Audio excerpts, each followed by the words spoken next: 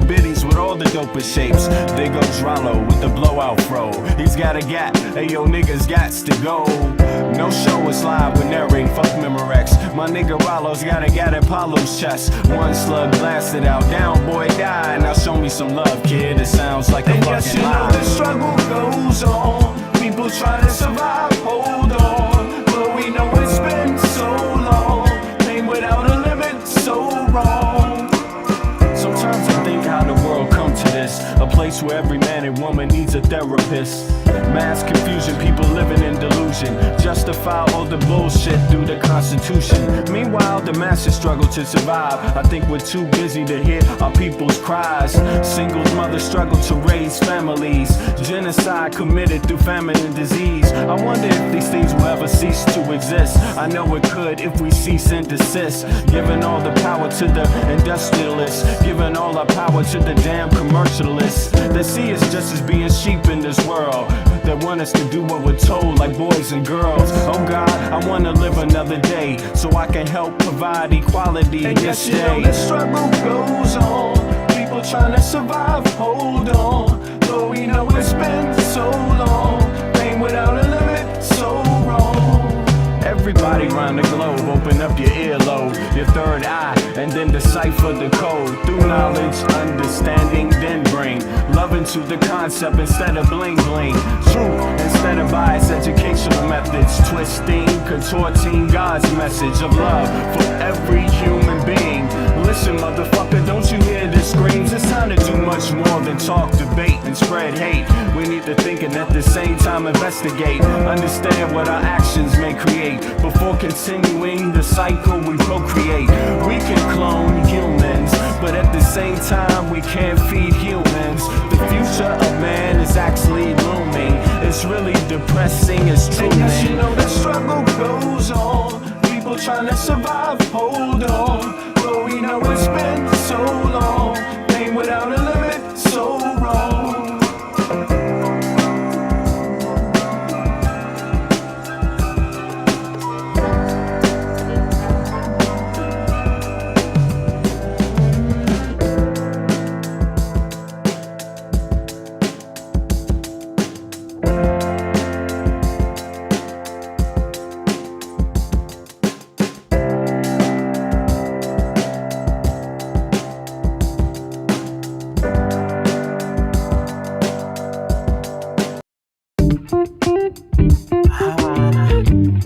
To all the ghettos around the world.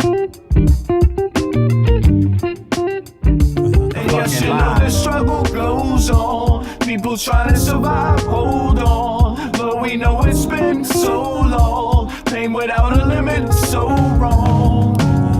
When I'm out walking, sometimes I think about, does love still exist? Yeah, I have my doubts. On the street, I check out how brothers be living. Yo, let's just say, kid, yes, it ain't no Thanksgiving. It is the 21st of April, 0903 Central European Time. That makes it 3 a.m. on the East Coast of America. What's up, everybody?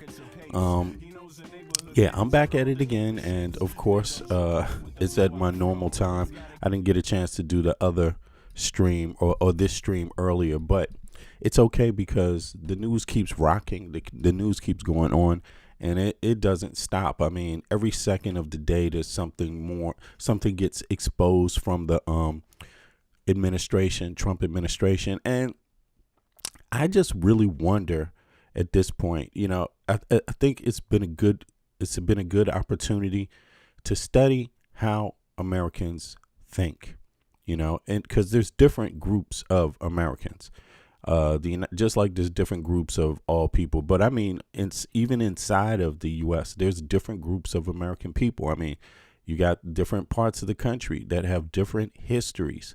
That's how it is. And the country's that big, it has different parts that has different histories, and it has. We tell those stories all the time, and we live out a lot of those histories, parts of those histories in our day-to-day today, because you don't get over how, you know, the things that your country has gone through. Just like people don't get over, you know, cow wrestling. You know what I'm saying? Like, when people think of the East Coast, they don't think of cow wrestling. Yeah, we did have cowboys too, but it wasn't, it's our history on the East Coast goes through so many different periods because it's older. You see what I mean? Then and there's no pun to the West Coast, but there's some things there that are a little different, right? And but but watching how Americans react to Trump, it's really been a telling thing. Now, first of all, it was one thing as an American to be outside of the U.S. and watch how people dealt with the election. Just seeing the different mindsets is what's up, Leonard? Yeah, you know what I'm talking about, man. It's we watch people, and sometimes there's people you would never expect. And even from some podcasters and things like that, it just makes me like, wow, man, you really think this? Like, look, I mean, I don't want to say any names, because the individual is interesting enough. But let's just say this person says that Iran is is falling apart from the inside, and I just wonder what type of podcasting is that? Because look, man, the person who's saying that, right, is a person who lives in a state in the U.S. that hasn't had clean fucking water for a long ass time. Why would you be wishing? Why would you even be promoting it? The only thing you should be talking about is how fucked up Trump is right now. I mean, do you know what I'm talking about, Leonard? Oh, the cow wrestling. Yeah. I mean, we got different Americans. We got Amish Americans. We got, it's all different kinds, man. Even on the East Coast, there's different histories. You got Southern history. You got the Northern history. Then you have Western history. You got Midwestern history. Then you got Western history. It's a lot of different histories there and people grouped in together. But I never thought I would see a person it just makes me wonder, like, if you come from Michigan, and Michigan hasn't had clean water in a long time, you might want to start talking about how fucking dumb Trump is and how he's using your tax dollars, how he's ripping your ass off. And when was the last time I saw this podcast that tell anyone to fucking vote? And I need not tell you the ethnicity because it won't make a difference. It won't make a difference because there's people like that all over America. We've seen it all the time. We saw a old white lady talk about she know what she want. She know what she want. And if she don't want to vote, she don't want to vote. You know what I'm saying? She'll give up her vote. She's even going it's one thing to have people saying they're not going to vote. Both parties the same, which is basically not making any change doing that. It's not encouraging people to make change. But then you even have people that's like, I know what I want. And I don't even want the right to vote. I know what I want. I mean, you have Americans like this, but nonetheless, you have no idea where the water word came from, bro. Yeah, well, I'm just saying, somebody ain't had clean water in a long time, and they got a podcaster that's kind of like, sounds like they promoting Trump's ass. But in any case, I don't know why that is. I'm just like, Trump, can you give us some clean water over here in Michigan? Can you get clean water in Detroit? Can you get us some clean water? I mean, Detroit, though. Yeah, but but in any case, shout out to Detroit. Listen, watching Americans, that was before the election, then you got after the election and seeing just how minds are being mangled. American people's minds are being mangled right now. I'm seeing people really, here's another example, the radical progressives, which I might fall under that category, right? Radical or progressive, right? But I think the ones that used to be, what about the ones that we used to think were really, really radical? Like, because I'm in reality, I'm more like a reasonable progressive. Radical, it depends on what you mean radical. I don't see universal health care and universal education as being radical unless you live in the U.S. You know what I'm saying? But I don't as an American. So it's not radical to me. Radical change, what is that? The U.S. needs radical change in corruption. It needs radical change in how taxpayer dollars are used, because they're not really used for taxpayers. You know what I'm saying? Yeah, there needs to be a radical change. There needs to be Supreme Court judges don't need to have lifelong appointments, especially if they're fucking kooky like goddamn Clarence Thomas. I mean, please, can't we do better? Can't we do better? I mean, it's almost like poetry that someone set us up to even have to watch Clarence Thomas, give a lecture on showing how he just knew from the first day of the Declaration of Independence, how it was just the greatest thing that ever happened. I mean, I'm seeing minds try to explain why a pedophile, most likely a pedophile, a person who likes them young, he's admitted that, he likes them young. He considers them sexy at very young ages. He's done that on Howard Stern. Well, a lot of people are still trying to explain somehow how they going along with Trump, man. And it's like, no, man, no, like you can't explain it, man. It can't be explained away by pointing the finger at somebody else. Right? The right wing can't even explain it. There's nothing they can explain about it. Something is wrong. Something is wrong. Like the left has some explaining to do, but the right have a whole lot of explaining to do. And it just makes me, when I see the podcast they make and when I see the information that comes out on social media, I just see, man, wow, man, you guys just don't get it yet. Like the rest of the world is moving in another direction, and the United States, because of its way of doing politics in its country, is going to fall. It is being left behind. The people of the United States are being left behind. It doesn't matter if you're right, if you're being left, if you're left or right, the people are being left behind. If you voted for Trump, you are being left behind. You're being left behind. Usually, when you vote for somebody, you want shit to work for you, and pretty fast, But the thing about it is that, I'm not saying, both parties aren't complicit, of course, because, that's politics. You have different politicians in both parties, too. They're not all guilty, right? Even though Republicans tend to be very, very stupid. You see what I mean? Very, very extreme.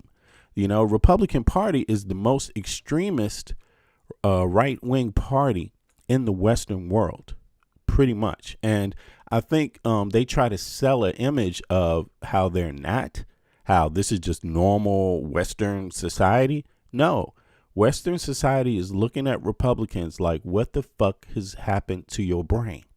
And they're doing it because here's the thing. They're different. People are different. Right-wingers in Europe are different. And in Canada, they are very different from right-wingers in the United States of America. Right-wingers in the United States of America, for one, they're not even smart enough to want universal health care. They're not even smart enough to want an education in the United States of America. They want to go broke. Going to the hospital. Right wingers in America want to go broke. They want their people going broke when they fucking try to get an education. That's not normal in the West. Usually it's the other way around. They're saying, we need this shit for us. We better have it, God damn it, or we're losing our country. But not in the United States of America. The United States of America, they're saying, they are replacing us. You won't replace us. At the same time, they like, fuck universal health care and fuck education. They're killing themselves in the United States of America. They're killing themselves. The right wing, I mean, you could, if I wanted to be an evil lefty, I could sit back and say, damn, man, they're killing themselves. Like, why stop them? Why stop the crazy right wingers in the U.S. from killing themselves, Because, hey, they will only fight back if you try to get right. So if you just say, fuck it, and let them kill themselves, maybe they'll do it faster.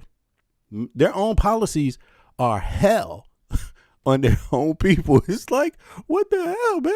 But so it's been kind of agonizing. I've been peeping social media here and there throughout the day yesterday, and it just made me see like, damn, there's a lot of change, a lot of, I guess, people having to own up to failures in some kind of way and have to try to internalize it and work with that a little bit.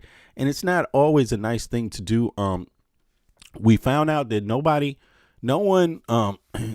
who's going to stand up with guns. We found that out. Nobody's going to march through there right now and demand their rights, even though their communities are being decimated. They're not going to march. See, they were willing to march and bitch over a fair election. just losing a fair election. That's what they wanted to use their guns for. But kicking them in their ass, stealing their grandkids' money, robbing them in their face blindly, attacking all their allies openly, dragging the economy into the worst position that it has ever been in the country's history. You can do all of that and get your kids paid. You could do all of that in their face and they won't do a goddamn thing. They won't storm the fucking White House. No, but they wanted Nancy Pelosi. Okay, you want Nancy Pelosi. Okay, I got you. They still crying about Nancy Pelosi. Where's my gun? I'm going to get Nancy Pelosi. Where's my gun? Right? But Howard Lutnick can rob them all right to their face. Howard Lutnick, he could sit up there and promote tariff policy as if it's good to your face. Stand right next to the president in your face. You know, when the president can't sell it, then Howard Lutnick comes up and says, man, them tariffs are a good idea. You don't understand. It's going to take hold in the future. Just give it a chance. Just give it a chance. You have to be fair to the president. And at the same time, Howard Lutnick is selling that tariff idea. He is buying the payoffs behind your back. At the same time, he has his family, his kids was buying off the lawsuits. They were paying people in advance for some of that lawsuit money. Yes. Yes. And this is right wingers' choices. The right wingers said, yeah, I like Howard Lutnick. They were like, what the fuck? Howard Lutnick is a good guy. Those tariffs are going to work. And Howard Lutnick is getting paid. His kids are getting paid more, or his family's getting paid more than ever off of this hit. You want to talk about 9/11? Shit, look at this one, because he went around and bought a chunk of all the tariff lawsuits. Who the fuck does that? Listen, let's start there before we get into the other insanity, because there's nothing but insanity coming out of the U.S. government. I mean, right now, and there's not enough time in the day to fucking talk about it. You could talk about this everywhere you go, in the grocery store, at work, at home, over the phone, chatting and on social media, and it still wouldn't be enough time. So let's see here. Did Howard Lutnick's family clean up on tariff lawsuits after Howard Lutnick sold the idea that tariffs would work? Let me see. Damn, I have to put it this way though, because, okay, did Howard Lutnick's family clean up? Is my mouse working? Hold on. Wait a second. Let me just do something else here. I see something's happening. Okay. Let me do that over. Sorry about that. Can I type now? Here we go. Here we go. Here we go. Look at this shit. Look at this shit. This is crazy. Let me pull this up on the screen. Oh my God. I mean, this is horrible to fucking look at. This is in your face. This is in your face. Look, check this out.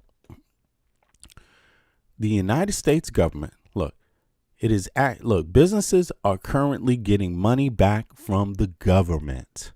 Yes. Businesses, all those businesses that paid those tariffs are being paid back by the government. But who do you think those businesses are? Yeah, very interesting. As of April 2026, there isn't a program where Trump administration is paying out tariff revenue as a bonus or subsidy to businesses. Instead, the government is currently processing $166 billion in refunds to businesses that were forced to pay tariffs that have now been ruled illegal, right? So they're illegal, the tariffs. People knew that, but now the payouts are coming. Why businesses are being paid? The payments we're hearing about likely related to the massive legal reversal. Supreme Court ruling in February 20, another Clarence Thomas. I mean, they could have spared the country that and just spoke in advance and said, hey, these tariffs are illegal, but they did something else. You see where the scamminess of it is? They let this shit go on and on and on, fuck up every goddamn relationship for the American people, because you won't get a payoff. The American people will not get help. Because Clarence Jackass Thomas doesn't even fucking think about the American people when he does his judicial rulings. You know, it's just the fucking Constitution. It's just the law. It's just the war of the Declaration of Independence. He doesn't know that it's supposed to serve the everyday people, the fucking taxpayers that pay him. So he couldn't come out in advance and say, that is not advisable. Tariffs. That's not in the president's preview. He could have said that, but no, they didn't lead him. They didn't do anything. They didn't indicate anything. They let that policy go on and run the country into the fucking ground, right? And hurt Americans' taxpayer lives, hurt them economically. And then they do a reversal, which still doesn't help the American people. The reversal only gives the money back to the companies. It doesn't help nobody. You don't get your money back. So you pay more for goods. Do you get a refund? And if they do give a refund, they're going to act like, they're helping you, when they're not helping you at all. Actually, to be honest, giving somebody back a little bit of money after they ripped you off is not helping you.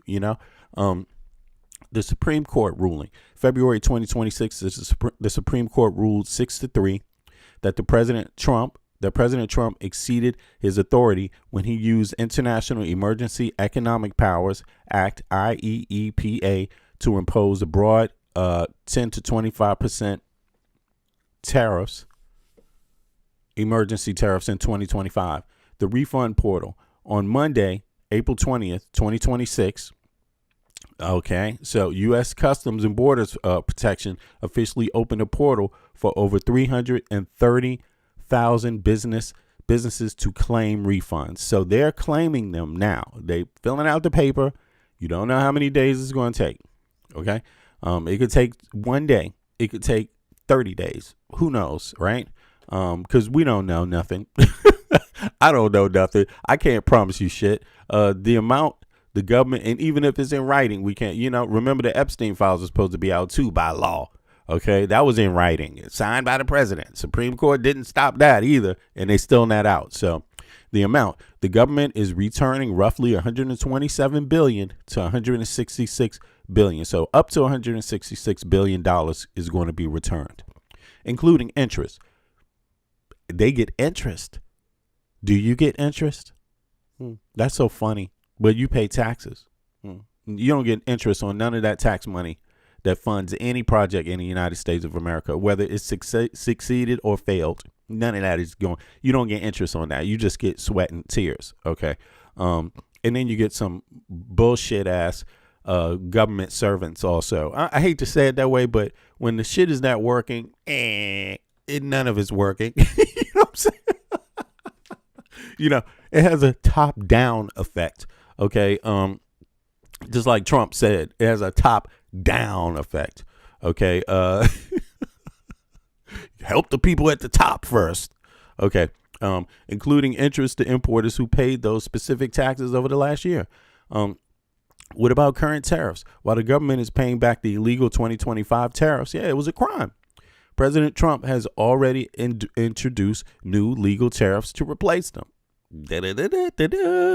Okay, Section 122 tariffs. Anyway, let's get all to that. We get to that. But the point is this. Lutnick, he had some shit to say about it, which is, here, let's listen to what Lutnick said. And then, hold on. Bloomberg Audio Studios. Podcasts, radio, news. So here's the latest this morning. The President of the United States, Donald Trump, cancelling European tariffs that were set to begin February 1st after reaching a framework deal over Greenland. The US Commerce Secretary, Howard Lutnick, joins us now, making some waves at the World Economic Forum over the last couple of days. Mr. Secretary, it's good to see you. Great to see you. Let's cut through the drama. Let's get to the big point, the elephant in the room. What happened at dinner time the other night? I've heard all kinds of stories, booing, Lagarde storming out the room. What happened, sir? Oh, this is so silly. So at the end of the evening, they called on me. I just published an op-ed in the Financial Times, and so they called on me. I gave 2-3 minutes of my FT, which basically said that globalization right, and the outsourcing of your industry to the lowest cost in the world, right, had really harmed America, it had harmed Europe, and it had failed us, and that we need to reshore, need to take care of our own citizens. Aha. So you hear that. So he sold this program on behalf of you all, the citizen, which is ironic to say the least, because he didn't propose a damn thing for the citizens after this, right? But what he did now, check this out. Is Howard Lutnick's family making money from tariff returns? Let's see here. Oh, what is going on, man? Something. Is it my typewriter running out of battery or something? It certainly doesn't say it. Wait a second. 2 seconds, y'all. I'm sorry about that. Damn. I'm going to have to put some batteries in this thing real quick. 2 seconds. I will be right back. Sorry about the delay. 2 seconds here. Oh, how do I do this? Am I here? Here. Right. 2 seconds. I'll be right back.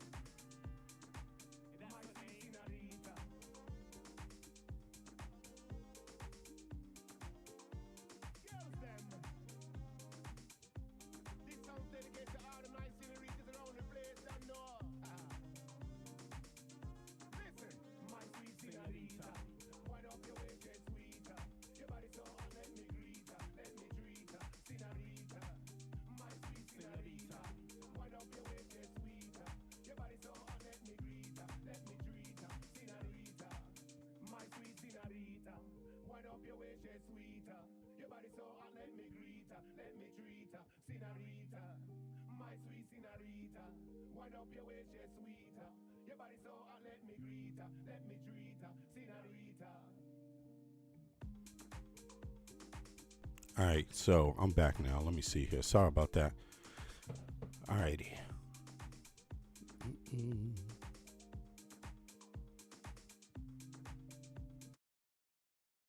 So where were we? Yeah. Now, sorry about the break. I had to change the batteries in my typewriter, right, or my Tascator. But listen. So that was Howard Lutnick. We just heard Howard Lutnick. He went on the world stage selling this shit. And he even told you what? He even told you who he was doing it for. That this tariffs are for the people. That's what Howard Lutnick said. Here.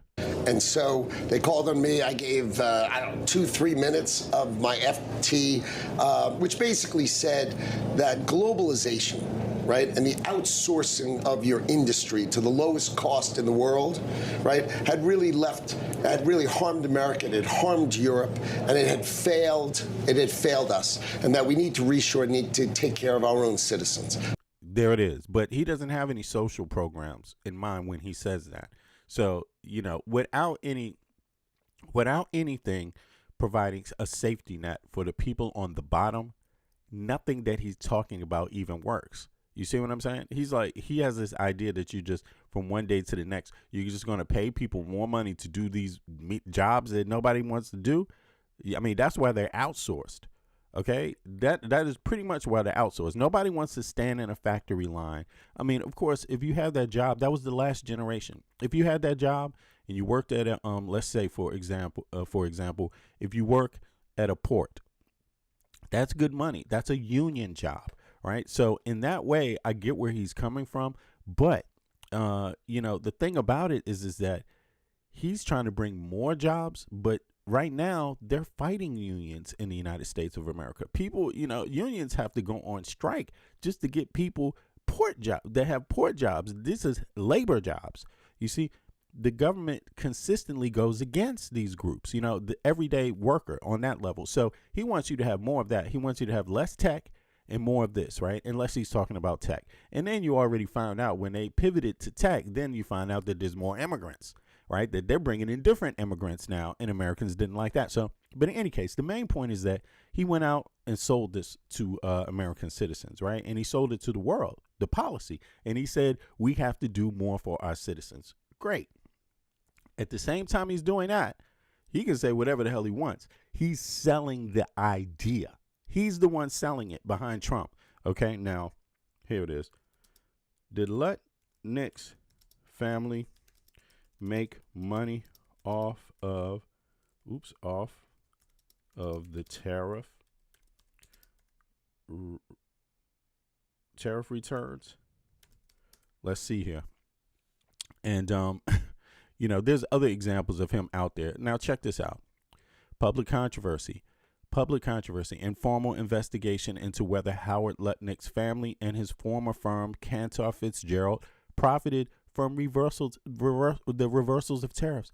Listen, they, at the same time that he was selling this idea, he was literally behind people's backs trying to, before the Supreme Court even ruled, they had a business set up to make money off of the returns. Of course, you can't make money off of the returns if the ruling isn't overturned, if the actual policy, the executive order Trump put in place isn't overturned. You can't make the money. So Howard Lutnick is behind Trump, listening to and talking to Trump about tariffs, right? And at the same time, look at the Supreme Court. This is how you know the Supreme Court is basically corrupt. So, this is a small group of people, whether they're patsies or not, whether they knew or they didn't know, whether they could have helped the American people sooner or not. It doesn't even matter. The bigger picture is this. They're all in proximity to each other, and none of them helped the American people. The Supreme Court didn't help they didn't spare the American people one thing, and this is a no-brainer. This was a no-brainer ruling.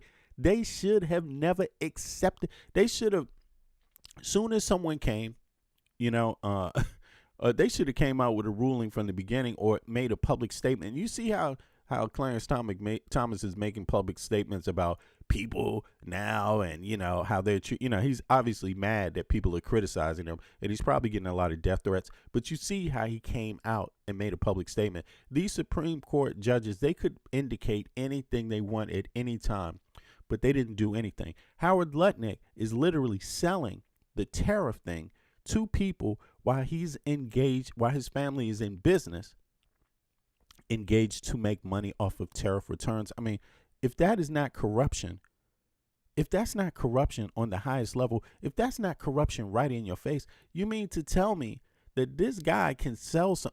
Hold on, let me just read. I'm sorry, because maybe I'm missing something here. Look, Cantor Fitzgerald profited from several of the reversal of tariffs. Okay, so people are going to investigate. The situation centers on a legal and financial strategy involving tariff refund rights, following the Supreme Court's decision to strike down the administration's Liberation Day tariffs allegations. February 2026. Representative Jamie Raskin and House Judiciary Committee launched an inquiry based on reports that Cantor Fitzgerald, now led by Lutnick's son. See, what about Donald J. Trump's stepson or son-in-law? This is nepotism at its finest. You see, this is nothing more than Caesar controlling, taking control over the country through circumventing Congress. You see what I'm saying? Like literally appointing his own family members to positions, things like this. That's what this is. And nepotism means you ain't going to get none of it. Nobody else out there matters. No one who voted for Trump. If you're an everyday American and you voted for Trump, you don't matter, yo. You don't matter. You're not part of the team. That's what you got to understand. You ain't in no way, shape, or form part of this team. Okay. You are the fool in this endeavor. And the only thing that makes people who didn't vote for Trump a little bit better is the fact that at least they had enough sense to not vote for Trump. I mean, that's the only thing. They're living out the pain too. Although they may have an advantage because they tend to be a little smarter. You know what I'm saying? Smarts in hard times. Yeah. Organizational skills in hard times. Yeah. Knowing civics in hard times. Yeah. That gives you a little advantage in how the outcome is going to hit you. But damn, I mean, a lot of people are feeling pain. Now, the committee launched an inquiry based on reports that Cantor Fitzgerald, now led by Lutnick's son, but so he don't talk to his daddy. You know what I'm saying? Lutnick's son positioned itself to profit from the very tariffs Howard Lutnick was championing as Commerce Secretary. But listen. Why do you think it took the Supreme Court so long to chime in? Why do you think it took them so long to chime in? See, this is the insidious part of it. If it's illegal, it's an easy case, right? Do you think they sit in the same clubs, in the same airplanes? Do you think Clarence Thomas takes any rides with any of them? Do you think they don't share information with each other? I mean, you think that's it? That's what the Epstein files was, a bunch of people sharing inside information with each other, right? Government information, right? So what if they already knew? What if the Supreme Court knew, and they just told them, hey, slow it down. Let the effects kick in first and then reverse it later, do it sometime later. And this time, take your time, and in this little interim, Howard Lutnick, he went out there and sold it. And then the interim, his family's doing the opposite. His family already knows that it's going to be overturned. That's the point. How do you sell something to the American people that you know is going to be overturned in the name of the American people? You see what I mean? And you know it's going to be overturned. I mean, the strategy reports The Wired and other outlets allege that Cantor Fitzgerald was buying potential tariff refund rights from American importers from 20 to 30 cents on the dollar. The firm was essentially betting that the courts would eventually rule the tariffs unconstitutional.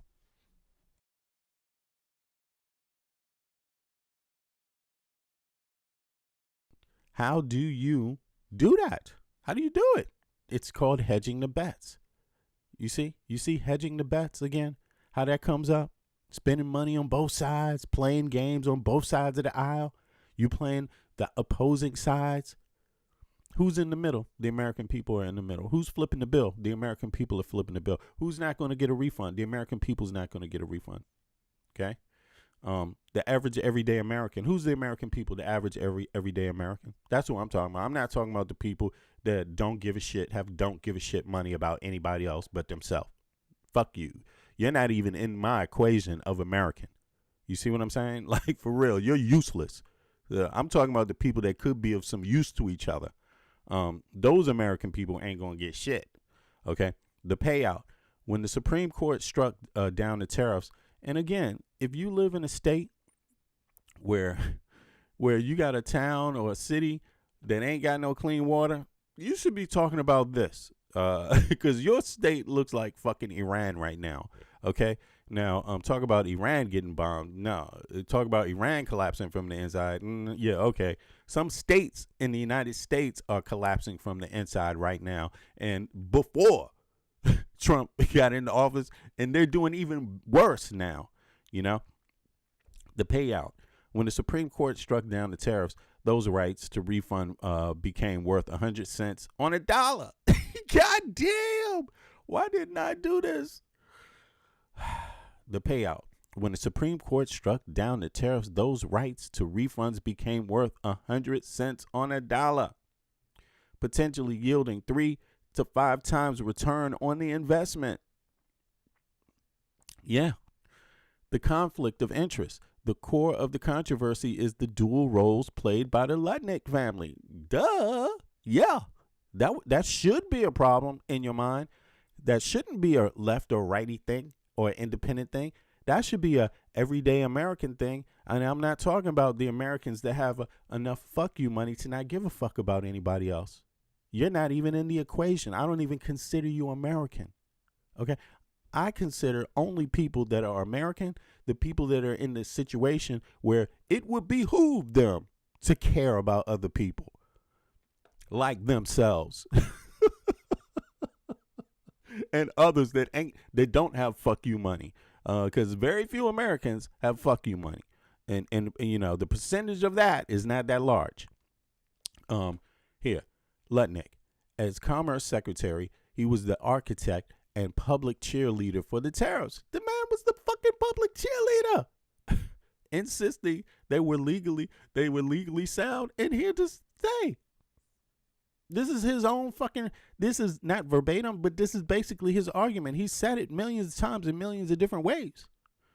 Brandon Lutnick, Cantor Fitzgerald. Critics argue the firm may have used insider knowledge regarding the legal vulnerabilities of the tariffs to make lucrative financial bets against the administration's own policy. Yeah, they knew it. So, again, who's controlling Trump?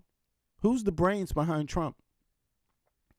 Apparently, Trump likes to go outside and have people on his team where their whole business, the business they just handed over to their son, that their son runs, just to make sure it's not a conflict of interest. That business is betting on you being wrong. Yeah, they bet on Trump being wrong. Howard Lutnick's son's business, which is his business, really. You know, he handed it over to avoid the conflict of interest, something like that. Don't quote me on that. You know, maybe there's more to it. Yeah, if you want to go into that. But you know, did daddy talk to son? Does son look up to daddy, or did, you know? I don't know. We know that right now, none of this is going to do anything. The DOJ is not going after any of this. They don't. Whatever they do, listen, the DOJ is not in fucking control of the United States of America. Let's just put it that way. They are not in control. They're only here to control broke asses and everyday fucking Americans. The people that don't have fuck you money, that's who they're going to come and fuck over and knock on your door. We heard you say this about President Trump. We heard you did this. You had this. Are you Antifa? You said you had the right, the freedom to assemble. You know, these are the people they're going to come fuck with. These people who do this, nothing. A slap on the wrist. You know what I'm saying? A slap on the wrist. Because they have fuck you money. And now, because the government has corruptible people, it's not that you can really have that much fuck you money if you had people that weren't corrupt inside the government, because no one has that much money. See, they have fuck you money because they're dealing with corruptible government officials. That's what's going on. That's what's going on in the U.S.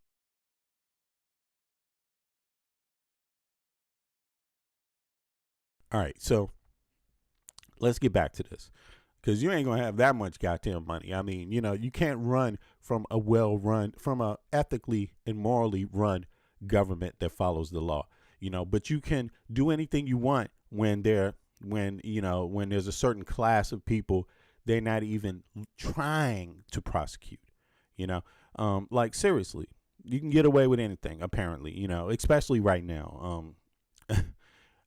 I would hope if this happened under anyone else's administration, I would hope whether it was a Democrat today, you would be against it.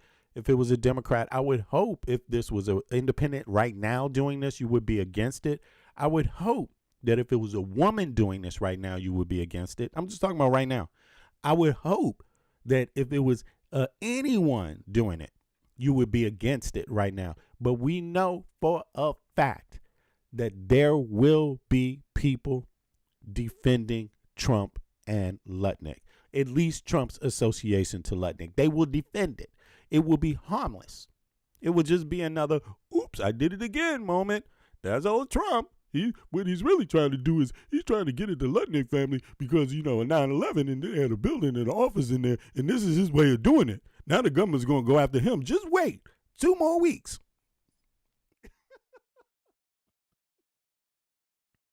Just wait 2 weeks, y'all. You will get some justice. You will get some justice in 2 weeks, man. Just wait. Don't worry about it, man. Don't worry. It's coming. Wait till next summer. You will see. Wait till next summer. Just one more year. Just wait till after the midterms. You will get some justice. Just wait. Keep believing in Trump, man. Just keep believing. Believe in Howard Lutnick, too. That's his assistant. You know, Jesus had an assistant, right? Who was his assistant? Was it John? I don't know. Who the fuck? I haven't read the Bible in quite some time. Maybe I should, because I'm sure there's some helpful notes in there. No problem. I can learn from. I learn all the time. Well, was it John? Yeah, he had a second. I thought I had it right.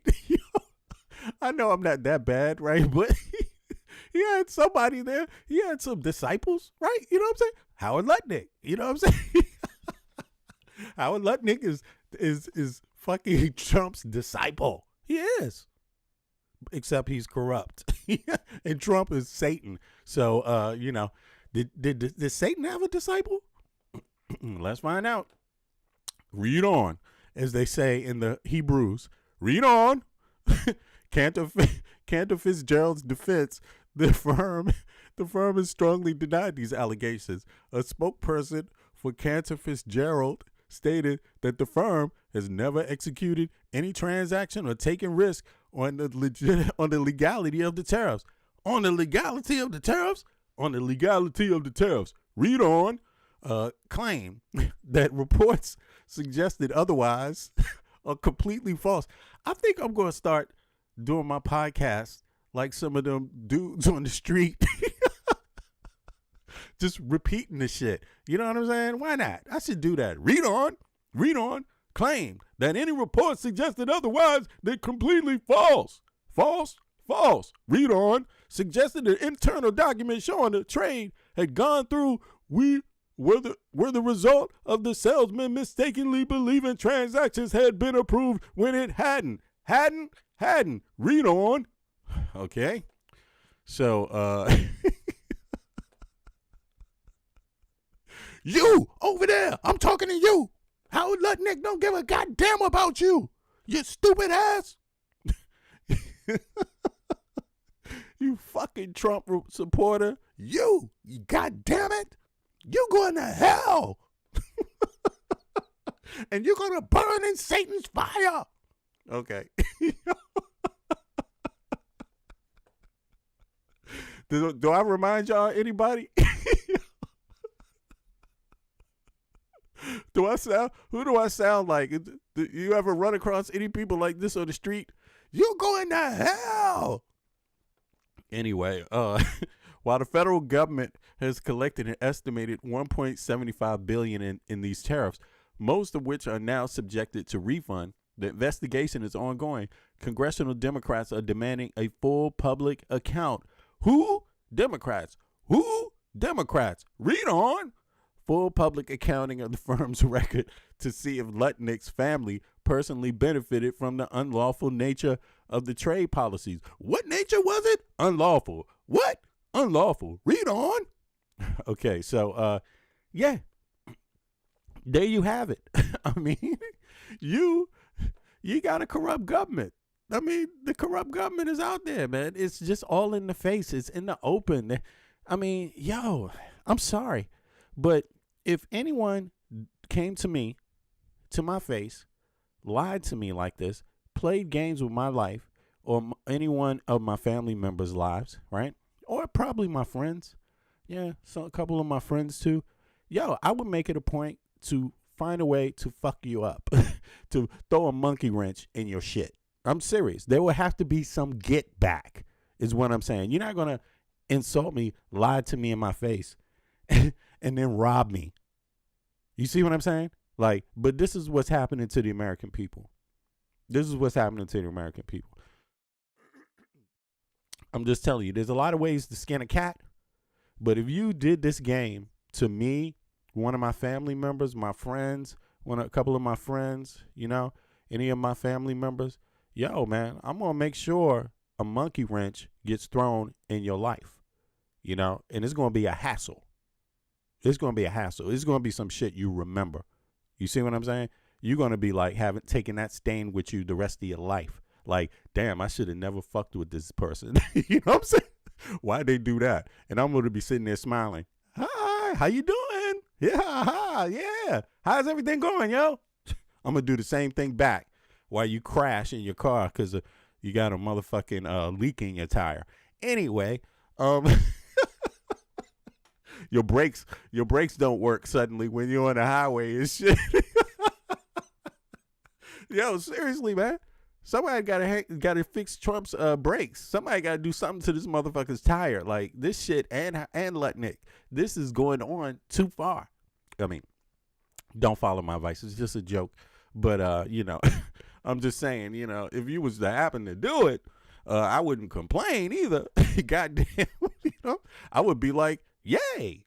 As a matter of fact, yeah, plausible. Yeah, exactly, man. Listen, I'm not going to do it. But if I was, I wouldn't tell you, right? So so don't tell me if you're going to go out there and do it. You just do whatever you got to do. You do whatever you got to do. No problem. Let me read about this shit on the news and then I will talk it up. It's like, let's see here. That's Howard Lutnick.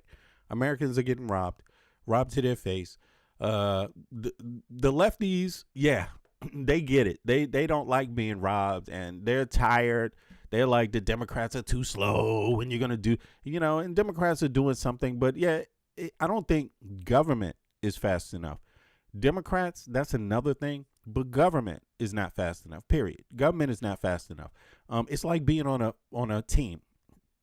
When you got a football team with a bunch of motherfuckers that are playing for the wrong reasons, right? They just playing for the girls, playing for the coke.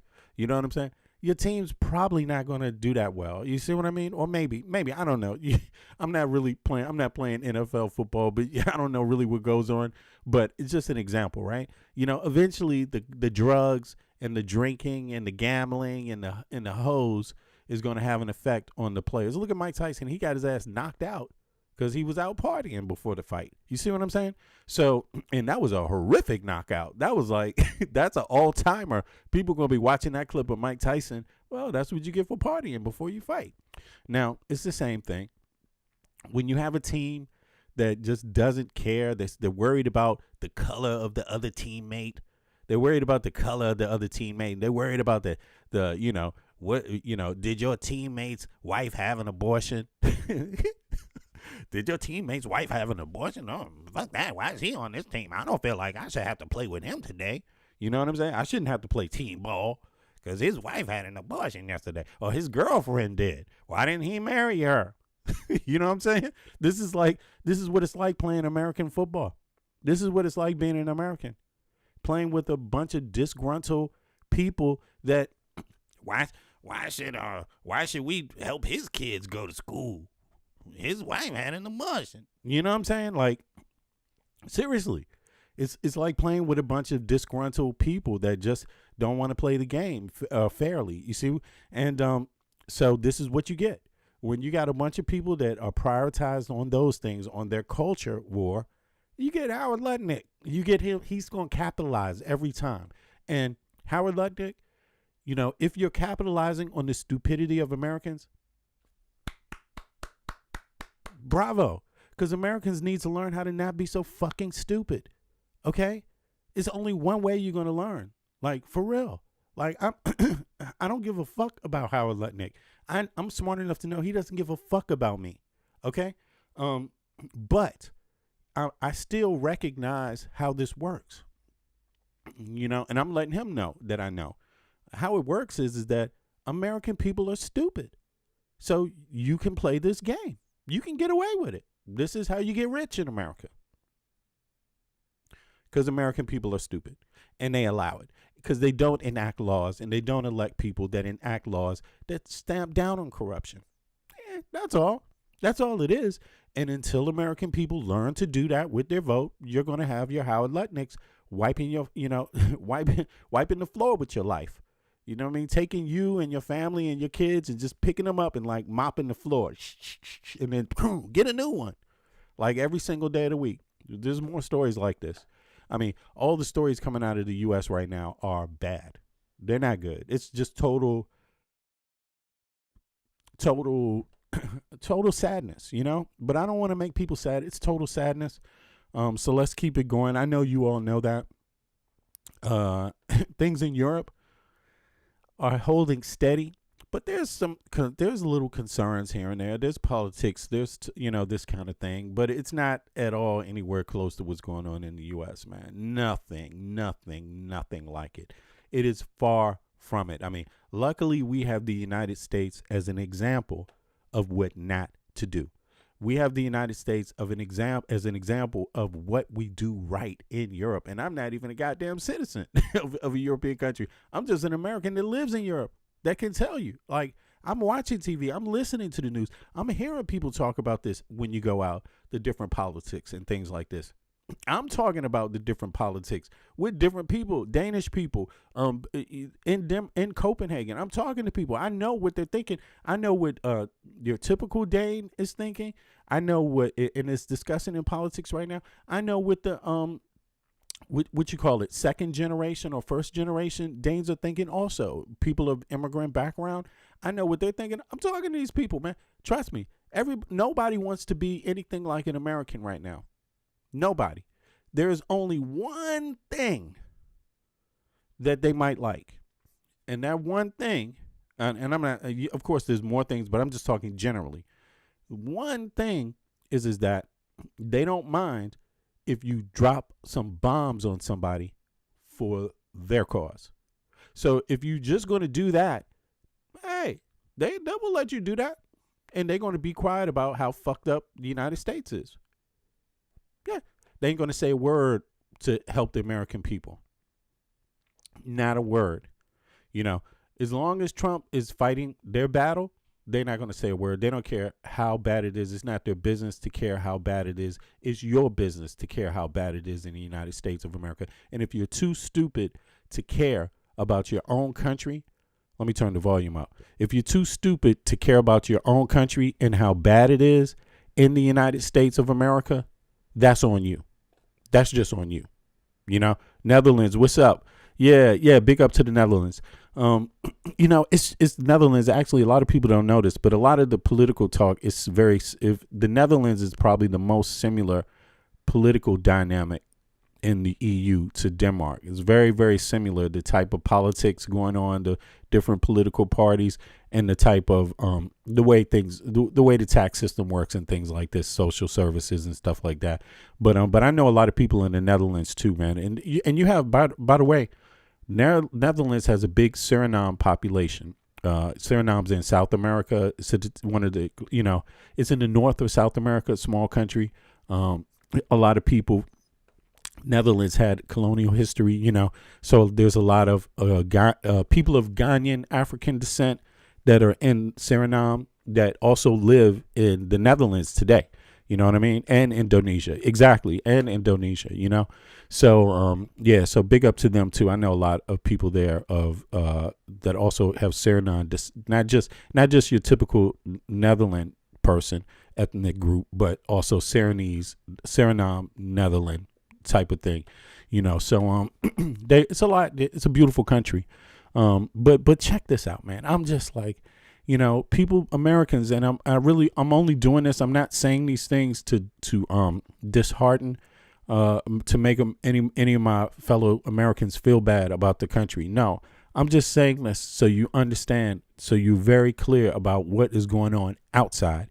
That's what I'm supposed to do. I'm just letting you know. The people that aren't saying anything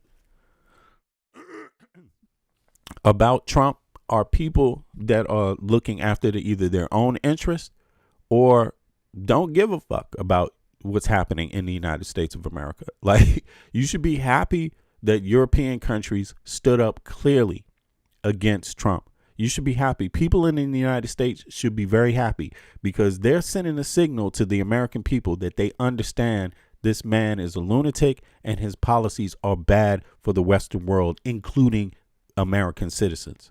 Like, they already get that. Remember, Europe already has universal education, universal health care. They already have that. They already believe in unions, pretty much. You see what I mean? So they have that already. So they understand American citizens typically are struggling in these things, and they understand the difference between the right and the left. The right wing is totally against universal education and universal education. Universal health care and universal education. The right wing wants you to pay money, and they want you to pay even more money for these basic things that everybody else has in the EU. Just basic, and which costs less. The same services.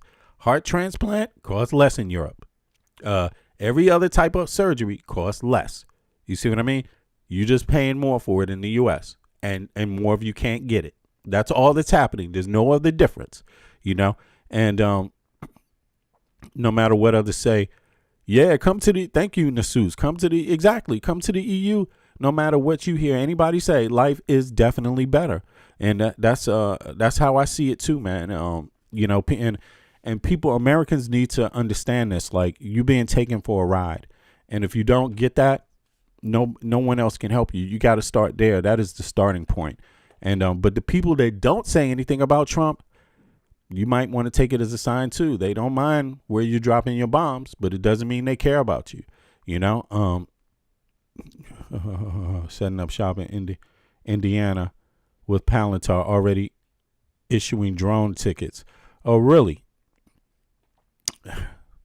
Yeah, that's what JD Vance is working for. You know what I'm saying? JD Vance is hoping to continue that process. And if American people are stupid enough to have JD Vance, then they're going to be surveilled. I remember a time when the right wing was against surveillance of American citizens. Now they're totally for it. Now they're totally for it, surveilling everybody. They want to know everything you have in your every penny that you have in your cookie jar.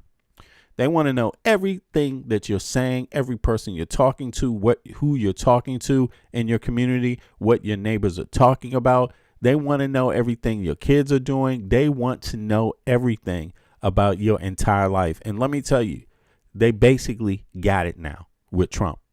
And they're looking to continue it. Right now, you have people in Congress and in the Senate talking like they're fighting back against it. But American citizens shouldn't just sit around thinking that that's a guarantee. Like, people need to be concerned about it. And right now, enough Americans are not concerned about it at all. And it really makes me wonder, what is it about the right wing where they just dropped all those ideals? They used to be totally against this stuff, but now they're totally just not saying anything about it, just letting it be.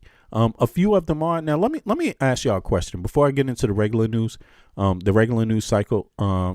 Damn, I just missed something. Dan, let me see something.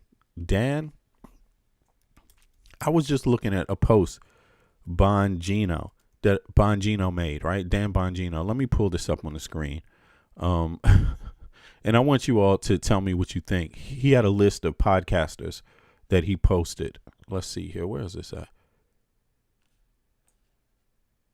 Why is this doing this? All right, let me see if I can find that list that he posted. What?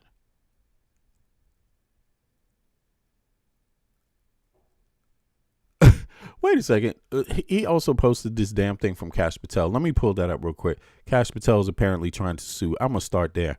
Yeah, his punk ass is trying to sue. I don't even know what his silly ass plan is, but he's actually trying to sue. I guess he wants to distract away from the fact that he's a corrupt piece of shit and is basically no good at his job. But this is what's going on there. And let me see. Can I just click on this and have it show up differently? Would that help? I think it will help. Let me do this differently now. 2 seconds, y'all. I'm gonna right. And why is this one not there? Is it somewhere around here? Okay, I have to go to this one. Here we go anyway. So this is what Dan Bongino posted. And this is the Kash Patel. I don't even know why I'm showing this guy because I don't normally, but I just it actually happened to come across my feed, and therefore I was like, let me just take a look at this, and see what it says. Here we go. Yeah, Cash Patel is pissed off. You know, he doesn't like the stories being told about him. So like a little dictator he is, or he's trying to dictate. I think if you take orders from Cash Patel, you are a punk. Anybody. In my view, no one should even listen to Cash Patel. Why even pay attention? I wouldn't even consider him the director of the FBI. I would consider him the person pretending to be, you know, basically by his actions. Okay, just a game, not really there doing the work that's supposed to be done, but, you know, he's going to pretend. he's going to pretend anyway every day because that's the job, you know. But here it is. This is where Dan Bongino played. I mean, or posted. But I wanted to look because he put a list of the popular podcasters and then pointed at himself and was like, "Thank you." He's so impressed with podcasting. It's crazy. This dude was the second most powerful person in the FBI, and he thinks being a podcaster he's celebrating himself for being a successful podcaster. Yo, when was the last time you saw any super duper even before podcasting? Let's say what's the guy's name? The wild dude with the long hair. Trump was actually on his program many a times. It's probably the godfather of fucking independent radio, right? This dude, you ever see these people, you know, having to say, "Oh, look at me, I'm doing so well." That's usually a sign that it ain't doing that well, but they do. Yeah, Howard Stern never had to tell people how well he's doing in the fucking radio world. Man, I mean, maybe you say it once a year, you know what I'm saying? And that's it. But this motherfucker Bongino is doing this every day. But in any case, it says plaintiff Cash Patel. This is supposed to be serious. Dun, dun, dun, dun. I wish I had the fucking piano sound of Law and Order. Dun, dun, dun, dun, dun. The plaintiff. You know, prayer for relief. What the fuck? You know, what the hell's going on here, man? Wherefore plaintiff Cash App. Yo, his name is Cash App. Is this real? Is his name Cash App? What the fuck? Is this dude's name Cash App? Yo. What the fuck? I thought that was a joke. I thought people were joking when they said his name was Cash App. His real fucking name is Cash App.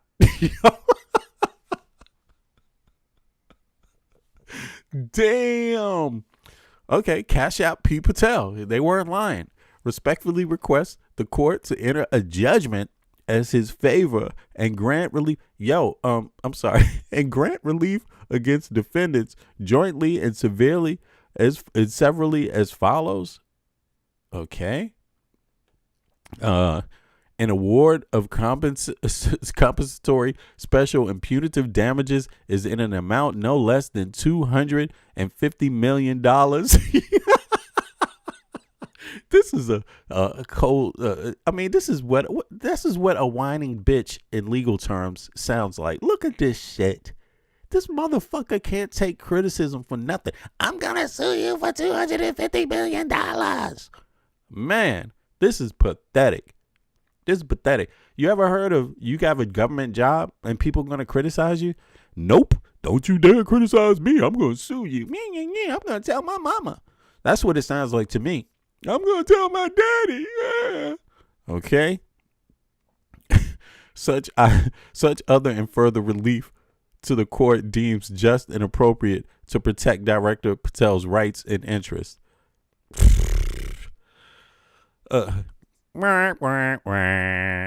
Ain't going anywhere.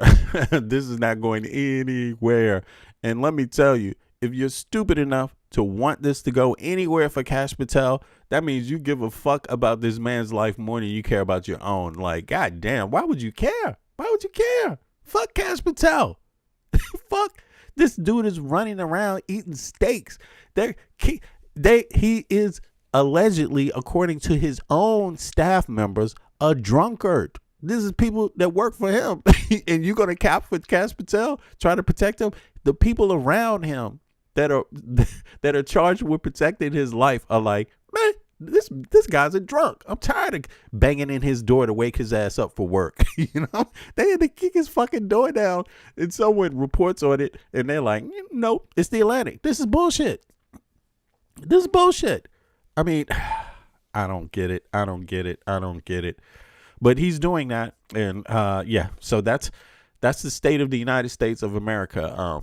Bitch ass FBI director can't take criticism and is now going to sue. And I presume this is the Atlantic, right? Is this the Atlantic he's suing? Right. Okay. So yeah, he ain't going anywhere. This is some bullshit. Cash Patel, man, he's pathetic man. I think he was a mistake. He should talk about right-wing politics and how they go wrong. It's bad. Somebody should have added abortion, yo. Someone should have had, because something ain't right with him, man. He didn't come out right, you know? This guy, he could have spared. His daddy should have wore a condom. Straight up. He should have used, even if they were married, like, they should not have had that child.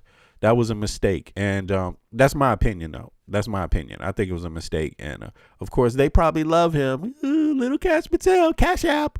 We love you, little boy. You're always if you're a producer, you're always our baby. You're our baby. Ooh, this guy's like, man, I don't understand it. I don't understand it. But he's the leader. He's the leader, and this is what people have to deal with in the United States of America. But there's more bad news. Let me see here. This is crazy. Joe Rogan had the nerve to well, fuck this. Hold on. Let me play one more thing. Let me see, because Adam Mockler said something about Cash Patel's punk ass. Let's go over to that real quick before I go on to the other stuff. Let's see here. Here we go. Yeah. There's more bad news. Against the publication, The Atlantic, because they allege that he is a drunk who is abdicating his responsibility at work, and they had dozens of sources corroborating this. I trust The Atlantic, and you don't even have to rely solely on The Atlantic. As Micah Irfan says, this guy wants you to know that he is absolutely not an alcoholic. This is him partying with the U.S. men's hockey team while he was supposed to be overseas representing the FBI and increasing the security surrounding the Olympics. Well, guess what? We now have multiple reports that FBI agents could not wake Cash Patel up and allegedly almost had to use a SWAT battering ram to open the door because they thought he might have been like hurt or killed. The reality is they never used the battering ram. They almost had to, but the reporting made it around the FBI. People realized that the FBI director is an absolute loon, and now it is in the Atlantic. As Scott McFarlane of Midas Touch reports, Cash Patel has filed a $250 million defamation lawsuit against the Atlantic, filed in D.C. Yo, facts. This is like the Kavanaugh. You're right, April, because he was alleged to be a drunkard also in college, right? These drunk parties, and that's where one of the allegations came from. I don't know if more drinking came out of that in his confirmation hearing, but I remember part of that from the college. Outside of his the other harassment claims, But yeah, it's crazy. See, drinking, but I just really just think there's this manosphere that is in the Republican party that is complete phoniness. Like, when you think about this kind of habit, I'm not trying to tell people what they can do in their personal lives. If you want to have a beer, you want to have a drink, go do it, because I do myself. I choose when I want to myself. But there's something about, I think, always needing a drink to cover up your most basic emotions. Like, some people need a drink before they can talk to a woman, for example. Some men need a fucking drink. Like, that's weird. Like, dude, you shouldn't need a drink. If you're attracted to a woman, you should know how to go up and talk to her like a respectable person, right? A respectable man or whatever, right? Same thing for women. You shouldn't need a drink. You shouldn't need to be drunk or high to have relations with other people. But I think in this manosphere, it's celebrated. Even Cash Patel, look at this. I mean, this is, when I see him doing this, when I go back, peep this. When I go back and I see this, and I see Cash Patel on the screen hopping around like a goddamn lunatic. Where is he at? I mean, this tells me that he can't have fun. Like he's not able to have fun. Really, this is his have fun ritual. You know, I mean, nobody's telling you you have to do this.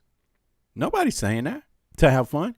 You could, but this is what he's doing. So he's pretty much admitting it. And if you see a lot about his behavior, you know, from what is heard, he goes to a lot of places and drinks, you know, at every type of event, damn near. So I think Hegseth, he does a lot of drinking.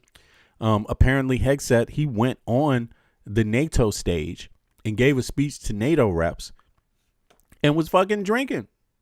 I mean, yeah, he didn't sue anybody, but people reported on it. Like, damn, nobody drinks water like this. You only drink alcohol, like scotch or something like this, like that. You know, you swallow it differently. You don't swallow liquor like you swallow water. It's just not what people do.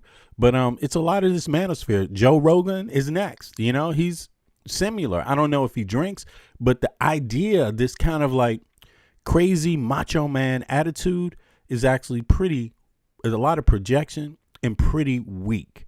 I think, you know, but here, let's go on with Adam. FBI director is an absolute loon, and now it is in the Atlantic. As Scott McFarlane of Midas Touch reports, Kash Patel has filed a Marzi, exactly. It's weird, Marzi. $150 million defamation lawsuit against the Atlantic filed in D.C. Bannon did piss on himself. Yeah, that's next. Let's read a little bit of this. Let's read the absurdity of it. And then I want to read you perhaps the most embarrassing section of the Atlantic article that Kash Patel does not want you to see. Make sure you drop a like to help boost this message. Make sure you subscribe to the Adam Mockler feed. 2 million strong. Yeah, subscribe to my channel if you haven't subscribed also. Appreciate it. Click the like button. I just want to say thank you all for helping us hit 2 million subscribers. It's a record for Gen Z built independent media. We've got a small team of people working together in unison to build a better America. And then you guys on top of that are a massive audience pushing our small team forward. So thank you so much. I like the young people doing the podcasting even more. You know, because they're very progressive, but at the same time, they know civics. You see what I mean? So, yeah, I'll big up to Adam Mockler. So, you don't need to be a YouTuber.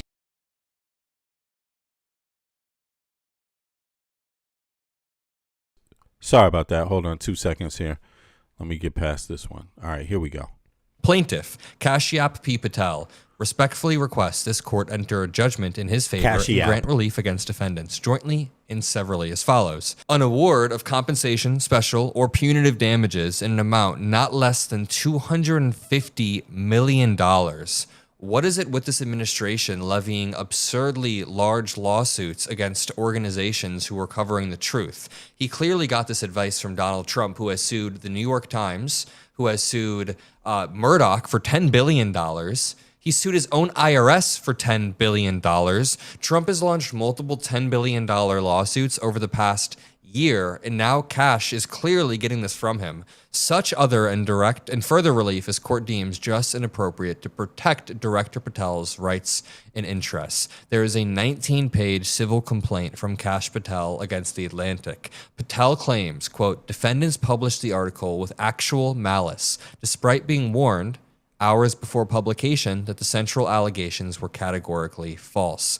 This is not actual malice. This was supported by dozens of people, and I'm excited to see the discovery phase of this because Kash Patel will very likely be exposed as the second largest alcoholic in this administration, only behind our Defense Secretary, Pete Hegseth. To continue, Director Patel and the FBI under his leadership. Director Patel is the director of the FBI, having been sworn in on February 20th. Under Patel's leadership, the FBI has achieved historic law enforcement results. They then list off a bunch of propaganda about Kash Patel. Here's the reality. The Atlantic article titled "The FBI Director is MIA" starts off in a very embarrassing manner. Let me read this very quickly. On Friday, April 10th. And that's the thing. It's like they start off with praising themselves. Who does this? Who does this? You know, it's I'm sorry, but for government officials to do this, it's just the weirdest thing. I can understand a civilian that's being sued, right, to kind of ingratiate themselves and exaggerate the claims, right, embellish who they are and blah, blah, blah in their own defense. I can understand a citizen person in civil society doing that if they're getting sued or something like that, right? But a government agency and a government official doesn't need to embellish on how great they are for their defense. It just comes down to the facts. Either these things really happened or they really didn't. And it kind of goes to show you that he's more concerned about public perception when he has to do that, not actually concerned about the allegations, which is another strange thing, yeah, but that's my view of it. But let's hear a little more. As FBI Director Kash Patel was preparing to leave for the weekend, he struggled to log on to an internal computer system. He quickly became convinced that he had been locked out, and he panicked, frantically calling aides and allies to announce that he had been fired by the White House, according to 9 people familiar with his outreach. 2 of those people described his behavior as a freakout. Again, 9 people familiar with Kash Patel's frantic, paranoid outreach said that he thought he had gotten fired because he clearly is underperforming. He's clearly a drunken asshole. There are multiple reports of him melting down right after Charlie Kirk was assassinated because he didn't have the right size jacket, so he got a women's medium jacket.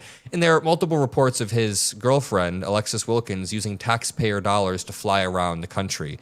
Patel oversees an agency that employs roughly 38,000 people. Lord have mercy. I run a team of about 5 to 6 people, and I work my ass off to keep everybody in unison working together. And Kash Patel has 38,000 people that I'm sure he's neglecting each and every single one of them, including many people who are trained to investigate and verify information that can be presented under oath in a court of law. News of his emotional outburst ricocheted through the bureau, prompting chatter among officials, and in some corners of the building, expressions of relief. People thought Kash Patel was fired, but he was tweaking. He was literally just tweaking because he was probably still a little bit drunk. People were asking, who is the next FBI director? Who's going to be the next FBI director? Well, it turns out the answer was still Kash Patel. He had not been fired. The access problem, said 2 people, appears to have been a technical error, and it was quickly... All right, so people get the point. This dude is just pathetic, and American people, again, you're flipping the bill. You're not going to get a break. American people are not going to get a check from Trump. Maybe just before the midterm elections, he's going to dish out a measly little check. What is it going to be? $2,000, $3,000? You know what I'm saying? He's probably going to call it the Make America Great Again check, right? Something like that to buy you off, to buy your policies off, to trick you into going further down this billionaire's hole where they rape and pillage your grandkids' future. You see what I mean? Because yours is gone. Let me tell you, the future you could have had for this generation in the United States of America, oh, that's gone, yo. That whole thing about being a leader in the world, that's out the window. And all the things that come with it. And a lot of Americans that voted for Trump, they were fooled into thinking that, this leadership thing, how is it good for us? We don't need to be part of the world. Now they're finding out that, oh, okay, is that what you think? Well, guess what? That's going to be gone, and you're going to find out how much you benefited from that if you didn't understand. And, of course, having a president that talks down these kind of things, the importance of these things to the American people didn't help them. It just made them even dumber. But the point is, they believed it. So that shit is over, man. Like, Canada and the EU have been forced because of Trump to make other plans because the United States government, under the President of the United States and the Congress and the Senate and the Supreme Court, have decisively shown in the most direct manner that they can turn hostile at any moment towards the rest of the Western world. That's what happened. And it's going to take a long time to repair that damage. It's going to take a long time. And it's going to take decisive action from leadership in Congress and in the Senate, which we don't have, in the Supreme Court, which we don't have, and the next president, which we don't have right now.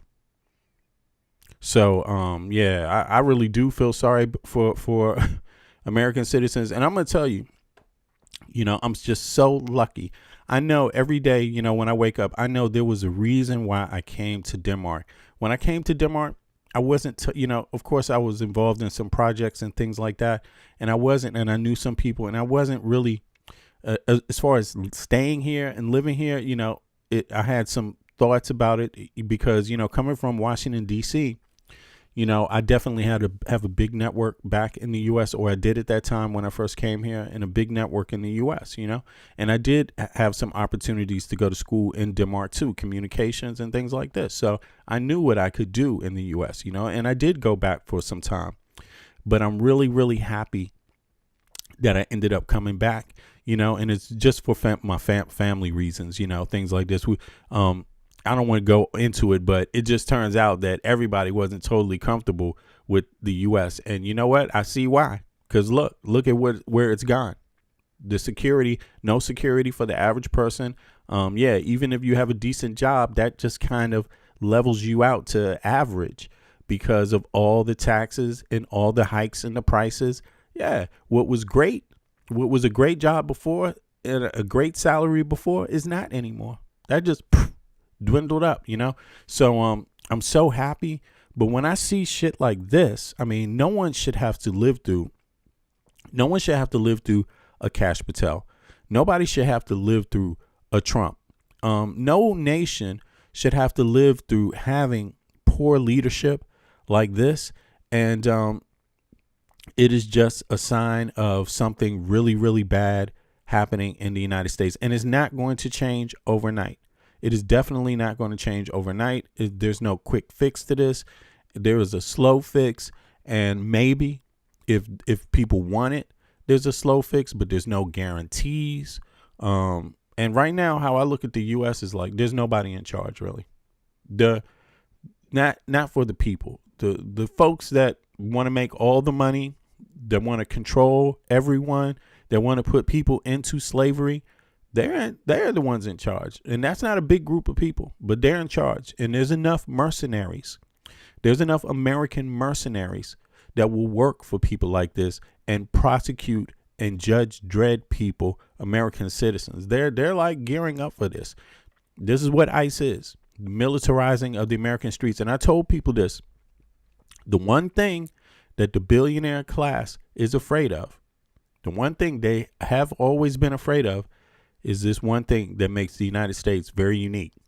The United States has the Second Amendment. And the United States citizens, just the citizens, and we're not talking about the police or the military, just the citizens alone have more weapons than the citizens of China and Russia put together. So even though they always had these plans, right? Because they're tired of the Constitution. They're tired of people saying this is a democracy. They're tired of people saying, we have human rights. We have civil rights. They're tired of all of that. They're tired of all of that. These billionaires, they've been tired of it for a while, and they've been trying to figure a way out of it, but they could never figure it out without having to deal with the guns. And this is how they deal. The way that they're going to deal with the guns is the way they're doing with it now. They already started on it. They're going to police, more police, and there's mercenaries, and they're going to send them out there. And eventually they are coming for American citizens' guns, like guaranteed. What you're saying right now, what is a part of this thing you're in right now, guns is going to become part of that issue. Yeah, because they know American people are fucking pissed. They know it. And they already preparing for this shit. So, and the closer it gets to this election, the more, somewhere around this election, it might not be before, but it's probably going to be after, something is going to happen because they know what they've done is criminal and treasonous. And they don't have anywhere else to go. They don't have anywhere else to go, to be honest. Nobody else wants them, no one else wants these billionaires. No one else wants them. People are smart enough to be afraid of having these type of billionaires in their country. And unfortunately, there's no other place up. There's no other mark up they can take. It's only down. So they're going to try their best. Think about it. Elon Musk, he doesn't have a future.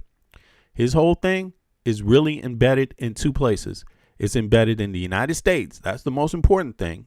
The X thing, if he stops getting this money, that's going to be a problem. He's probably going to try to sell out the technology to Russia. That's the only place they're going to go, Russia or China. But it's likely going to be Russia because he's a Nazi. You see? So you just got to think about this. It's not going to be China. China doesn't like those types, although they're willing to deal with them for practical reasons. You see what I mean? But it's likely Russia. They will praise Elon Musk in Russia. You see what I'm saying? They will praise him. So he's likely, but then again, gas, they want to sell gas cars, so the United States, these billionaires know that when this trip is over, it's downhill for them. They know that. And so they're going to try to make a stand. And, it's just going to be interesting what these next 5 months look like. But in any case, what you're going to have to deal with in the meantime, in the in-between time, in-between time, you're still going to have to deal with a whole lot of looniness. And of course, people are going to argue that, this doesn't matter, man.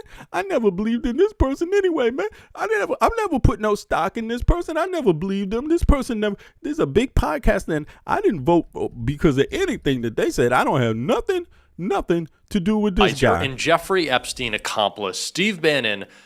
I got nothing to do with Steve Bannon. I never heard of him. Looks like he pissed his pants on stage. This is your leadership. This is who's behind Trump. This is the one who got you to vote for Trump, the man that pisses in his pants. Not a joke. This isn't hyperbole. This moment is going mega viral because Steve Bannon looks like he peed his pants. A grown adult man on stage at a semaphore event looks like he peed his pants. And honestly, I don't think anything better encapsulates MAGA right now. Steve Bannon is the worst of the worst of the worst. And the fact that if they're pissing in their pants, that would make them smart, because that means they realize, oh shit, we done fucked up. But if you're MAGA and you ain't pissing in your pants right now, that means you're too stupid to know you fucked up. But at least Steve Bannon does. Look, much like the movement alongside Donald Trump, they helped put together. It's another drunkard. I mean, what is it? I'm 55, so I should know this, but I try to watch my health, in advance, but listen, there's a little organ, that's when you've been drinking too much, and when you're a regular drinker and you get into the certain age, what is it called? Is it the, wait a second. It could be the liver. The liver could be one of them, but it's not only the liver. Is it another one of these organs? These two organs, if you don't watch yourself and the drinking and your health, we talking about everybody's in the chat. I don't know. It's one of these organs, man. But it's a small one. I think maybe kidneys, right? Yeah, exactly. Kidneys, pancreas, all of them for real. You got to watch your organs. But when you get a certain age, and it's about your height and your weight, right? You need to watch, yes, exactly, the kidneys. You need to watch how much of certain things you take in your body, specifically alcohol, like in terms of your weight, your activity, also the amount of water you drink and the type of food you eat. You need to watch it, especially men, exactly. And Steve Bannon, this pissing in the pants, I would guess that it's just the man is not in good health, spends a lot of time drinking, doesn't change up his habits. Don't be afraid to change your habits. Don't be afraid especially for your life. Don't be afraid to change your habits. You can only do something for so long repetitively before it has health consequences. And the problem is with drinking in men, when it starts having health consequences, it's hard to reverse. So, because some of these organs don't show the signs until it's too late. And pissing in your pants on stage is too late. he's falling apart physically, cognitively a little bit, not as much as Trump, but certainly his public image is being more tarnished than ever. And the pants peeing humiliation viral moment is certainly contributing to that. I cannot wait to get into this, but it comes on a You know, even drinking coffee, I drink lattes a lot, but sometimes I have to chill off of them and drink something else, tea or something just a little bit different. It could be any kind of other tea, a lighter tea, something with less caffeine in it, these kind of things. But the main thing is, like, you got to watch your organs and take the signs that your body show. And, you know, latte is one thing. Sugar is another thing. Watch your sugar. I have latte. I don't have any sugar in my lattes. You know what I mean? Tea, I don't put sugar in my tea. I put honey in my tea. But still, that still has some content of sugar in it. But I watch my sugar overall. And I have been for some years, even not because I had any problems, but just because sugar dampens how other things taste. That's why I stopped sugar, because it hinders, it makes things taste different in a way that I can't taste the food anymore. So I like to taste my latte, so I don't put sugar in it. I like to taste my tea, so I don't put sugar. I put maybe some honey and not too much of it. I like to taste the foods I eat, so I don't put too much extra things, you know, sauces or things like that. I like very simple foods when I eat them. You know, when I make stew, I don't put a lot of, or soup, I don't put a lot of salt in it, things like this. Yeah, I like to taste the food. Right. So, but this is not Steve Bannon. Obviously, he likes his steak dinner. You know, he's going to be out having the best, biggest bottle of wine every night at the table. Him and Cash Patel, they're going to be living it up. And then until all of a sudden you done listen to their politics, you heard them on the news. You've been following their shit. You've been voting the way Steve Bannon and Cash Patel and Dan Bongino have been telling you. And then all of a sudden, crash. They're just going to crash out, and you're going to be stuck with the bill. String of other humiliating clips from Bannon, the first of which that I want to begin with is a look into the future I hope comes true. This that he said just a little bit ago. And I will tell you right now, as God is my witness, if we lose the midterms and we lose 2028, some in this room are going to prison, myself included. They're not going to stop. They're getting more and more and more radical. And we have to counter that. And what do we have to counter it with? We have to counter it with more. You know, and he's saying more and more radical. Keep in mind what he's talking about. He's saying, this is what he's saying, you know, everybody in Europe and Western Europe, listen up to this. He is calling you all radical. He's not just calling Americans on the center or the left radical. What he's calling radical, right? And you know this because they've come to this plenty of times and tried to lecture Europe. They're lecturing Europe on European values. That's exactly what J.D. Vance has been doing. They're saying that you shouldn't have universal health care, that is radical. He's saying that everyone in your society shouldn't have the opportunity to go to school, irrespective of how much money they have. Like, you see what I mean? Like, they don't believe in this. So they're calling the Americans in the U.S. that want these things as part of their tax programs, they're calling these people radical. These people aren't doing anything. These people are saying live and let live. We just want families to have what they should have, the same things people have in every other Western country, Western values. That's what they're wanting in the United States. And Steve Bannon and people like him are calling that radical. How is that radical? How is it radical to support your own citizens with their tax dollars? How's that radical? What's wrong with actually wanting, when you pay this much in tax, actually expecting the fucking government does something to help improve life for the everyday person that pays it? What's radical about that? I thought that was a hallmark of democracy. You know, so they're extremists and they're literally at odds with the Western world, Western civilization. Yes, because a hallmark of Western civilization is these things that he's calling radical. You know, It's just weird, man. He's talking about it. They're never going to stop. They're never going to stop. They're going to throw us in jail. We're not throwing you in jail because you don't want everyone to have health care. We're not throwing you in jail because you don't want everyone to have education, irrespective of how much money they have. That's not why they're going to jail. They're going to jail because they planned a fucking insurrection. They're going to jail because they're corrupt. They're stealing America, robbing America blind in their face. That's why they're going to jail. It's not because of their policy of healthcare, even though their policy of healthcare is bullshit, because nobody in any other Western country would ever think of this. You see, in a Western country, if you say you're worried about Americans, then make sure Americans can earn a decent wage. If in a Western country, if you say you're worried about the culture and the survival of your people and your society, well, make the society livable for your people in the society. Make it livable for American citizens. Whatever happened to that great grand idea of MAGA?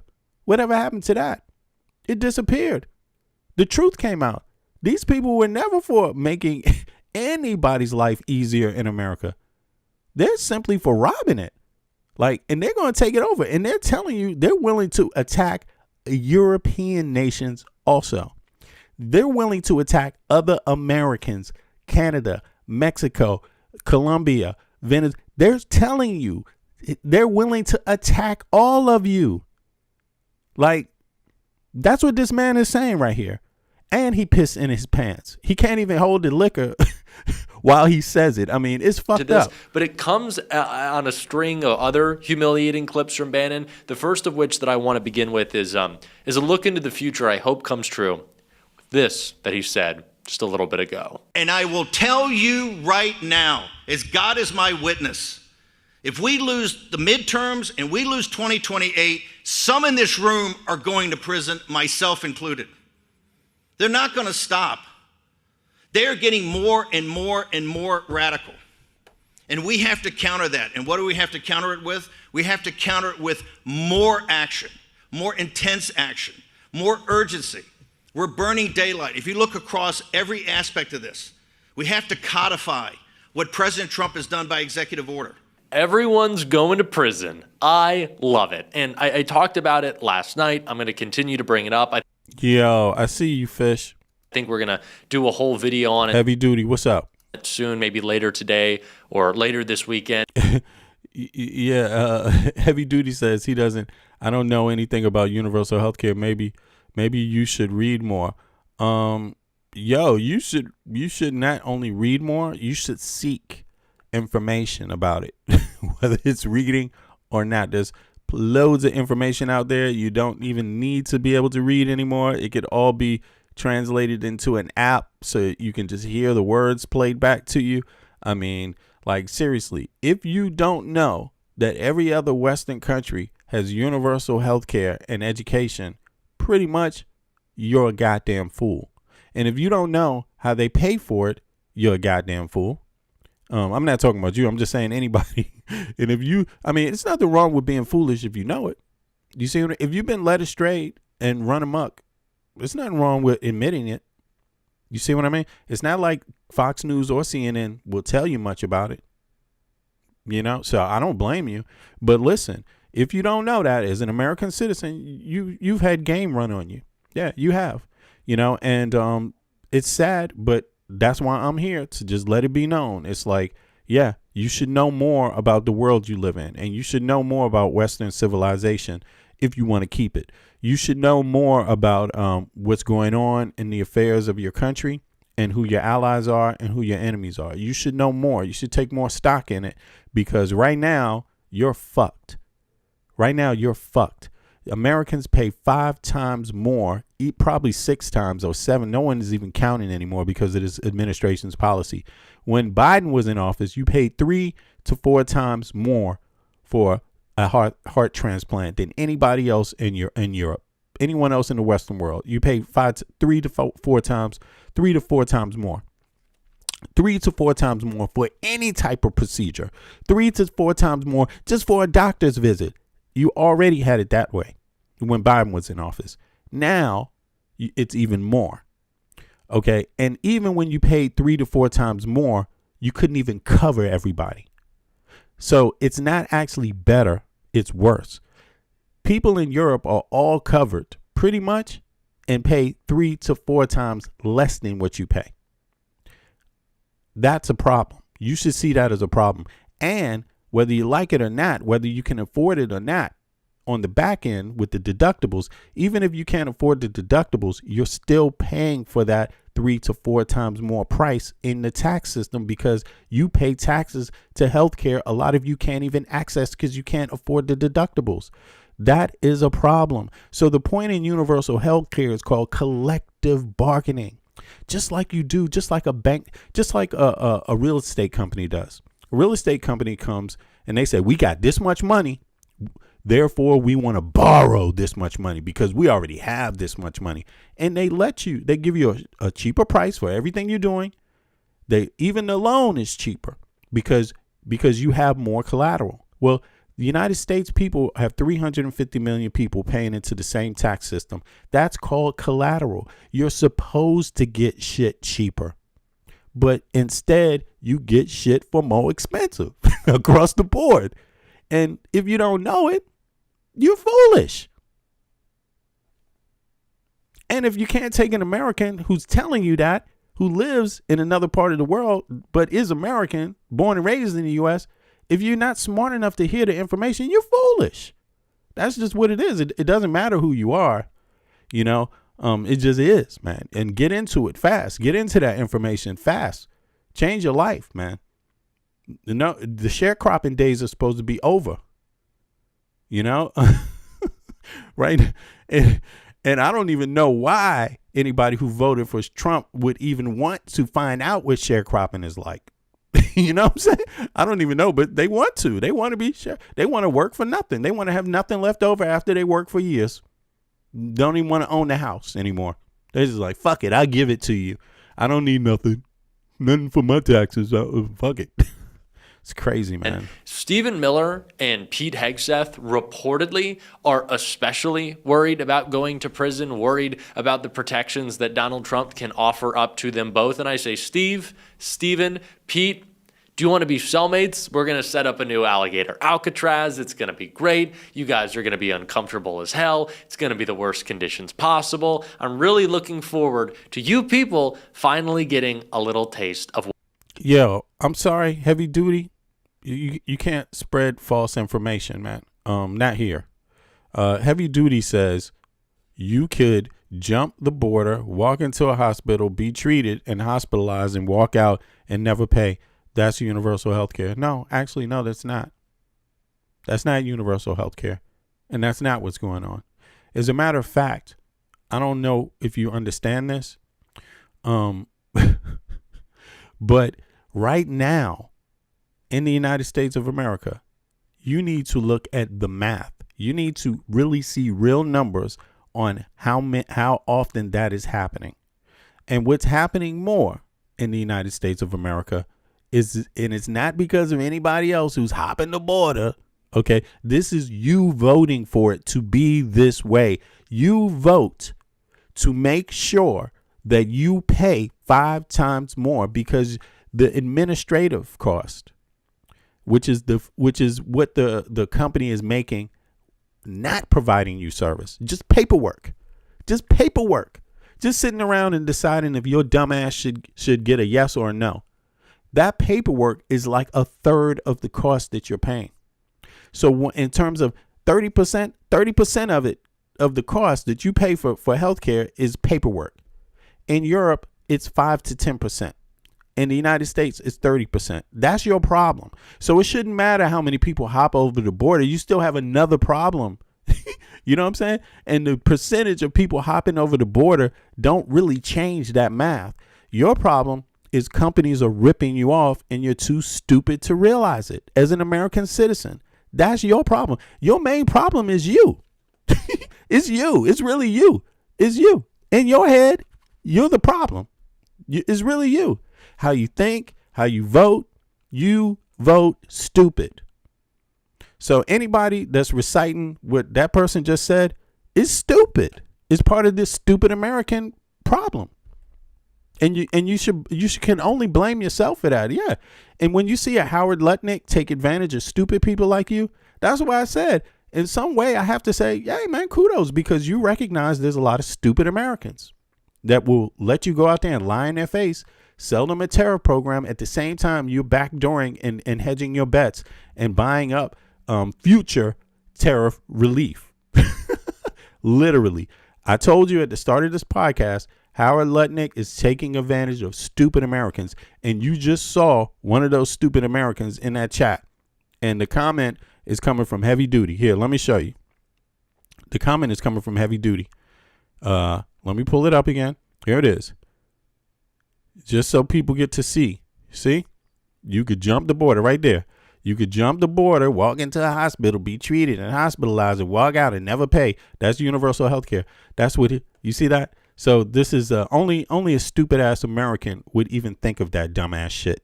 And that's why Howard Lutnick is going to rob you, your mama, and your kids blind. Okay? And you deserve it for being that fucking stupid. Okay? Like, seriously. I'm just saying. I'm not crying for you.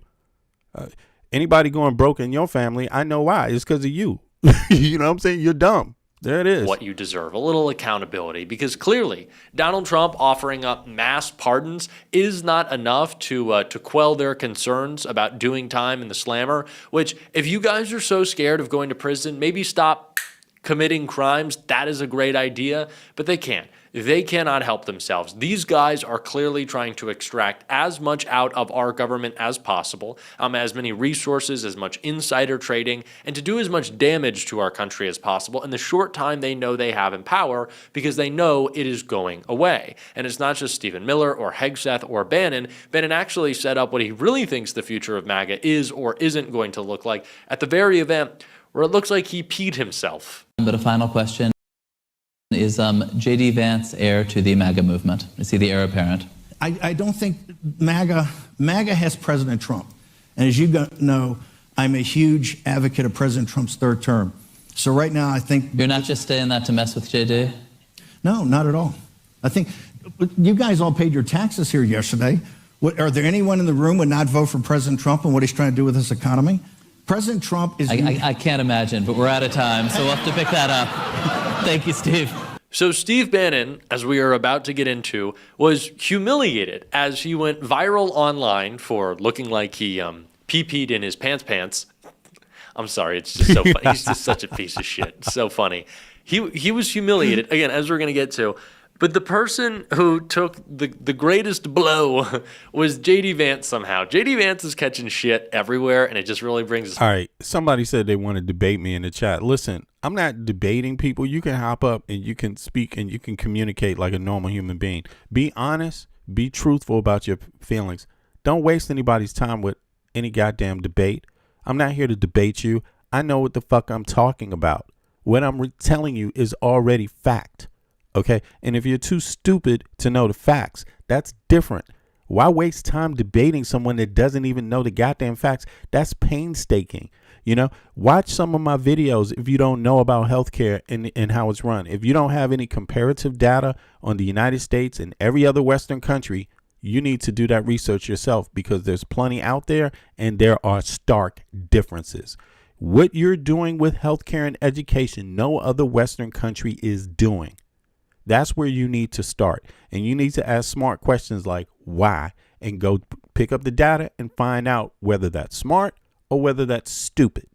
Then come talk about it. Okay, you see what I mean? Don't talk about shit you don't know anything about. All right? Don't waste people's time. But if you want to have a conversation, it doesn't even have to be a debate. You can just ask some questions. How about that? If you want to learn something, ask a question. Or if you want other people to know something, you can come up and tell people. But I'm just warning you, don't waste people. Don't come up and waste. If you come up and you state one thing that is disinformation and you're claiming that it's fact, or you're saying things that you're claiming are true and they're not actually true, that's going to be a mistake. You see what I'm saying? So come up with some factual stuff. Okay, and again, anybody can hit the link. I'm going to throw the link in the chat. It's there. The link is in the top of the chat, but I'm going to throw it again. I think y'all know how happy I am in this video right now. I cannot wait for you to see this.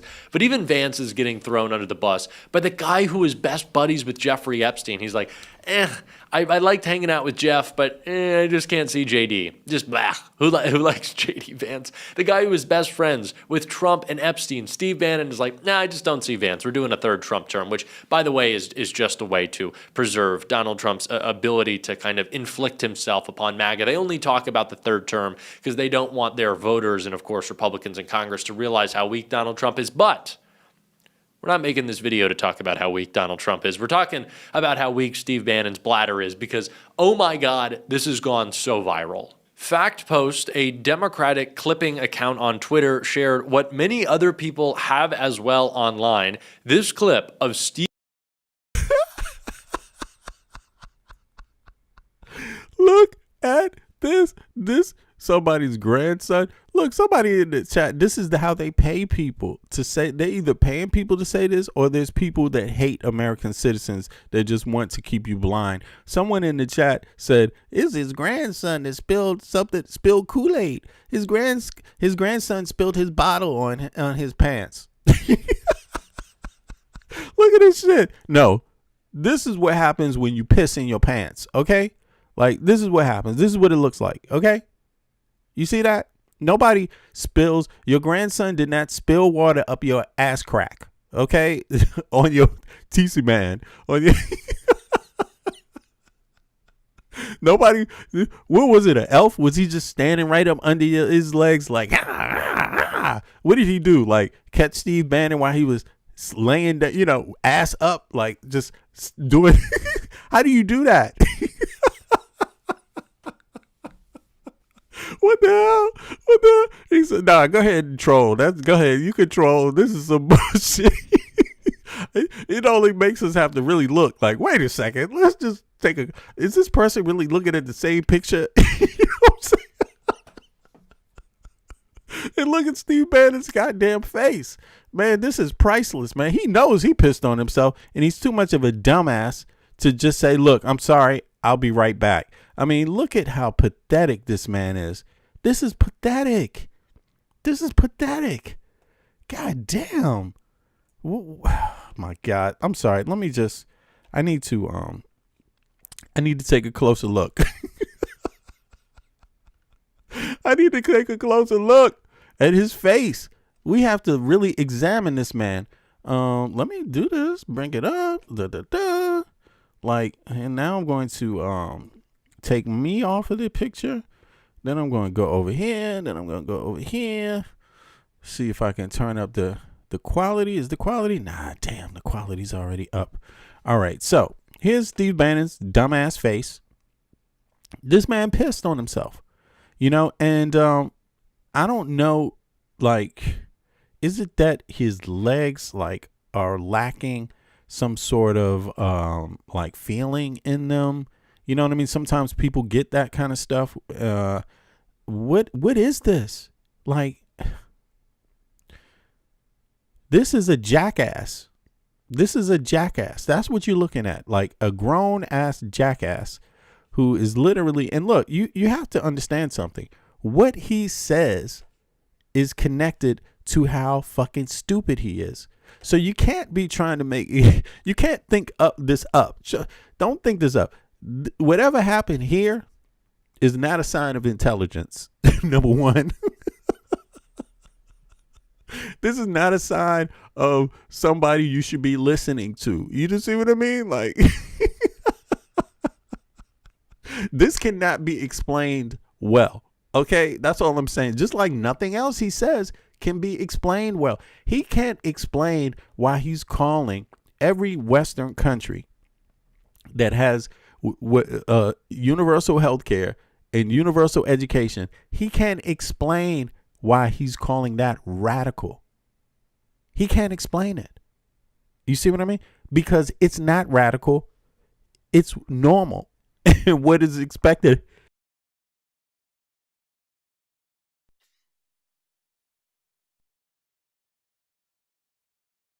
it's normal and what is expected when you pay taxes. But he's trying to, next thing you know, he's going to be saying, hey, man, federal government should be making highways. Highways should be owned by Trump so they can put up a toll booth and they can make as much money as they want. Seriously, that's literally, he's arguing things that made the country great, that were there to support the people, to keep the people inside of this project. He's arguing all those things are bad. So the soup kitchens,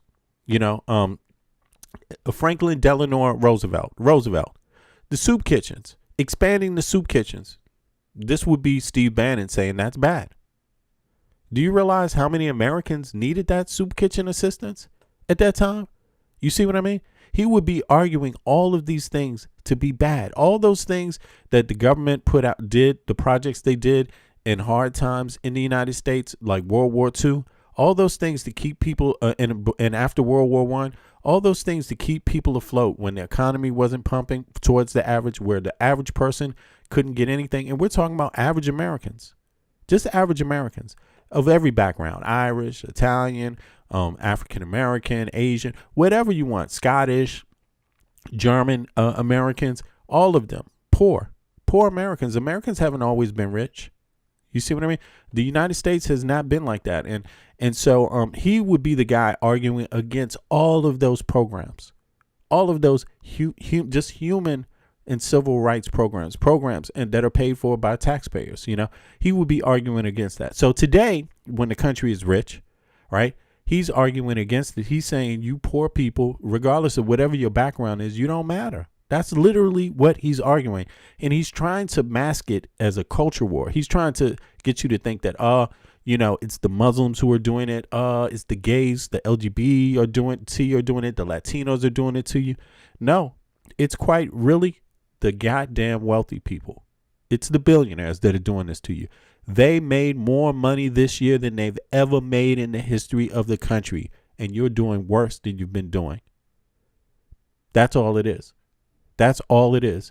The average American is doing worse than they were doing under Biden, and the billionaires are doing better than they were doing under Biden.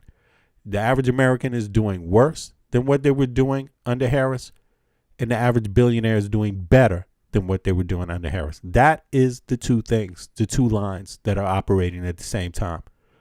Nothing to do with culture war, nothing to do with illegal immigrants. Illegal immigrants is always going to be a problem, just like drugs is always going to be a problem.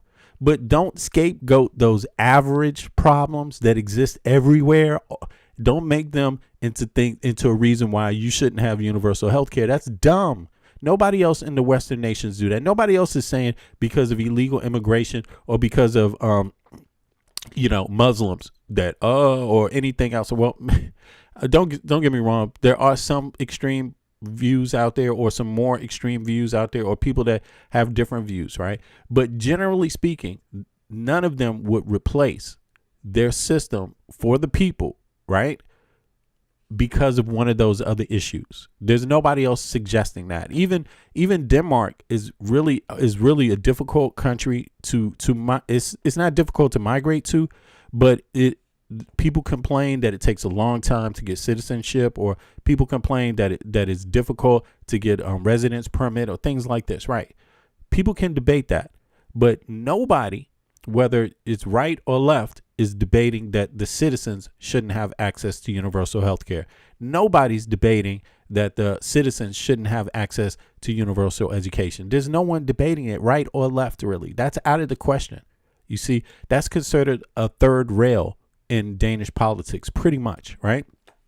So, and across Europe, people are smart enough to think pretty similar, you see? So, but Steve Bannon is that guy that if he came to Denmark, you wouldn't have universal health care anymore. He would be that dude arguing against it. If he came to Germany, if he came to Brussels, if he came to Spain, he would be the dude arguing against that.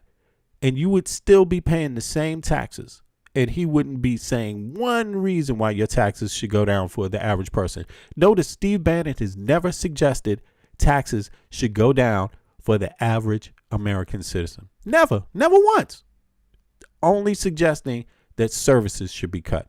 That's it. Like, it's amazing. So the man who pissed in his pants, apparently, that's what it looks like to me. It looks like what it looks like. Piss. Okay. I would really like to know if his how well his liver is functioning or the other bodily organs and shit. I would like to know it. It sounds to me like he drinks a whole fucking lot. He wouldn't be the first one in the Trump administration to be a drunkard or to drink, right, heavily. Yeah. So let's hear some more. Let's see what else he's up to. Bannon with what appears to be urine on his pants. I really don't know what else that could be. It's liquidy. It's a different color than the pants. If you look at Steve Bannon, he's got pee pants. But you take a look at this video and tell me for yourself. Look at that. Your fans are here, or one of them. Thank you, sir. I want to thank my agent. So I was just thinking, we were here a year ago, talking about the administration, talking about MAGA, and yeah. Oh. Yeah, look, let's take this back. This is amazing. Look at this. So he stood up, right? He was standing up. And that actually is a good angle right here. See? So he's standing up here. So how do you get that? How do you get that water? How do you get to spill that drink up between his crotch? Right here when he's standing like this. How does that work? You got to be a midget. You know what I'm saying? You got to be a midget to accomplish that. Like, what is the angle? None of it got on the front of him. It's all up in his crotch. You know what I mean? Perfect target, perfect aim. Whoever aimed that is a miracle worker and shit. You know what I'm saying? Because they got the trajectory to go down and then right up his crotch to look like pee on his pants. Isn't that pee? Your fans are here, or one of them. Thank you, sir. I want to thank my agent. So I was just thinking, we were here a year ago, talking about the administration.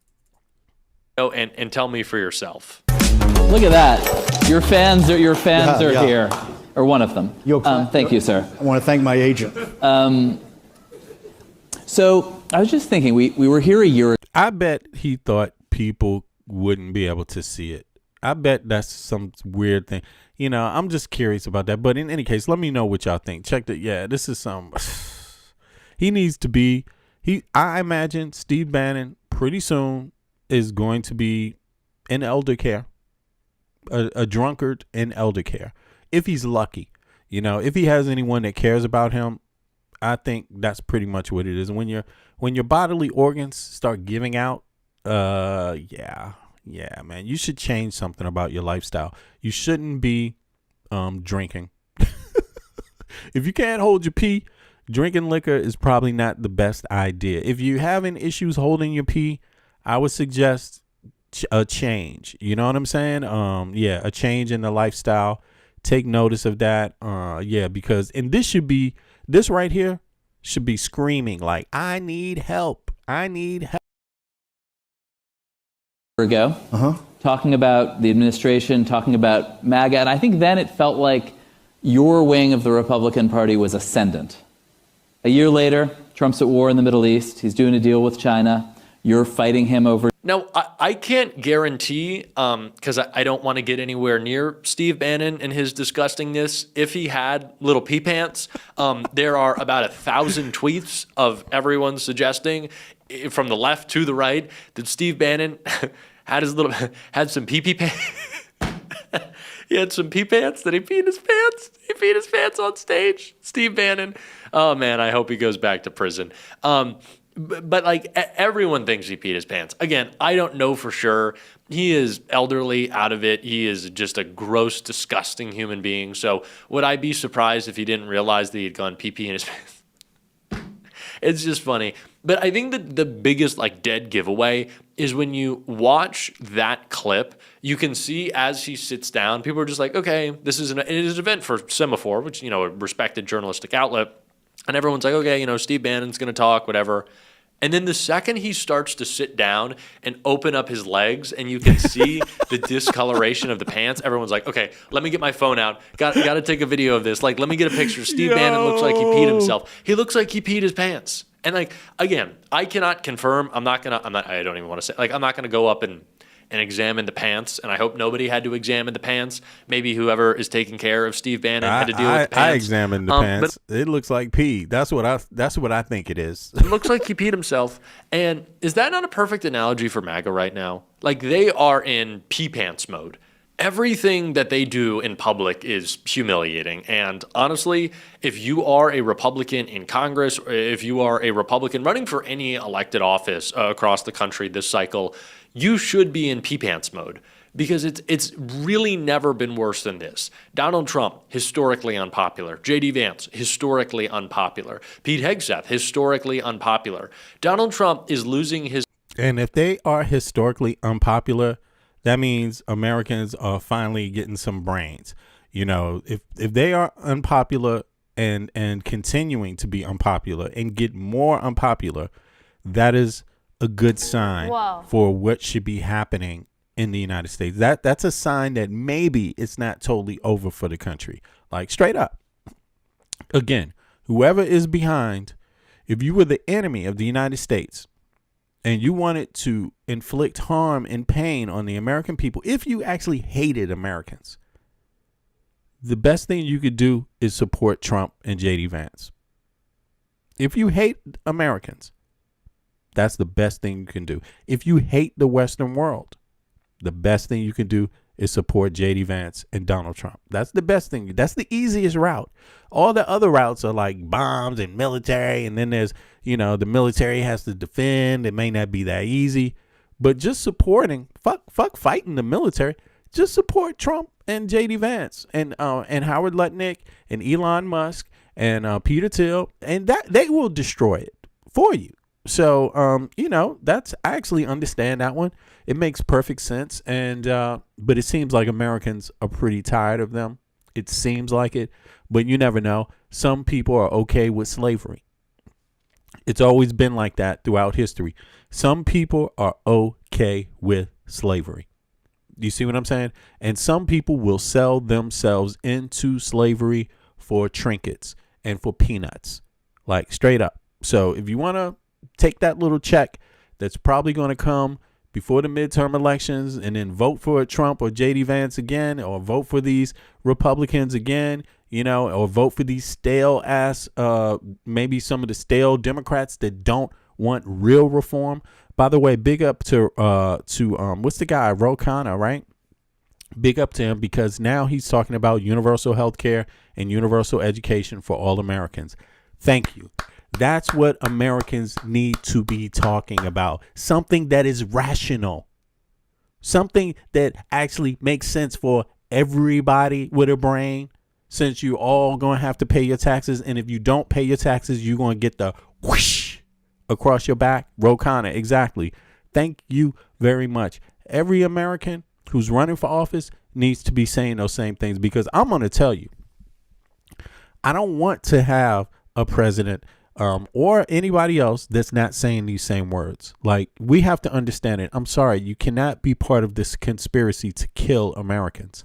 Like, every American, it doesn't matter if you're right wing, if you're left wing, if you're none of those wings, if you're just a regular person who's never thought of, let me tell you one thing. You, of all people, should have had universal health care and universal education before anyone else. Why? Because it just makes better sense. It's better managed. You get more for your buck. Okay? If you want a healthy America and you want an educated America, that's the smartest way to go about it. That is where your money is best spent. Okay? In healthcare, in education, you will get smarter people to solve problems, and you will have healthier people solving problems. Okay, so let's just take a look at the numbers here. Hold on, let me see something here. Oklahoma has a vote to increase minimum wage coming up. The propaganda wars. Oklahoma needs that. I don't know what the minimum wage is now, but from what I heard, red states are pretty much got the lowest minimum wage. The federal minimum wage is only $7, and in most Democratic states have raised that already. I think it's between $11 and $20 in the blue states. But damn, $7, that's like Texas, Jethro. No, Jethro Tull, that is like Texas, man. $7. Who can live on $7, man? Who can fucking live on $7 an hour in America? And you trying to tell me these motherfuckers don't hate you? Like, I'm sorry, man. I'm sorry. You know, this is about hatred. This is about hatred. It's terrible, man. No American should be working for that. No American. It doesn't matter what color you are or anything. Nah, that's just too goddamn extreme, man. It's just too extreme. You know, you can have political differences without wanting to see another American starve and struggle. Like, seriously, man. For nothing. For nothing. You know, you should think of your own citizens better of that. You know, I wouldn't. I'm telling you straight up. I don't care what type of American you are. I would not be the one voting for you to have $7 job, man. Like, as a grown ass adult, I wouldn't be doing that. That won't be me. That may be a kid, maybe a kid who lives at home can make $7 an hour. But I don't care if you're a right wing, if you're a Republican, if you hate immigrants, if you not hate, but if you're scared of immigrants or you scared of something else, I still wouldn't. But I would make sure that everybody has a decent wage. You know what I'm saying? Then you can debate the rest. You see what I mean? $7 is like, yeah. Some red states aren't honoring $7.25 minimum wage. That shit is crazy, man. That shit is crazy. I think in Denmark, McDonald's is like $20 an hour, man. That's what you get paid. If you're a student and you work there, you can make enough money, and you can work part time. You know, you can get your student salary and work part time, or you can come from the outside. Maybe if you come from the outside, you don't get maybe you don't get the full payment or something like that, but a part time job will cover it. You see what I'm saying? You would still get access to student, maybe residential things and other benefits. You see what I'm saying? So, don't quote me because I don't use those services, so I don't really go up into it, but my kids do. You know what I'm saying? So I know that these things are there. Student housing is there, and yeah, all you have to do is be a student, and you can get access to you can get on the list to get access to the student housing, and you know, so that's reduced costs and things like that. Yeah. So in any case, let me peep here. 2 seconds. Hold on. I made a mistake. I pulled up the wrong one. Let me go back to this. I meant to pull up this shit right here. This is more ridiculous. And of course, we got to have some fun, you know, because even though things are bad, laughter helps. If you can laugh, you know what I'm saying? Help somebody laugh around you. If you can have, at least you can keep each other's spirits up in hard time. But this bullshit right here is what I wanted to talk about. Now check this bullshit out. Joe Rogan, I told you can't rely on these dudes, man. This is the manosphere. And Joe Rogan, I'm sorry, if you ever followed his political advice, you're a moron. You're a moron. Like, Joe Rogan has no care. He doesn't care. It is about the money. It's just about the money. He was never thinking about Americans. I don't even know Joe Rogan's background, to be honest with you.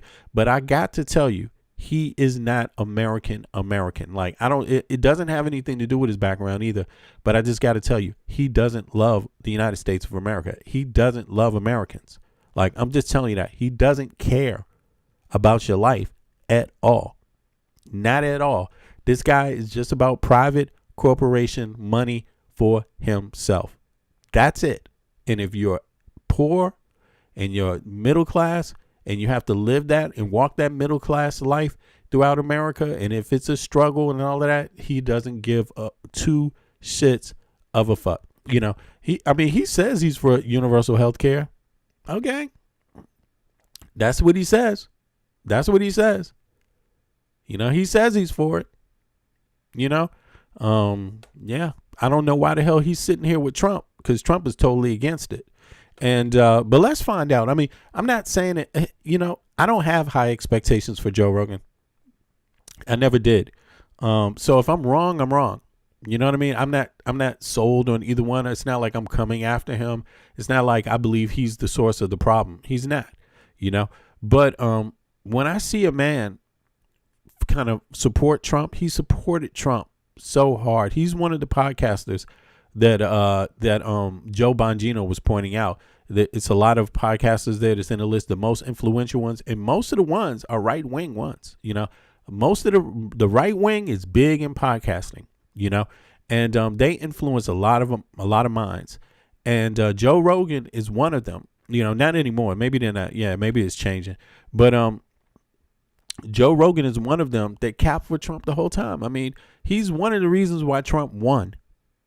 He was the most popular, and Trump won because of that, pretty much. And he's not the only one. There's a couple of others, but there's many, right? That podcasting is what put Trump in the White House, and I understand why, because the podcasting world is not the world of lawyers. It's not the world of lawmakers.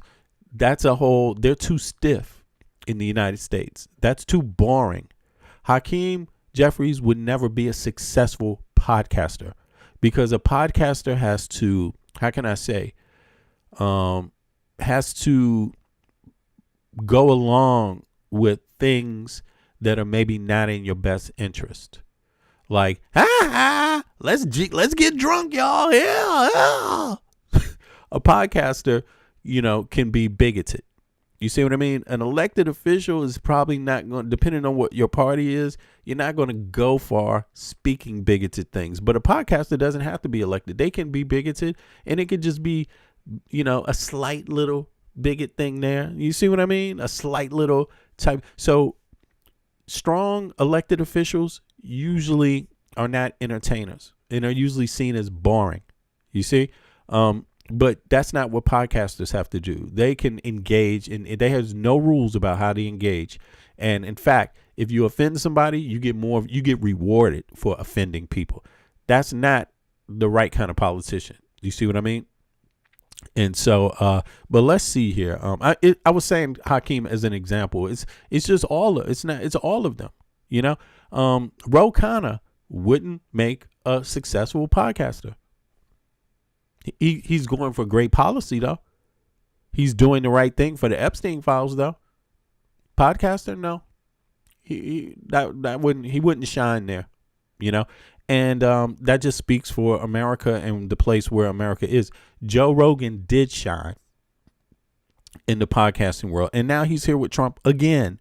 So Trump recently had an event at the White House to sign an executive order. And one of the star people around this is standing right behind Donald Trump here, Joe Rogan. And I want to talk about that today because Joe Rogan has been talking against the administration a lot. Obviously, Joe Rogan, someone who had Donald Trump on before the election and has, I believe, the most, watched podcast in the world. And he has recently been talking about how it's not what he voted for. Immigration and the things we're seeing with immigrants is so terrible. ICE running around our communities and throwing people into unmarked vans. The war with Iran makes no sense. And somebody in the chat said, look at this. What the fuck is it? Government? Is it gub? Look at how they spell this. I don't even know if this is what type. I would like to know what ethnicity this person is. So let me just go to their page and see. They say government. Is it the government job? Okay, let's go see who this person is. I'm guessing they don't have anything about themselves on the page. Okay, is this the person right here? Damn, I was wrong. Now look, it says build the American dream since 1986, affordable homes for working Americans. Look at this, Florida builder, 2011. So is this a real person? Let me play this shit. Is the volume up? I don't hear anything. Most handsome man in America. Okay, so that person wrote this comment. What the fuck? Is it the government's job to care about you? No. Yeah, good question. Is it the government's job? You pay taxes. What do you pay taxes for? Yeah. Man, I'm not for. See, I personally think it's like this. It should be fair. So if you don't care, why should I pay you taxes? Because I don't care about you. Why should I have to care about you? What the fuck? Why should someone have to care about Clarence Thomas's ass? We give them money all the time. Is it our job to take care of Clarence Thomas? Is it our job to take care of Pam Bondi? Why the fuck do we have to take care of her? Why don't she just do it for free? If she's so fucking good at it, why doesn't she have her own money, go out there and get a job like everybody else? Why can't she do that? Okay, And what is this thing about your English? Government. What is that? What is that? I'm curious about that. What does that mean? Like, is that how you really write? Is that how you speak? I mean, hit the mother. Hold on. Where's the Cash App? Get your ass up here. Here is the Discord link. Hop your jive ass up here so we can hear more of your nonsense. Okay, so I just wanted to point that out. That I don't know what that's about. My question is, who's your healthcare provider? That's what I want to know. What state do you live in, and who's your healthcare provider? Okay, so yeah, and anybody else? Some will once, some will, some won't. What state do you live in, and who's your healthcare provider? So let everybody know, so we can judge how well you're doing from there, and how well your community is doing from there, and your state. Okay, that's all we need to know. What state do you come from, and who's your healthcare provider? In some of these clips, and then all of a sudden showing up at the White House, and that's kind of interesting and also speaks to where the White House is at politically. So I want to talk about it. Before we do, though, really quickly, my name is Chris Mallory. I do a daily video here on the Adam Mockler channel. Obviously, I'm in a little bit of a different area. I'm actually traveling, but I thought it was important to bring this video to you. So I brought my stuff with me. I brought the microphone, brought the computer. If you appreciate the work that I'm doing and we're doing, it'd mean a lot if you check out my YouTube channel right down below. Maybe hit subscribe, hit like on my recent video. Check it out. If you enjoy this type of content, that would mean a lot. And also make sure you're subscribed here on the Adam Mockler channel. Adam and I love you guys so much. You are. Emmanuel, everybody else is responding to that except the people I asked. Yo, I understand why you guys answer it, because but notice some will, some won't didn't answer that question. U.S. Construction Incorporated didn't answer that question. You know, that's private. That's private business, y'all. The best. All right, so we're going to hop right into this. So again, this is kind of the end of the press conference. Trump is like, get the media the hell out of here. Let's go back a second, though, because even the administration, like Joe Rogan has been talking about this enough, and Joe Rogan and guests have been talking about this administration enough for them to be asked separately about it. This is the Benny Johnson show, and this is J.D. Vance being asked a question because Joe Rogan, said that MAGA was full of a bunch of dorks recently. J.D. Vance was asked. Take a listen. It says MAGA's full of dorks. What do you think? You consider yourself a dork? It says MAGA's dorks. I think we have many fewer dorks than the far left, but everybody's got some dorks. Many fewer dorks than the far left, in response to Joe Rogan saying that this was Theo Vaughn, somebody who also actually had had Donald Trump on his podcast also before the election, talking really poorly about. Personally, me, I think Joe Rogan. I myself, I don't know, I don't look into it, but I have a strange suspicion Joe Rogan is owned by a right-wing billionaire or corporation. You see what I mean? And I'm pretty sure they can do the same things, and I just don't think Joe Rogan is a person that's trying to go down with anybody's ship necessarily. I think he's going to go whichever way the wind blows, pretty much, but let's go on. Donald Trump with Joe Rogan. Take a listen. I guess, yeah, I don't know, man. Everybody just feels scared, and it makes things scary. They should, because a lot of things are getting exposed right now. There's a lot of fraud, and you're seeing it at the highest levels of government. And people are also scared because no one's getting in trouble for things. Like, no one's getting in trouble for the Epstein files. No one's getting in trouble for... Yeah, that's almost disappeared, kind of. Well, that's part of what happens when there's some sort of a big social thing. One thing that's in the past that leaders have used to cover up problems at home is a fucking war. I'm not saying that that's why they bombed Iran, but that would be a way to do it. If it's like, I see what you're saying. Somebody said Joe Rogan supported Bernie Sanders. I understand that, but do you think that that's a podcaster tactic? Like, do you think it's possible to? I mean, what's in the mind of a person that supports Bernie Sanders, but then supports Trump? How does that work? How do you go from Bernie Sanders to Trump, right? Because they're two totally different types, completely different. So, I got a theory about this. My theory is that people don't, who you support in a primary has nothing to do with who you want to win, to be honest. Not always. Sometimes it's not so. Well, sometimes it does, but it's not always so, transparent. For example, Trump could want someone to win the Democratic primaries. He could want someone to choose. He could prefer certain candidates run in primaries because he thinks they will ultimately, if they succeed, lose in the general election against the opposition. So Bernie Sanders, would Bernie Sanders have won? To me, it tells me you support Bernie Sanders because you don't like Kamala Harris or Joe Biden, but then you support Trump. So I don't get that. That's all I'm saying. Like, to me, it seems like that kind of thing is going on. I don't know if that really displays. You got to understand, he's a smart guy in terms of demographic. He's getting information brought to him that shows him what the core demographics are and how he can navigate through them, left or right. That's his job as a podcaster. So I'm pretty sure he knew that Bernie Sanders was not going to win the primary. I'm pretty sure of that. I'm pretty sure it's difficult to hop from Bernie Sanders supporting his policy to supporting Trump. And I mean, how do you do that? How do you do it? I'm just saying. So let's just continue. Let's continue. All right. I mean, he's there.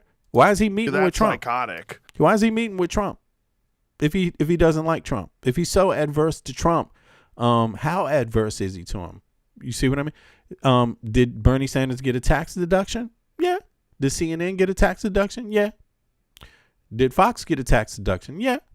So what's going on? I'm just saying. And if you were thinking about doing it anyway, you might be able to justify it. People have always done that also to stay in power. Oh, yeah. Yeah, and so a lot of press around that clip. There's actually some. Let me roll that back. I'm sorry, because I was talking. Fucking war. I'm not saying for. Yeah, that's almost disappeared, kind of. Well, that's part of what happens when there's some sort of a big social thing. One thing that's in the past that leaders have used to cover up problems at home is a fucking war. I'm not saying that that's why they bombed Iran, but that would be a way to do it. If you're that psychotic, and if you were thinking about doing it anyway, you might be able to justify it.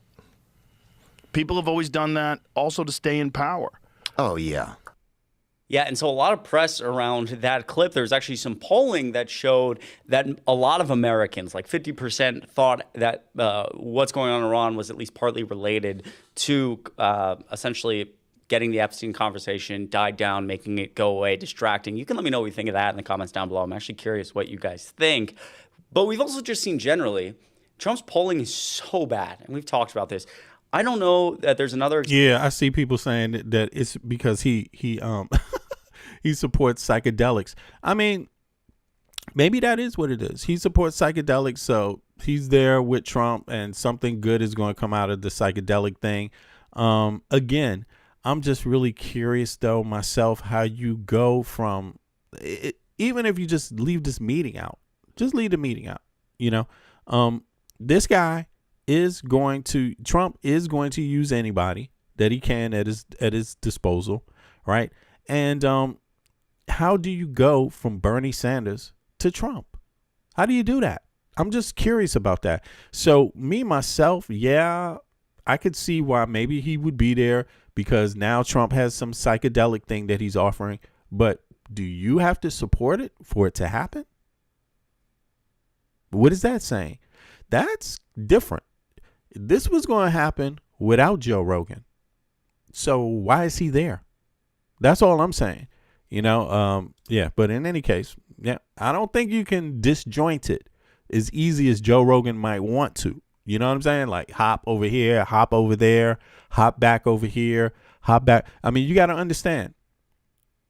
A lot of people are uncomfortable with going against Trump because Trump has been known to attack people, threaten people, fire people, sue people, use any methods and means. So I'm just curious if it's more that.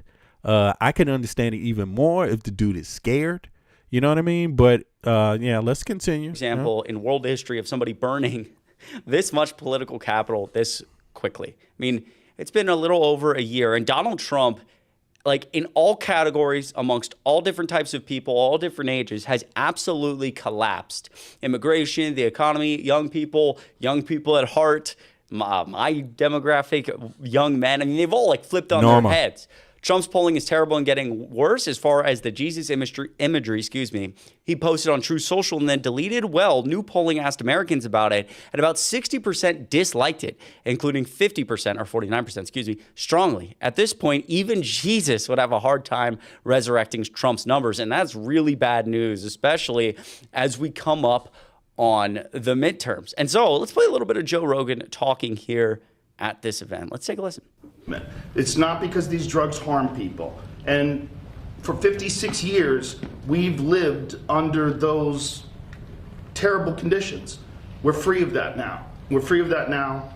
Thanks to all these people. I don't understand it. I'm sorry. I don't understand this. I don't understand it.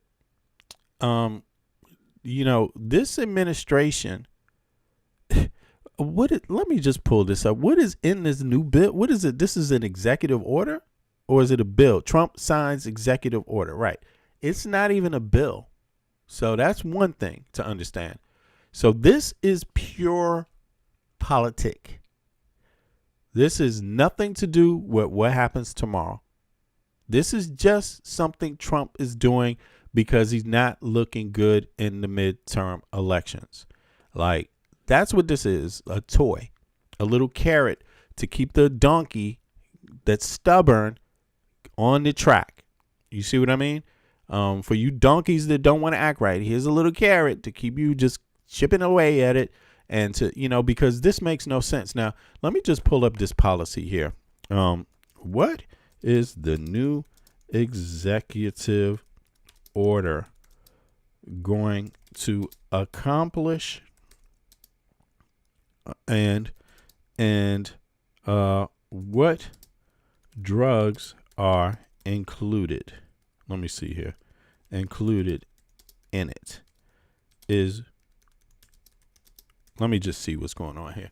To me, it sounds like that, but I just want to see what the background is. Again, like I said, man, there's news constantly coming, and it is very difficult to know because it's moving so fast. Obviously, it's meant to be this way to keep people not having enough time to know what's going on. But this is a new thing. So Trump has an executive order about the psychedelic drugs, and now Joe Rogan is there to talk about how great it is for America. And see, this president, he did something right. He's not all bad. Don't hate Mr. Trump too much, yo. Don't hate him. See, now that he robbed your grandkids, you can at least get high. Only psychedelics, though. I don't know, but let's see here. In context to the current drug policy shift, April 2026, there are new major executive actions you might be hearing about. One specifically targets psychedelics, with other addressing drug prices and imports. Here's the breakdown of what these orders accomplish, which drugs are involved, etc. Okay, the psychedelics. Executive Order, April 18, 2026. This is most recent and a high-profile order signed by President Trump, along with figures like Joe Rogan and HHS Secretary RFK, the most weirdest dude, Mr. I got worms in my brain. What it accomplishes. It aims to dramatically speed up the research and medical approval of psychedelic substances for mental health, particularly for veterans with PTSD and depression. Here we go.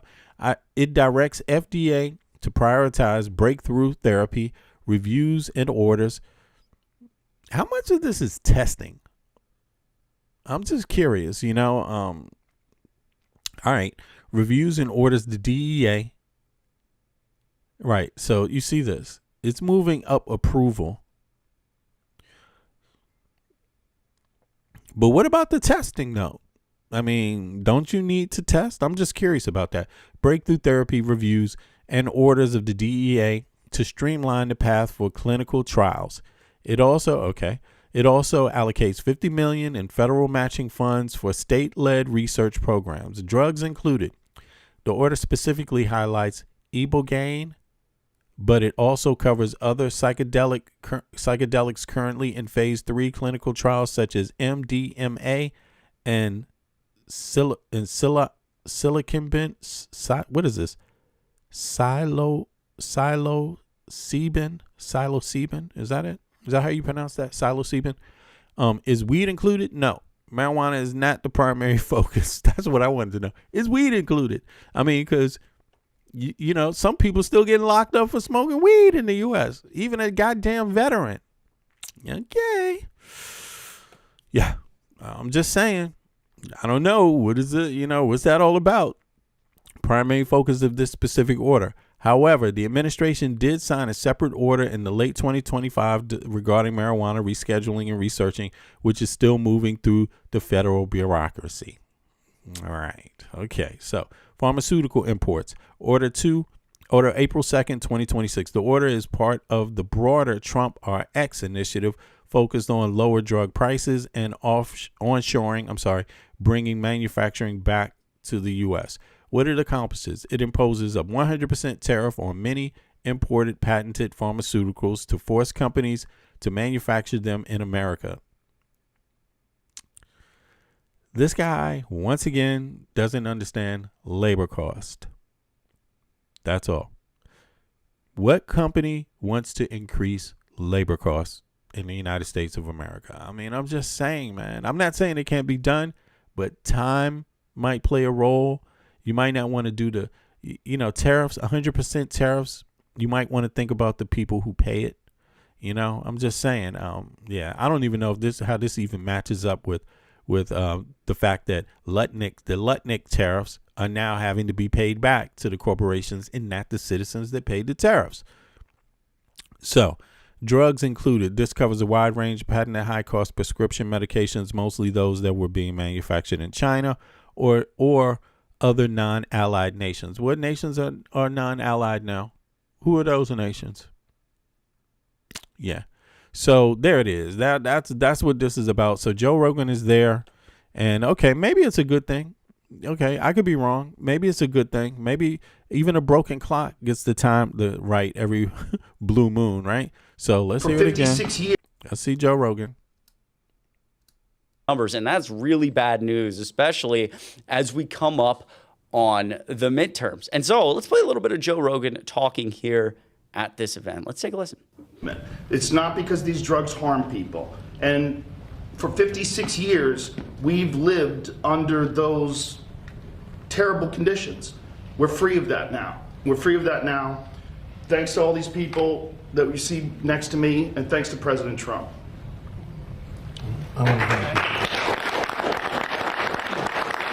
Okay, so I see somebody in the chat says, who is this? Oh, this is Dylan. Yo, what's up, Dylan? Dylan Loves Posh says, it's just one African plant that produces alkaloids helpful in addiction. Joe will invest heavily in ibogaine. No other psychedelics or drugs at all have been included. Damn. So, and people are saying this is a scam. Basically, let me see. It's pathetic. Ibogaine works. No need for testing. Okay. Let me see here. Ayuska is supposed to stop alcoholism. Okay. I didn't know that. Let me see here. Grifters making money. Sacred Jada says grifters are making money. Another way to steal. Right. Our DNA is another way to steal, huh? Yeah. I mean, I'm not really up on psychedelics myself. I just got to say that. But so all these naked people in the mosh pit at the Grateful Dead show knew something we didn't. Yeah, that's funny. Listen, if people need this, I don't care who provides it myself, right? It doesn't change anything else if you ask me. But I just really think Trump doesn't know much about any of this stuff myself. I think whatever it is, it has something to do with someone close to him is going to make some money. That's usually the way Trump rolls. What happens later, remember, Trump won't be here to find out. He's too old. He's going to die, and he doesn't even care. You see what I'm saying? The after effects doesn't care. It's ridiculous, and Joe Freely says, you can't read for shit. Well, okay, I read that. How well did I do that, Joe Freely? But let me see let me just see what Joe Freely has on his channel. Let's take another look. Joe Freely, man. But this is Joe Rogan, and he wants psychedelics, and so he's back licking Trump's butt. And and this is Joe Freely, and he's another Trump butt licker. Joined November 13th, 2024. He's a 2-year-old account. Joe Freely, probably a slave, probably not free at all. Because if he was, he would show something about it, So he could be tied up in some basement somewhere. You know what I'm saying? Who knows? But if you want to take advice from Joe Freely, go right ahead. You know what I'm saying? But let's hear the rest of this. Let's see something. I want to hear what he has to say. We all respect Joe, and he's a little bit more liberal than. That's okay. I have a lot of friends that are liberal, but Joe is an amazing guy. Trump has a lot of friends that are liberal. Trump is pretty liberal himself. Steve Bannon, from what I hear, what does liberal mean? It means free, right? Free. So these billionaires are freer than anybody in the United States of America. You got to understand that they do anything they want, and there's nothing you're going to do about it. Nothing. You see what I mean? They get to live, they get to sleep with whoever they want to sleep with, right? You found that out. They ran on this conservative ticket of Jesus, and then the next week you find out that no, man, the dude, that the Secretary of Homeland Security's husband is out there with, playing like a woman on video, hopping around with big balloon breasts, like, boom, boom, boom, boom, just having fun, cross-dressing. You see what I'm saying? Like, these people, I don't have an issue with anybody being free.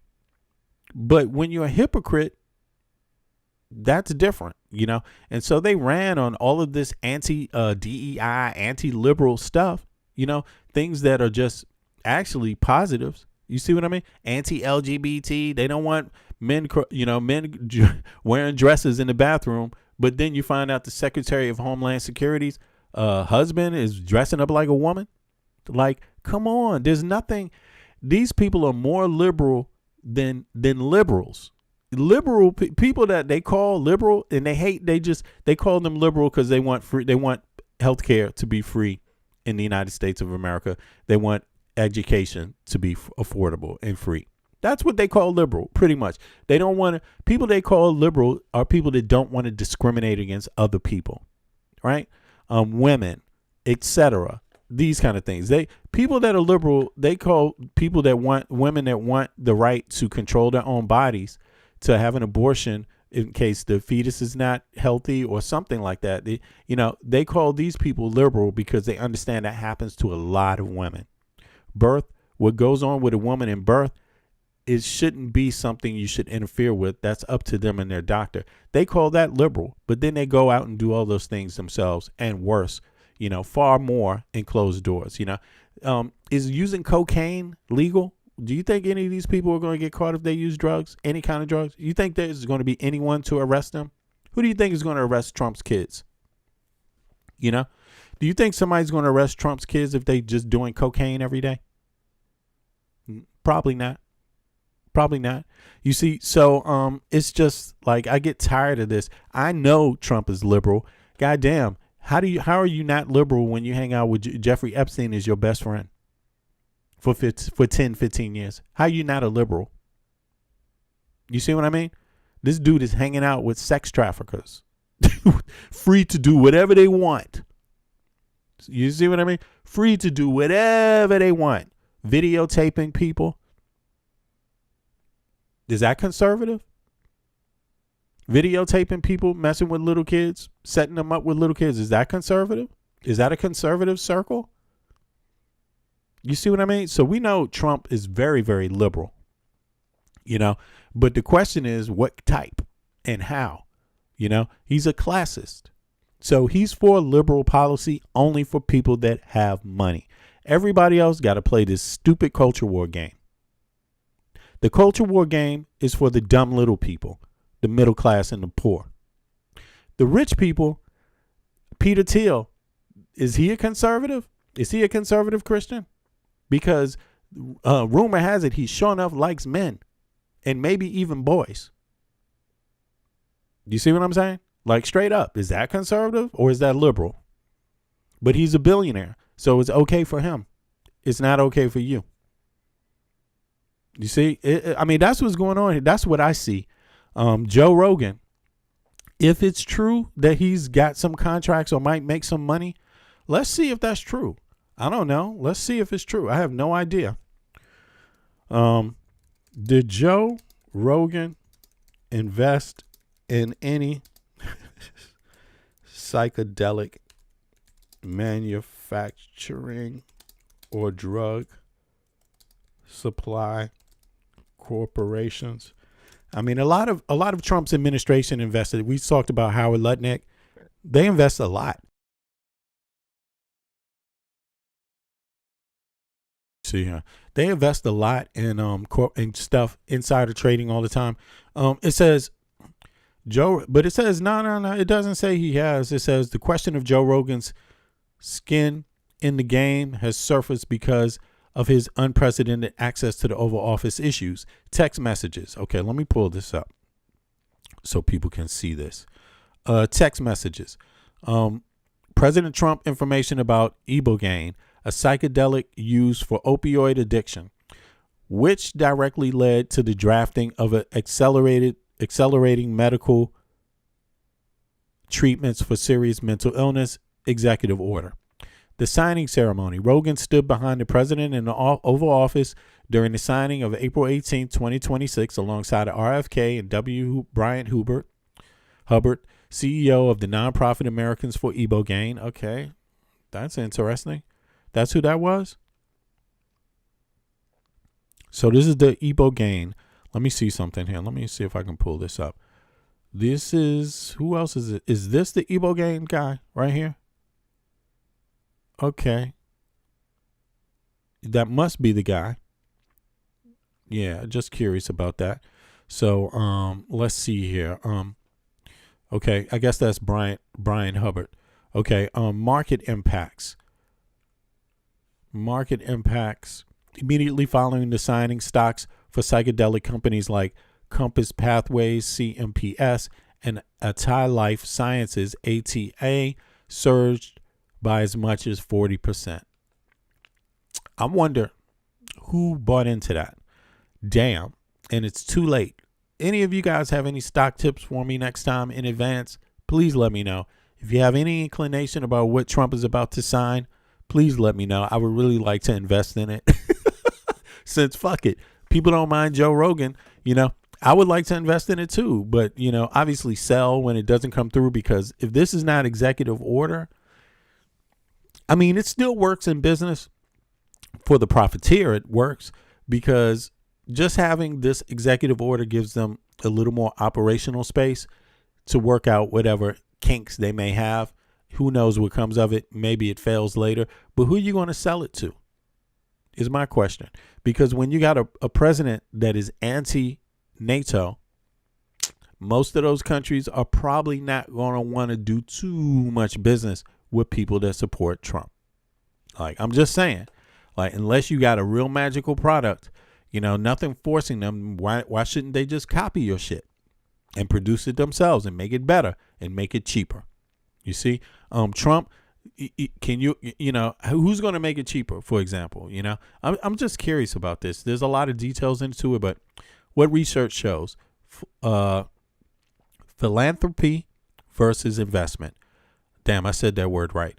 Rogan has long been a vocal supporter of Multidisciplinary Association for Psychedelic Studies, a nonprofit, while MAPS recently. I wonder if he does this stuff himself. Is he doing this stuff himself? Probably. Therapeutics. Rogan is not listed among the major Series A investors, which include Cohen Foundation and Vine Vineyards. Cohen Foundation. Okay, who's that? Conflicts of interest. Critics have raised concerns that Rogan's influence for hire could be a conflict, but so far, investigative reports, including those by Wired and Washington Post, have focused on the Lutnick family's potential financial gains from tariffs rather than the finding a smoking gun regarding Rogan and drug company stocks. Okay, nonprofit ties. Rogan's strongest ties to the Americans for ibogaine. So that's who's standing next to him right there to the right. Okay, supporting a nonprofit is legally distinct from holding equity in a manufacturing. But listen, it is hard with crypto. It's hard to know much. It's hard to know, who's funding what. To be honest, that's just what it is. And so it's going to, of course, people will find out eventually. But yeah. But what do you all think? Do y'all think this is such a bad thing? Let me know. Let me know if you think this is a bad thing, if it amounts to much, or if it's just grifting. So far, to me, it looks like just grifting, but they're good at this now. They figured out if they can add something in it about the military, about veterans being sick, that it makes it look good and then they can do the rest, And yeah, we can't. Oh yeah, exactly. I think it's more of the same. And I just think Joe Rogan is one of them. And I think that's Joe Rogan's interest. And I think if you're looking for Joe Rogan to not be self-serving as a podcaster, you're probably not too smart. That's all I'm saying. And there's a difference from political commentary. Like myself, I'm not getting paid from anybody to do my commentary. I get peanuts for this. You see how many videos I have up? How many people watch? Do you really think I'm getting paid? Do you think this pays my bills? If you think this pays my bills, you're out of your mind. No, I have a job, a full-time job. And that's what pays my bills. That's why I'm in the room I'm in right now, podcasting, because somebody has to pay the bills and it's my job that pays the bills. Now, can I buy a cup of coffee or lunch from time to time? Yeah, I can buy a fantastic lunch. I can have a fantastic night out on the town for 1 month's work, basically. But I just choose to do this because I care about my own country, and I care about the situation of Americans. And I feel really guilty sometimes because I'm an expat. I'm an American that moved outside of the country, and my life is not being torn down by Trump. I just have a normal life where mothers that have kids and fathers that have kids can get on the bus because they have space for wagons on the bus that you don't have to collapse. You can just get on there with your kid, lock it down, put the brakes on, and ride down to where you need to ride to and get off. Public transport works here in Copenhagen. 5 weeks vacation. Nobody's worried about whether they're going to get a vacation this year, whether they can afford it. No, you're going to get it, whether you like it or not. Of course, people like a vacation. You know what I'm saying? I feel bad that my people in America are being scammed.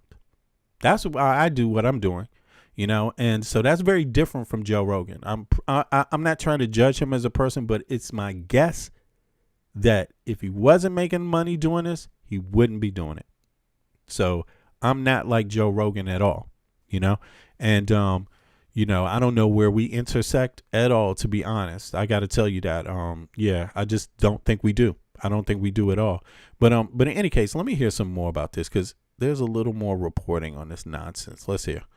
And he wrote me a little note about this, and I had it checked out. I didn't just do it. I had it checked out. I went to Bobby and Oz. I went to some of the people that work for you, real pros, and everybody came back with the same answer. Normally they'll come back, because this happens a lot. We have a couple of them like that where they're not sure. It's like, it goes two ways. This thing, everybody thought it was incredible. And I told Bobby, I said, Bobby, let's just do it and get Oz involved, and it's going to get done so quickly. And you guys did a great job. Trump is just a bumbling idiot, man. I mean, he can't even. There's nothing he can sell right now with words. It's just ridiculous. Would you like to say something else? No, I don't want to say a motherfucking thing else. This is crazy that we even have to hear this shit from Trump. But yeah. And here's the thing, right? Two interesting things here. Number one, this event that Trump is signing this executive order, it relates to essentially some medicine, some FDA approval stuff. I actually don't think I really want to talk about what it's for because it's just so harmful, the stuff we're seeing from this administration, especially like me personally. if something was FDA approved under the Trump administration, that's not very like basic. Like that's not really like, okay, yeah, that would have been FDA approved or like a continuation of some drug. Like me personally, I wouldn't feel comfortable taking it, especially as we see the executive branch so hyper politicized, and like the FDA, the CDC, the FBI, the DOJ, all these places are filled with loyalists. They take marching orders for Donald Trump based on anything politically. And I'm not trying to give you any advice medically. I'm just saying that, look, whatever Joe Rogan is promoting here, and you're going to hear in a second that Joe Rogan essentially texted Donald Trump some data, and Donald Trump was like, you want to get it FDA approved? Let's do it. I'll make it happen. And then, you're going to your health secretary, Robert F. Kennedy Jr., famously an environmental lawyer, so much to do with, health. When you're working with that group of people, none of them are actually renowned doctors and are pushing so much misinformation. I'm just like, especially on a YouTube channel, we don't have to talk about the specifics here. But the second part I was going to say is that it's fascinating from a political standpoint. Like, Donald Trump is a raging narcissist, and when people talk poorly about him, that's it, right? Marjorie Trader Green and all these people, nicknames, people who have betrayed him. You're garbage, you're trash, essentially acts like a narcissist would, calls them dumb, calls them stupid, calls them low IQ, regardless of his past with them. Joe Rogan kind of did that, certainly had guests on who did that. He's talked, in more clips than I showed about it. And Trump invites him back to kind of be like a star at this event. Interesting. Is it because there's literally it's political panic at this point? You got to do something. Maybe Trump doesn't even realize that, but other people are like, hey, Republicans in the midterms, it's looking like a blue tsunami by every metric. And if these Republicans are backing Trump publicly, they still need some help because the American people are so upset with Trump. So you don't want to vote for Republicans. I don't want to vote for this Republican candidate in my district. He's so pro-Trump. Trump's fucked me over. Excuse my language. Could it be that, or could it be Trump is cognitively declining? I don't know. You can let me know in the comments down below. I did find that interesting, though. Yeah, that's a good question. And that's kind of where I'm at with it. This is more like blue tsunami. How do you stop it? Associate yourself with Joe Rogan, associate yourself with veterans, associate yourself with people with mental illness, try to do something humanitarian for a change. And, maybe it could be like Joe Rogan is calculated and he knows that, even though this is good, this might be good policy for him, he may realize this is not going to change much for Trump.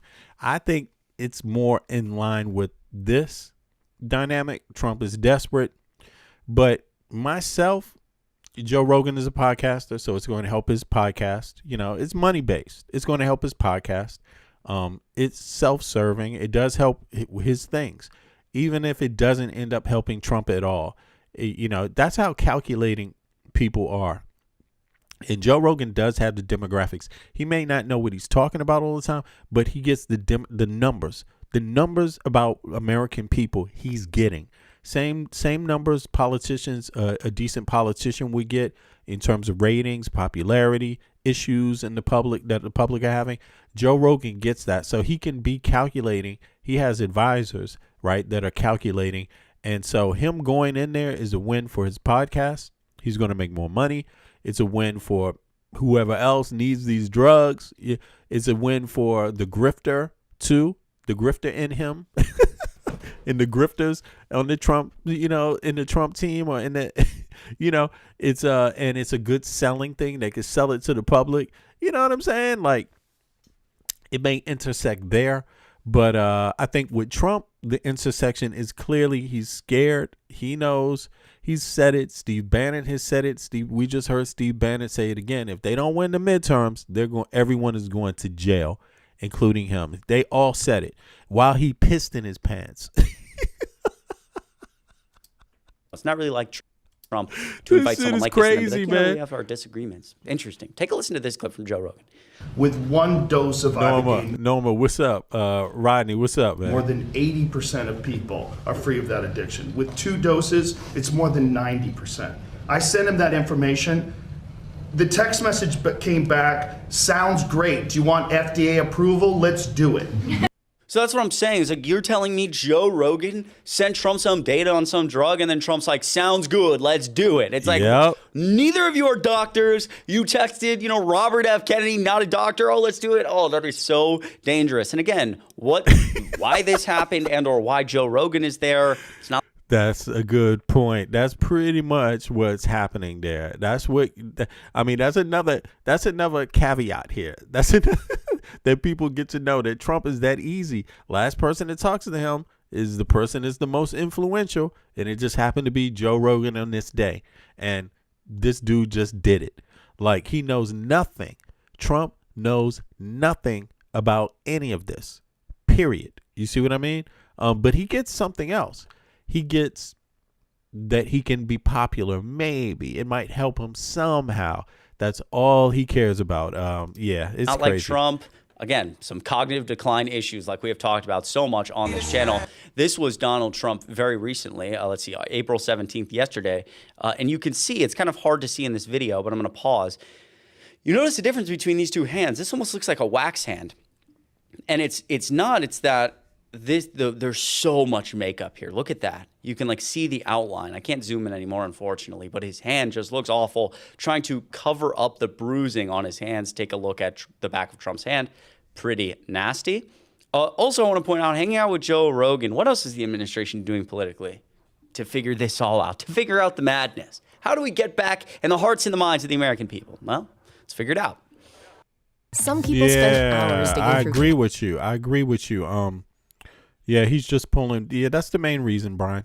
He needs Joe Rogan for the numbers. And Joe Rogan is going to use him for his numbers, too, for his podcast and whatever initiative he's on. So they're using each other, you know. But, again, Joe Rogan supported Trump. You see what I mean? The whole time. So, listen, I don't understand. Like, to me, there needs to be more of a larger divide. Like, to me, it seems like there's not enough divide. There's way too many broke Americans, way too many middle-class Americans that voted for Trump. Joe Rogan's not middle class. You know, Trump was good. Anybody that made over a certain amount of dollars, which is the extreme minority, they did just fine under Trump. There's not a problem for them, right? It's just a moral and ethical issue for them. But for the majority, 70% of Americans, it's not just an ethical issue. It's survival. And way too many of those people voted for someone that had no plan for these people's survival at all. Yeah, exactly. What's up? Exactly, Brian. You know, no one. So it's it just makes me wonder. It just makes me wonder.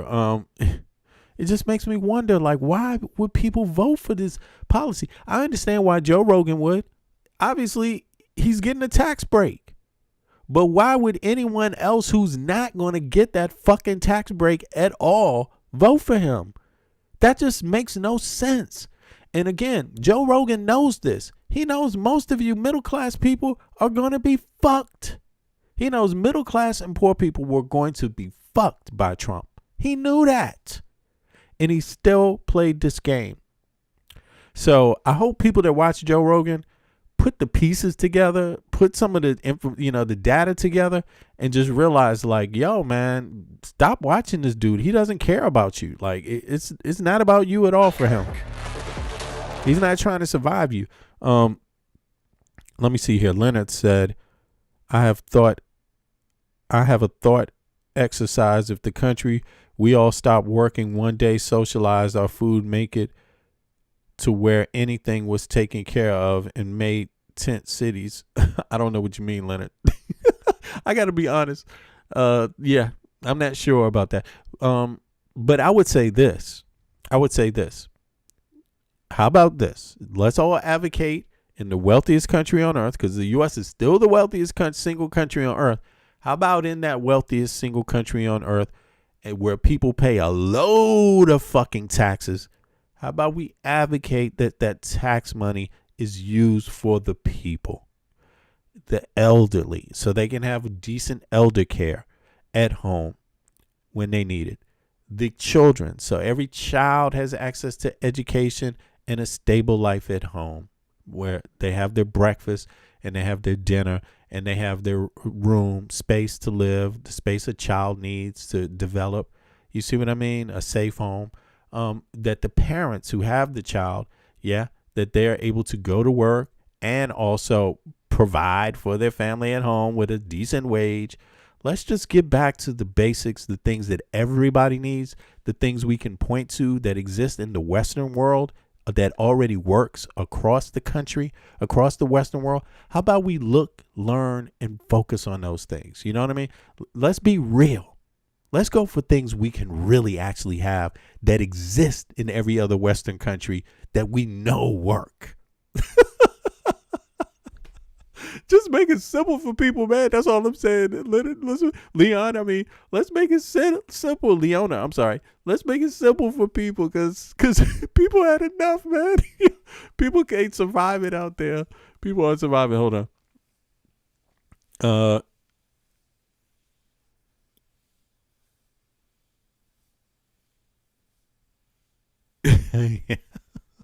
All right, Leona, I hear you. Now, let me see here. Did you see Palantir's 22-point manifesto they posted? Oh, hell no. Let's go peep this. I'm going to peep it. Let me pull it up. Thank you for sharing that too, not Jethro Tull. Yeah, let's peep it real quick. Let me hear the rest of what Harry got to say about this, and we'll do it. Why not? Why not? Erica Kirk. Superstar. So Erica Kirk speaking at a Turning Point USA event recently that Trump actually also spoke at. So we're bringing more Turning Point USA people directly into the fold of the Trump world. Get Joe Rogan involved. Get Erica Kirk involved. Kind of hilarious that no sprinklers this time. Or what's the word I'm looking for? That's the wrong word. Not sprinklers or sparklers. Jeez, my goodness. I apologize, folks. Long day traveling, trying to mixing up my words here, but obviously I've shown this Drewski skit that went so viral. Republicans got very upset. We're bailing on these sparklers. They're probably not good politically. Donald Trump speaking at this event very recently. Take a listen to this. To begin with, I ended 8 wars, and it may be a little early to say this, but if we add Iran and Lebanon, that will be 10 wars ended and many, many millions of lives saved. Think of how many lives we've saved. I mean, just making shit up. I would argue at this point, and I bet I could write a paper on it, Donald Trump lies more consistently and outrageously than possibly any figure ever in American history. Certainly any political figure. There's no question about that. And there's data to support that. But just any figure, like this guy lies so often, so outrageously, just making up numbers there, 8 wars, 10 wars. Now I'm going to end a war with, Iran, the war that you started, ? I don't even understand how that works. He's been asked questions lately. And again, the decline is on full display. And this is why they can't figure. Yeah, the decline is on fleek. Yeah, I'm about to pull up the, you talking about Trump's, the Trump plan, 22-point plan, right? Palantir plan, basically, right? Figure this out politically because of this guy. Listen to this. Gas prices. How much longer will Americans continue to see these high gas prices? Well, they're not very high. If you look at what they were supposed to be in order to get rid of a nuclear weapon with the danger that entails. So the gas prices have come down very much over the last 3-4 days. I know, that's what ABC says. But the fact is that if you look at the stock. Oh, my goodness. The average price of a gallon of gas, by the way, as I record this video, $4.10. And that's dangerous because, when he does that, he suggests that news agencies just openly lie to the people of the United States of America and that you should believe him and not your lying eyes or the news media. So even some of the news media, let's say the news media is not really left, it's definitely not left. It's more center, right? It's definitely not radical or progressive. News media in the U.S. is not radical. The left news, quote unquote, left news media in the U.S., if we talk about legacy media is not radical. It is not progressive, right? It's just middle of the line. Right wing is radical. In the U.S. Fox News is radical, but now they're trying to run back away from Trump, but and all their other sycophants that were down with the program, now they're fleeing. But when Trump does that, they're already not radical, really. They're not telling the stories that Americans need to hear that help Americans make greater decisions for themselves. Legacy media is not really doing that. I'm not trying to bash on all of them, but just not enough. And yet he's even telling you to not even listen to them, that even they are just total lies also. Like, he is the only person you need to listen to. that is dangerous. That's dangerous. That is like Hitler-esque. That is Stalin. That is Mussolini. That is. So Donald Trump being asked, how are Americans, reacting to high gas prices or, something like that? Donald Trump says, well, they're not that high. $4 isn't high? Well, that's what ABC says. Oh, okay, right. It's also what AAA says. It's also what we all see every single day. And when I said before this video started, this is why they're having trouble politically because of Trump. Like, the Republican Party is in this really kind of peculiar state where Donald Trump is so unpopular, and he's making it, he won't get off of his high horse. He won't get off any of these narcissistic tendencies, and he also won't get off any of the policies hurting the American people, whether it's the Iran war or something like tariffs that are obviously causing inflation, slowing down the economy. We have the economic data to suggest that. The Fed won't cut rates, because of Donald Trump's tariff policy. And he won't stop any of that. And they can't tell him because it's loyalty. You got to walk in the Oval Office and say, Donald Trump, everything is great. And so it's like his own cognitive decline and narcissism is making it political hell for everyone, including Republicans coming up here in the midterms. Make sure, by the way, you're registered to vote.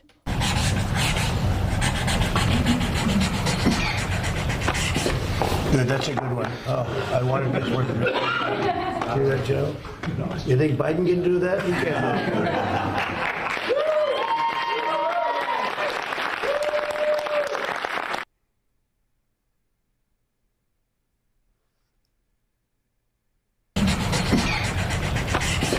Good, that's a good one. Oh, I wanted this one. See that, Joe? You think Biden can do that? He can't. So, yeah. So, you see that. It's like, do you think Biden can do this? So, if you want podcasters being able to pick up the phone and just get the president's ear, I understand Joe Rogan thinks Trump is great. If I could get the president's ear and anytime I want something, would I be out there in the media talking bad about him? Probably not. You know what I mean? But Joe Rogan, he is, but he's not talking bad, but he is criticizing, and Trump still has him around. But yeah, I would think most people would still go to this thing, if you're a podcaster, and that's how you make your money. Yeah, you would probably go to this thing. And it's just embarrassing because it puts Joe Rogan right there. Again, look, because he had to clap. Part of the deal is that he's got to clap about the shot at Biden.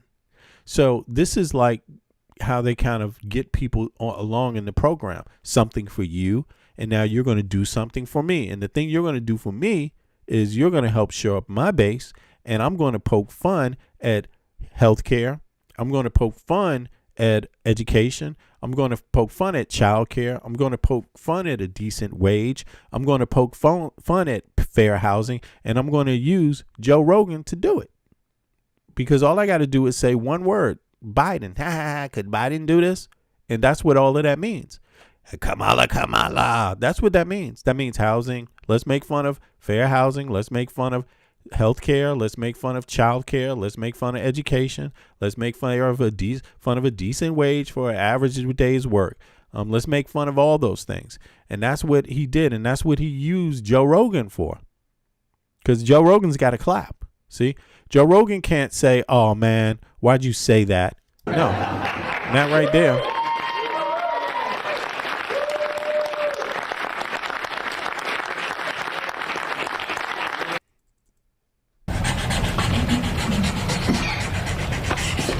Good, that's a good one. Oh, I wanted this one. See that, Joe? You think Biden can do that? He can't. You see that, Joe? You think Biden could do that? He even mentioned his name.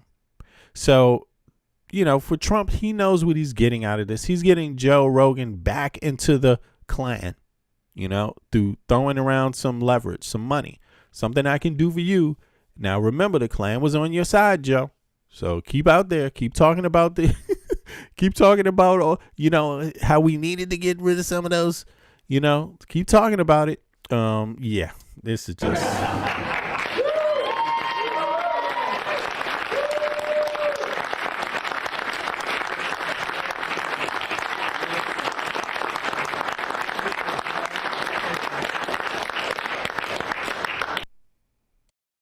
don't need to be a YouTuber. Alrighty, so yeah, that's interesting enough. I just really, it's boring to me when I watch what is passing as government in the United States right now. I'm just so saddened. I'm so not impressed with this.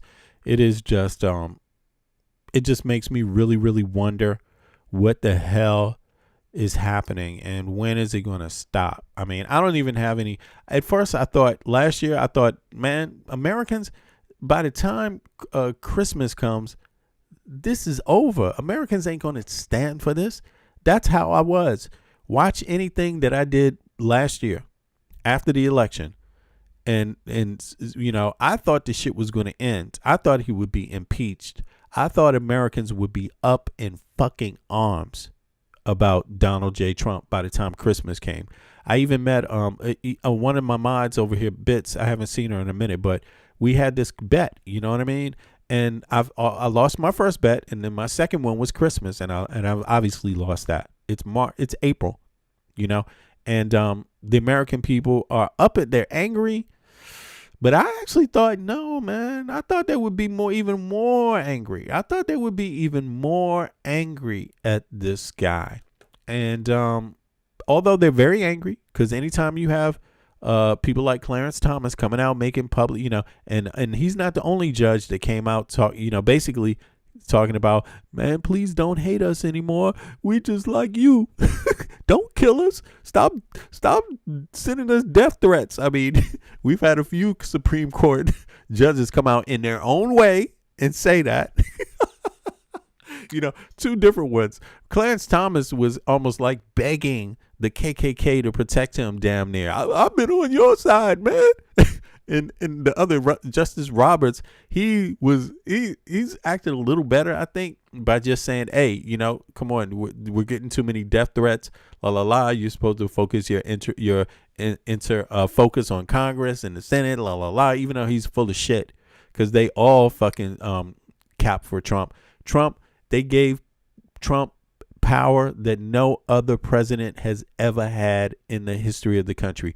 And so everyone should be totally pissed off at the Supreme Court right now. Like, you gave this guy all the room to behave this way, and that's exactly what he's doing.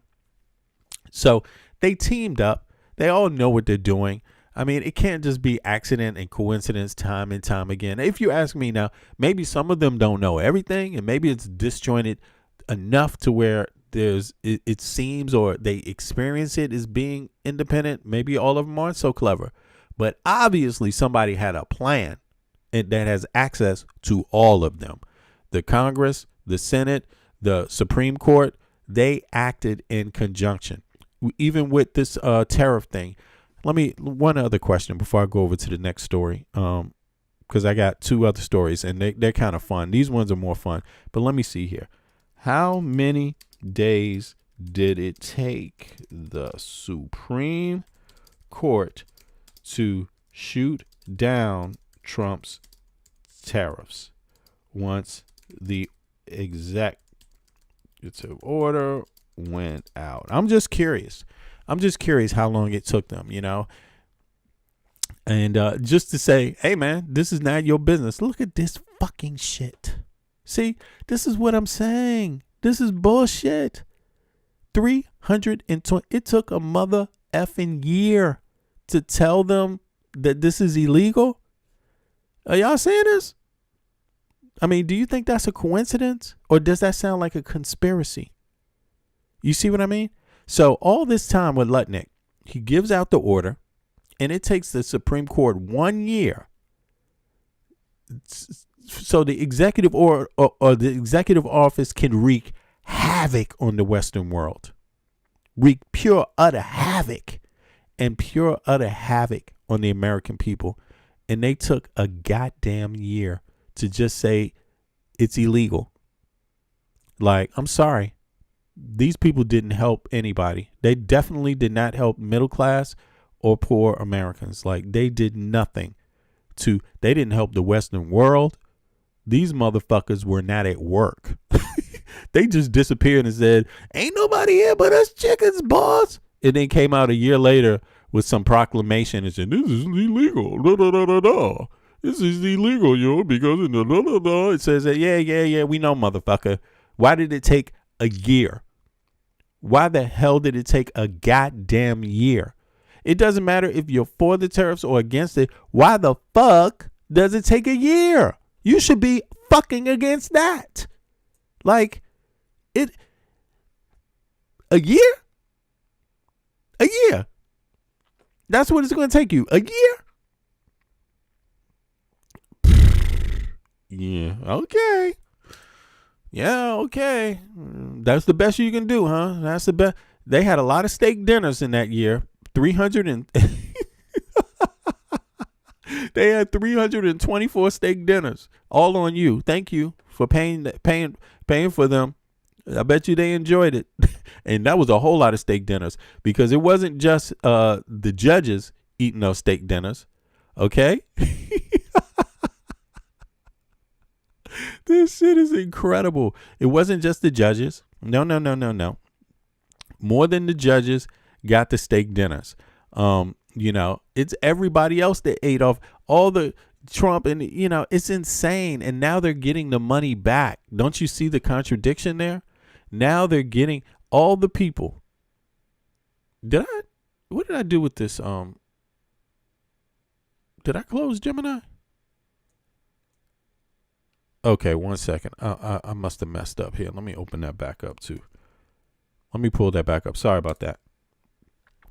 Just for people to see here. They had 300 and I believe it's 24 days, right?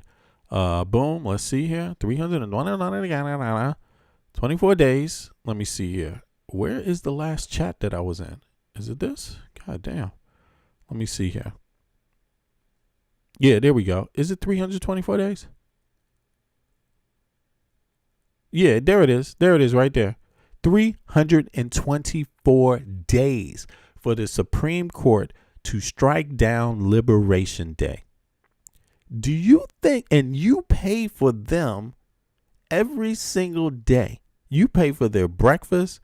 Outside of the Supreme Court getting gifts, outside of the gifts that could be in the millions. Well, for Clarence Thomas, it was in the millions. He had his steak dinner while he was sitting down taking a whole goddamn year to rule. 320. Of course, he's going to say, well, it took you time to bring it to our attention. Let's see here. How many days did it take for it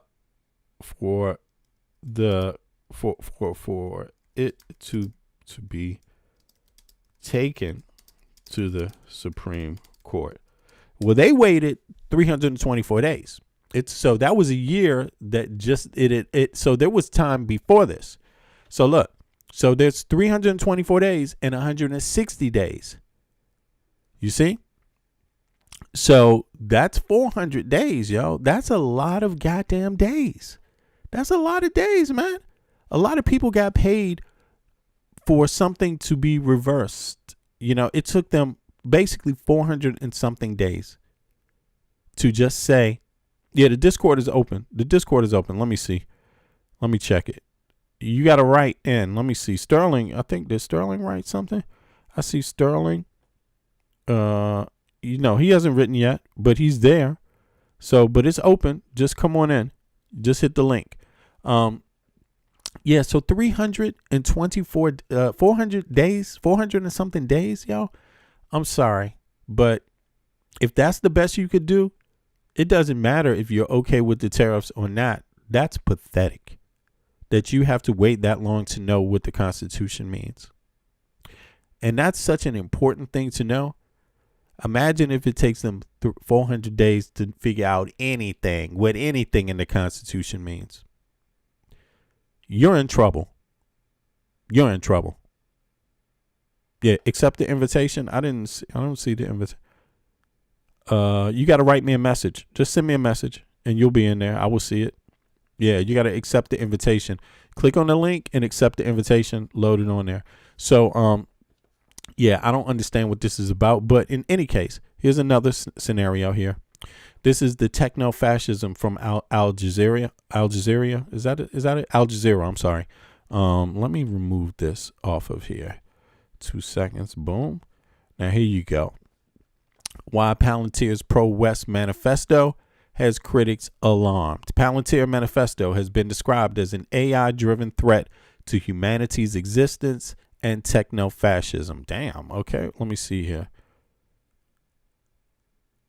Okay, so it's AI and techno-fascism that's a threat to humanity's existence. Okay, that's what they're saying here. Now, let me pull the rest of this up.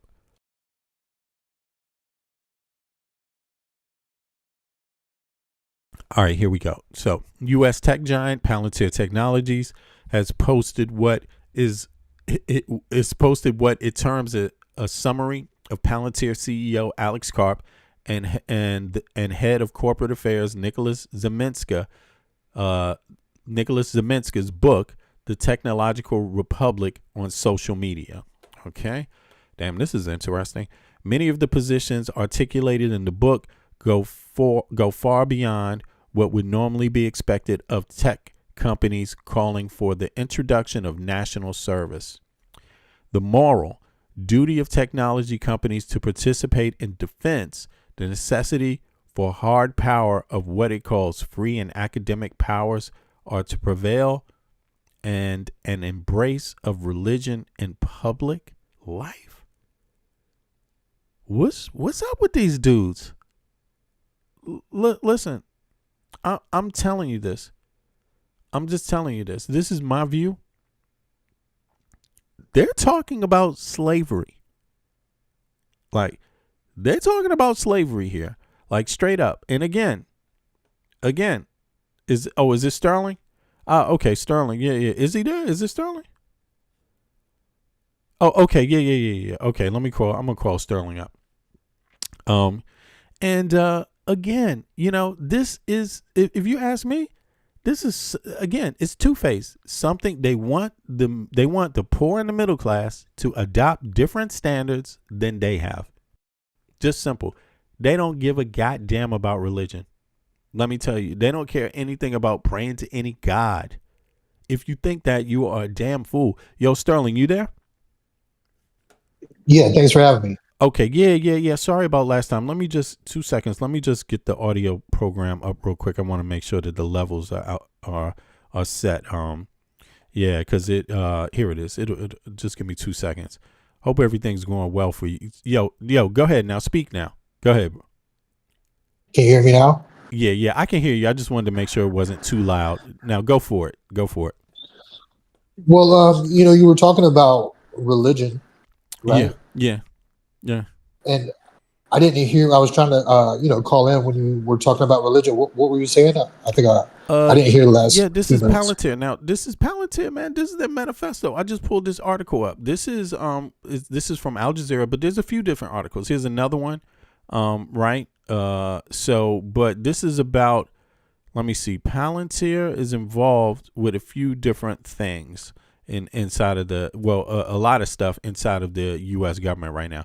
But this one in Al Jazeera, right, is called Techno-Fascism. It's an article that was just published, right? Just a couple, what is this? April 26, 21. So this is just in the last couple of hours, man, right? 8 minutes ago. 8 minutes ago, this article was published. And here it says right here, it's titled Techno-Fascism, Why Palantir's Pro-West Manifesto Has Critics Alarmed. Palantir's manifesto has been described as an AI-driven threat to humanity's existence, and techno-fascism is like, a threat. So those two things they're saying is a threat to humanity's existence. Now, here we go. People hold signs. I'm describing the picture now. People hold signs as they march and protest outside of Palantir's office in New York on August 23rd, 23rd. So this is the picture is from last year. But in any case, the article's written by Simon Speakman Cordell, right? And so it's just 8 minutes old. So it's just published. And it says the U.S. tech giant Palantir's Technologies has posted what it terms as a summary of Palantir CEO's Alex Karp and head of corporate affairs Nicholas Zeminska's book, The Technological Republic, on social media. Many of the positions articulated in the book go far beyond what would normally be expected of a tech company, calling for the introduction of national service. Okay, so damn, that's interesting enough. The moral duty of technology companies to participate in defense, the necessity for hard power if what it calls free and democratic powers are to prevail, and an embrace of religion in public life. Yeah, it's not finished, but just that right there is as far as I got. And I'm just thinking, but to me, what hits my mind is like they want something for the average person that's different for them. They're like selling people into slavery. This is just what hits me. Like, but go ahead. Was that what you heard? Yeah, thanks for clarifying. You know, what I would say is that, like, as far as, you know, religion and slavery goes, I mean, you know, in the Bible, you know, they condone slavery. They condone owning slaves, and they told you how long you could own them. They told you how you could beat them. As a matter of fact, as long as they didn't die within a day or two, you were not to be punished. And these people in America attached to Trump, they tend to validate slavery themselves, and they tend to use the Bible as the validation, right? Slavery wasn't that bad, you know? Yeah. Isn't that their position? Right. Oh, it wasn't the same kind of slavery. Oh, well, it wasn't slavery. It was indentured servitude. Yada yada yada. Anyway, when I heard you mention religion and slavery, I just wanted to point out that, you know, the Bible did that way before Palantir or whatever. You know. Oh, right. Yeah, well, it does that. But what I mean is, like, yeah, it's true. The Bible definitely did. And people should have issues with that anyway, which, of course, people are going to say, well, you know, slavery always existed. People always say that. But yeah, but that's not the issue. The issue is, do you condone it or not? That's all people need to know. Do you condone it or not? And it's easily to say no. You can go back in time and say there was something we did wrong. If you can't go back in time in your own life and say that there was something you did wrong, that's the same thing as saying you can't go back in history and say someone did something wrong. So if you can't point out wrong that you've ever done or that your society has done, what is going on there? That means you don't take accountability for any wrong. That's what that means. You know, and you are a danger when you can't, you know, to other people, because reasonable people know everyone makes mistakes. Everyone has done something wrong. That's how you approach it. You don't just erase all wrongs and say, oh, well, nobody did anything wrong. Let's start all over like that. No, you start over by saying, hey, man, nobody's perfect. Everyone's done things wrong. And if you're smart, you learn from the things that you do wrong. If you're smart, and you should, because if you haven't learned from anything you've done wrong, you're not going to move forward, you know. But in any case, now that we talked about that, right?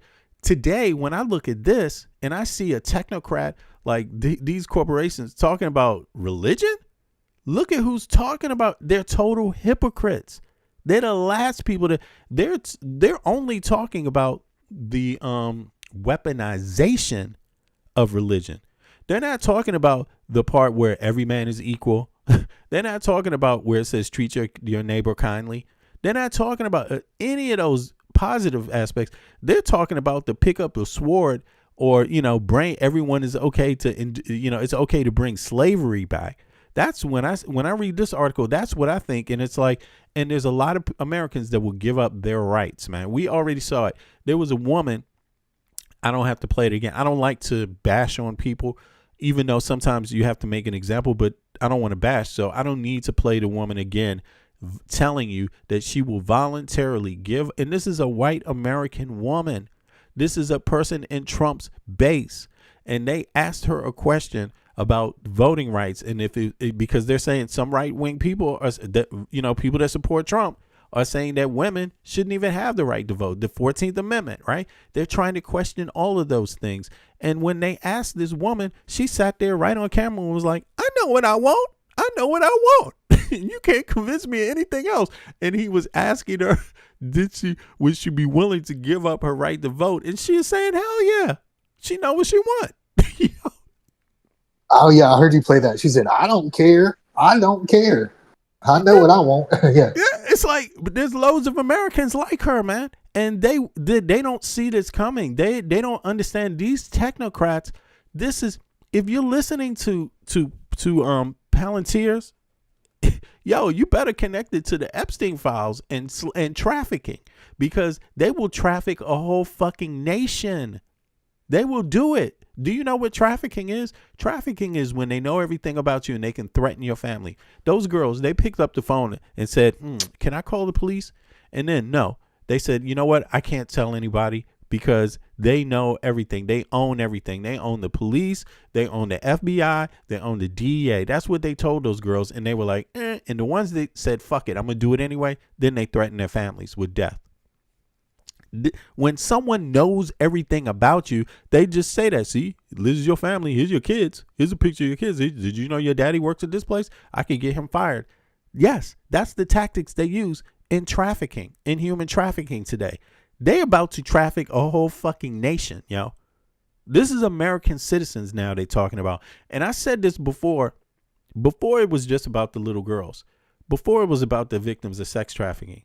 No, now it's about every fucking body is about to be trafficked. Like by the same people, the same group of people that was down with Epstein.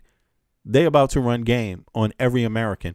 But go ahead, man. I didn't read the article yet, but this is just what popped in my mind. Maybe I'm jumping the gun a little bit, but yeah. Yeah, and I haven't read it either, but going back to something you said, you got to be able to admit when you were wrong. Yeah. I try to do that. It's part of being humble. You're a good guy, Sterling. You're a good guy. I can tell, man. Neither one of us is perfect. Neither one of us are perfect, right? Absolutely not. I'm definitely not. Yeah. And back, I voted for Obama on his first term, right? Mm-hmm. And because I liked the idea, he was talking about universal health care and how the Affordable Care Act would have, a public option. Mm-hmm.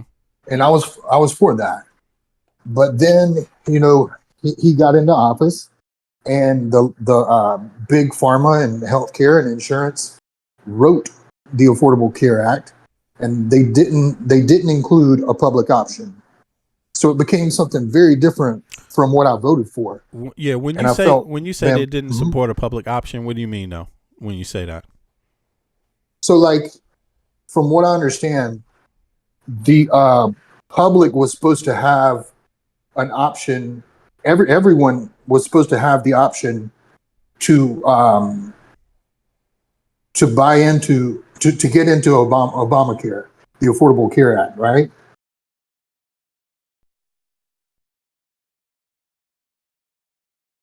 Are you there? Sorry. The audio went out. Go ahead. I can hear you. Go ahead. Yep. That was my fault. Sorry about that. No, you're good. So yeah, the public option was basically a way to make sure that everybody had the health care that they needed. It was a step in the right direction. Let me hold on one second. Let me pull it up real quick. Okay. Yeah. Yeah. I also have a similar story about that too, about Obama. I voted for him in the first election.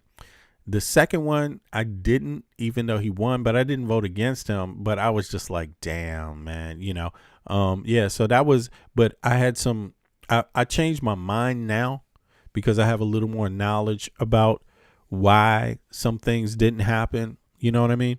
But it's difficult translating those things over all the time. Like, I admit, I didn't know a lot about the Supreme Court when Obama was in office, and I didn't even know a lot about it when Biden first came into office. I started focusing more on the Supreme Court when, towards the latter half of Biden's first term, and that was when I noticed that the Supreme Court was blocking things that had been passed in Congress and in the Senate under Biden, And then I realized that, okay, why they started blocking it, their own words. And then I was like, okay, well, this contradicts some of the things that I didn't like about Obama in the second term, So I focus more on the Supreme Court now, but because of their own views about a lot of these lefties, you know what I mean? A lot of Democratic stuff they have views about. and you could be pretty sure healthcare is one of those things. But go ahead, you there? You back? You pulled something? So up? yeah. So yeah, the public option was basically a government-run insurance plan, Mhm. and it was supposed to like compete with private insurers in the Affordable Care Act. Okay, that would have been good. Right? Yeah. It would have been great. Yeah. It would have been great, I would have but liked it that. didn't happen. But that's what we It have. didn't happen. That's what we have in well, I don't know if this is the same in Denmark. In Denmark is managed, and then certain parts of it are private companies that fulfill it, and then certain parts of it is the government that's fulfilling it, right? So it's kind of mixed, right? But I agree, having another option can balance things out, right? Yeah, and the point I was trying to make real quick was that I learned from that, and since then I have not voted, for either of the two parties. Mm-hmm. I have not voted for anybody who isn't outright for universal health care, right? Medicare for all, right? Yeah. And if I were gonna hold your feet to the fire, and I appreciate the show and the platform and your opinion, that's why I'm talking to you now. You talk about how everybody else in the world is doing this for their country. All the other countries are giving their people this, and why? Yeah. And Republicans are against that. They don't want you to have that, and da da da da da. Basically, but Biden didn't either. Harris didn't either. They didn't run on a universal health care platform. They didn't run on a free higher education platform. Right. They didn't want to forgive student loan debt. No, that's not true, though. What are you talking about? Which part? Student loan debt. That's literally what they passed under Biden. Student loan debt relief was passed under Biden. That was passed in the Congress and Senate, and Biden signed it. And they called for it. Biden actually called for it, and Congress got it done, and the Senate got it done. It got shot down in the Supreme Court. That's what I'm telling you about. You didn't know that? Well, like, if I did, what I remember hearing was it wasn't like they were going to forgive all student loans. It was that they were going to cut it by maybe like 10%. No, but even the part that they did, listen, I get what you're saying, and I'm not saying that I'm not trying to say that more Democrats that there's not a lot of Democrats that haven't been advocating for this. I agree with that, but just the technicality here about Biden, right, and Harris and what they got through Congress. Of course, it has to be you have the process of Congress is if you don't get enough people, it doesn't matter who they are. Let's scratch whether they're Republican or Democrat. If you don't get enough senators voted into power and congressional people voted into power that want these things for the American people, you won't get them. Period. So you're automatically dealing with a population of people that don't believe it's even possible to get and argue that it's not possible every single day of the week in America. So the reason why you don't have it is because American people don't know much about it. That's why you don't have it. And so they can't argue for it, and they can't elect people that argue for it. Now, every once in a while, you get somebody in there that says, wait a second, we got this all wrong, right? Every once in a while. But those people are still dealing with the multitude of people that don't get it. So they end up bargaining with these people. That's the problem. They're bargaining. But you have to bargain, because if you don't bargain, you won't get shit passed. So that little bit that was passed in the Congress, in the Senate, and signed by Biden, that got shot down in the Supreme Court, that was what was compromised on. That was what they got a few other people on to get it passed. That was it. They barely got that shit through, bro. So I understand your point, and I'm not saying that you shouldn't be upset at both parties. You should be, I don't give a goddamn who the party is. Americans should be fucking upset at Americans. You should be upset. The moment we start trying to figure out which one of the parties ain't doing it, let's start talking about which one of the American citizens is out here saying it can't get done. Well, what about all those people? Because if there's all these American citizens out here voting for these people that don't believe in it, you are the problem. You're the problem. No congressional members or senator is going to do a damn thing that the people don't want. And right now, if you ask American people about universal health care, they have been told by the news media and politicians for forever that it's communist, that it's socialist, when every other capitalist nation in the Western world has universal health care and universal education. So, yeah, it's a party thing. Yeah, it's, Democrats didn't advocate maybe enough for it, but Democrats look at who they have to convince to go along with shit. They have to educate people first. And Americans just ain't getting it, man. Americans ain't getting it. You could, but go ahead. That's how I look at it. Like, Ro Khanna, by the way, Ro Khanna, not to get off too far off of this West Bank thing and this Palantir thing, but let's talk about it. It doesn't matter because you had to wait too, Sterling. So no worries, man. I'm glad to have you up, and it's a good conversation. But this thing, right?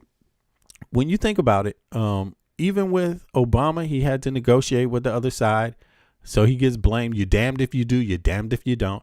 Biden had to negotiate with the other side. You're damned if you do. You're damned if you don't.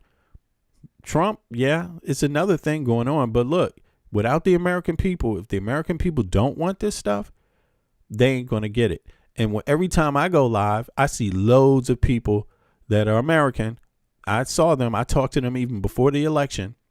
They don't get it. If you asked them about universal health care last year, they would be against it. If you ask them about universal education, they regularly call it socialism, even though they don't realize, no, that's not socialism. They don't even realize that. But the legacy media is not telling them either. So the media is not doing anything. I think Americans got a hard time. But by the way, Ro Khanna, he just said this. He just brought up the thing of universal health care and universal education. Did you hear about that? Yeah, I think I did. Did he? Is that what he teamed up with Marjorie Taylor Greene for? Well, it's something. Yeah, let me see here. Let me pull that up too. As a matter of fact, did Ro Khanna just speak about universal health care and education? Let me see. And I would be for that. And again, I don't think it should be, of course, it shouldn't be about the parties. It needs to be about the issues, right? Period. And I think American people have been duped into talking about the parties and not talking about the issues. Forget the party. What about the person who's advocating on your behalf? Is that person good enough? Forget what party they're in. Are they actually advocating for shit that you need or not? So you shouldn't just be voting Republican just because you're a Republican. You shouldn't be voting Democrat just because they're Democrat. You should be voting for people that actually make sense and want to get you something for your tax dollars. Like, that's how I look at it. But here it says Ro Khanna, even though I'm registered as a Democrat, but that's a different thing, Ro Khanna addresses these topics directly in a major speech delivered just a week ago, April 14th, at the National Press Club. I didn't even see this speech, but I will want to see it. Titled "Beyond the Epstein Class: A New Economic Patriotism." Yo, I love this guy. I really like how he frames things. The speech served as a manifesto for the 21st century Marshall Plan for America. Yeah, the United States never got a Marshall Plan. We helped Europe with the Marshall Plan. We never did one ourselves. Straight up. Our taxpayer dollars helped, but we never had who helped our Marshall Plan. And are we even advocating for a Marshall Plan for ourselves?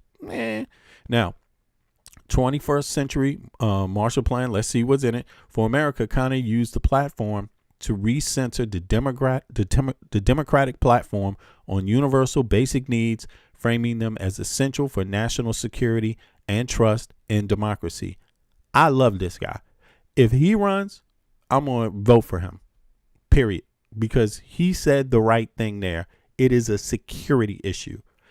Not having universal education and not having universal health care is more of a security issue than anything else, and especially any nuclear bomb or anybody outside. This is our problem right here. Healthcare, Medicare for all. Khanna argued that the current system of tying healthcare to employment is archaic and prevents entrepreneurship. That too. Damn, that's deep. So it means he's really looked into the details of it. And that's when you're saying something like this, he's still saying there's some capitalism in it. It's just not being managed well. The proposal, he explicitly called for a national health insurance system, Medicare for all, stating that every doctor must be in network and that no American should fear the basic necessities of life in the richest nation in history. The argument, he framed this not just as a social good, but as an economic necessity to allow workers to transition into AI-driven economy without losing their safety net. Damn, that's also relevant. Very important. Education, free college, and trade schools. Wow. I like this guy because if it was Denmark, they would be saying and pay them a salary. But he didn't even say that. So what's the so even if Americans meet in the middle, they're still better off than what they are now. You see? Kind of educational, and also even if they meet in the middle of half of Europe, they're still better off than they are now. And you see these right wingers are just like, nope, we ain't gonna do that. More money for the rich. You poor, we can't be paying for that with the tax money. Education, free college, trade schools. Connor's education proposal was a core pillar of his new economic patriotism. Free higher ed. He advocated for free public college to ensure that career opportunities are not limited by family wealth. Damn. Wow. That right there is a very sensible thought. Sensible and reasonable in the wealthiest country on earth, where there's so many disparities between the wealthy. The gap between the rich and the poor is just like, woo, you know? I mean, the gap between the rich in America and everybody else, in the rich people in the United States and everyone else in the world is like, woo. But the gap between them and everyone else in the country is even deeper. That is crazy. The 1,000 Trade School Plan. Perhaps the most specific part of his speech was a call to create 1,000 new trade schools and tech institutes. These schools will focus on training a new generation of digital tradespeople. Love it. I better see every goddamn Democrat go along with this shit, or I'm going to call you out like crazy.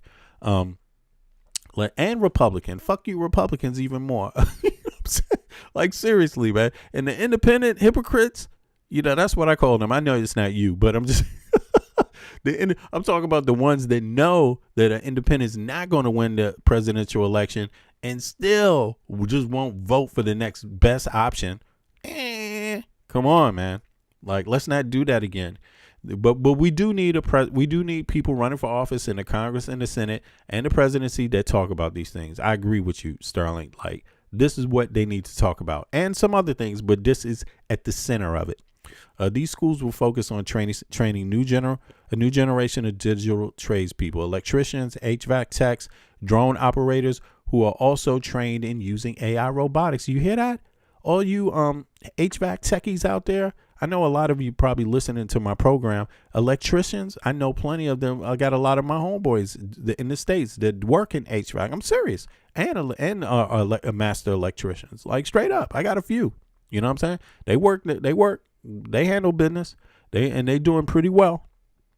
But here you go. There's something for you there with Ro Khanna. You see what I'm saying?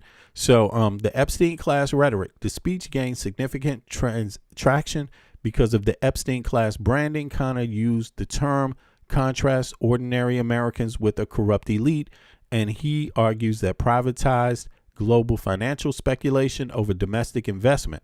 Right. Okay, corrupt elite that he argues that, yeah, they have. That corrupt elite has prioritized global financial speculation over domestic investment. It's true.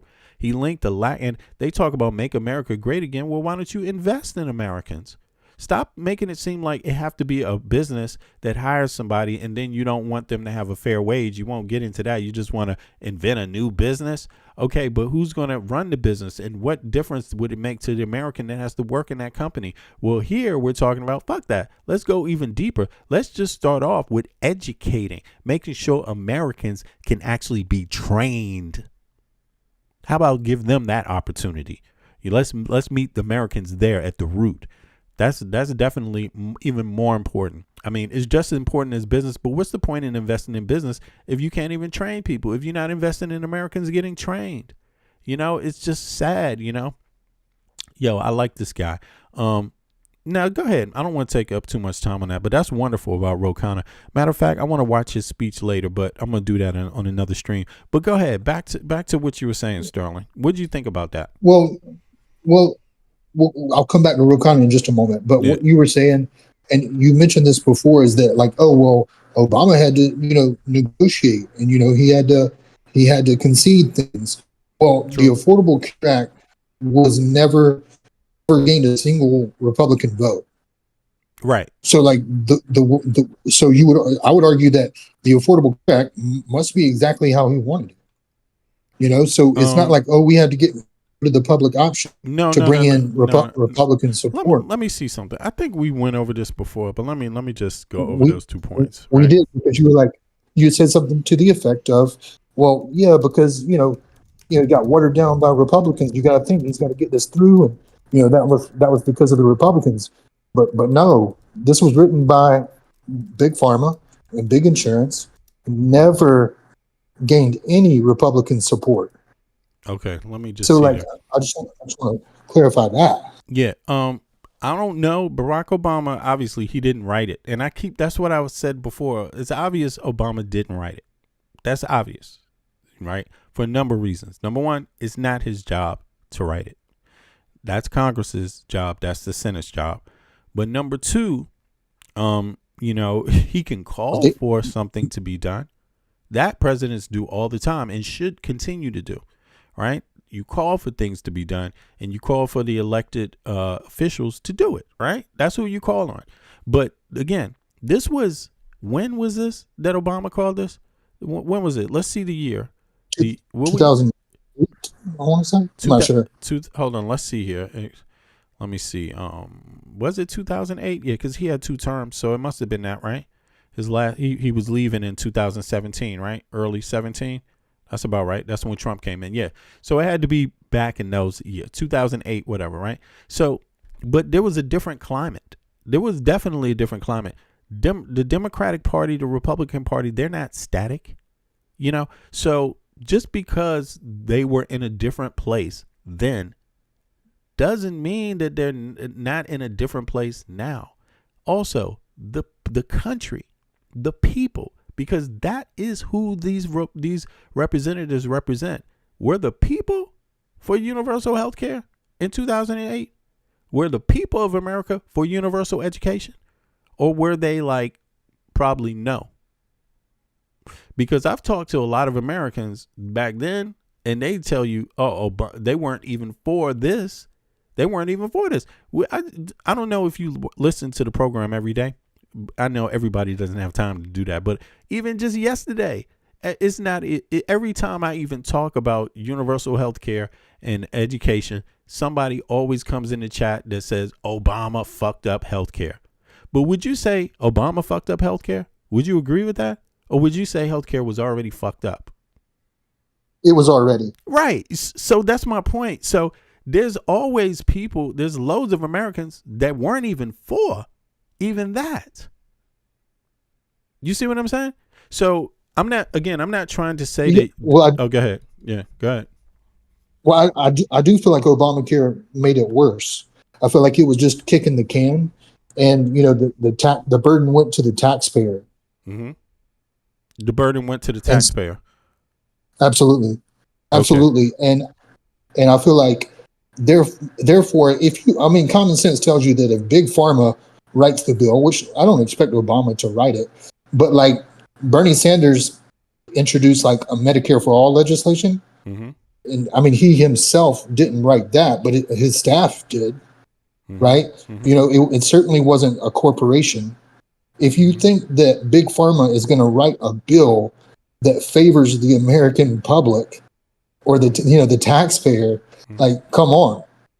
So you were asking about who wrote it. Big Pharma wrote it, undeniably.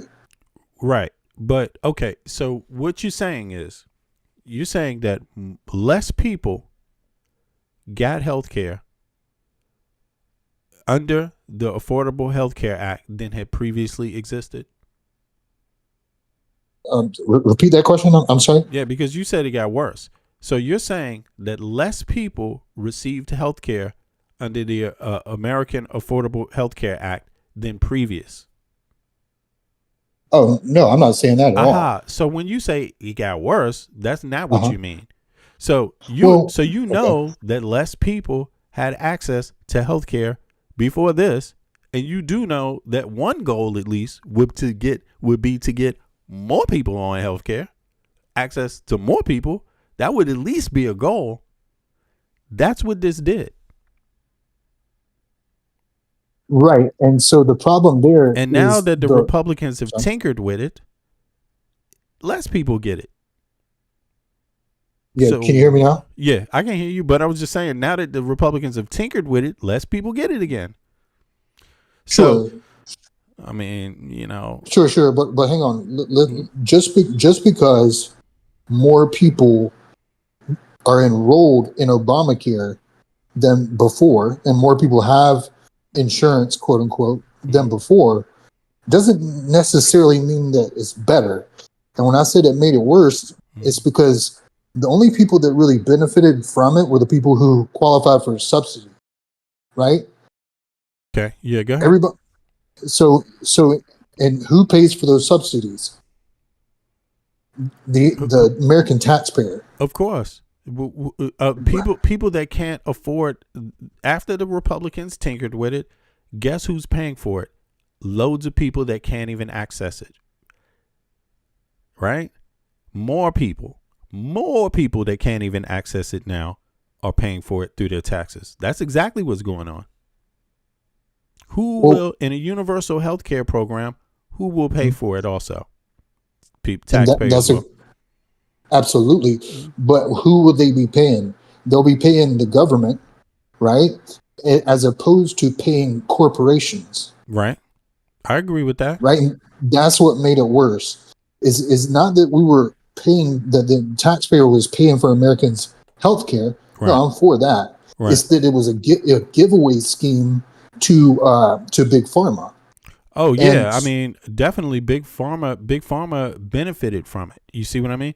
Right. They definitely benefited for it. But what I'm saying here is that I'm not so sure what you're trying to say. To me, it sounds like you're trying to say it was that the Democrats were pro scamming American people and are not pro universal health care. To me, it sounds like that's what you're saying. And to me, I don't see that. I see that as, American citizens, right? I'm just talking about my point of view. American citizens got what they believed in. That's why they got it. The American citizens voted for these people. Republicans didn't even want this. It's not that the Republicans said, hey, how about we have universal health care? They didn't say that. So the people there's two sides, right, of this when we're dealing with the American people and their elected officials, right? The Democrats, the president called for something about health care, just like they did with Bill Clinton. Bill Clinton called for something too, right? So Obama called for something. Legislators went to work, provided something. They voted on it. It got signed, and it went through. Now, Republicans did not offer, the solution that they offered was not universal health care. So that's the other half. Neither was what Obama didn't offer that either. He did, and when you say that people voted for that, no, I told you at the beginning. I voted for Obama because I wanted that public option. Right. And so it's not what I wanted.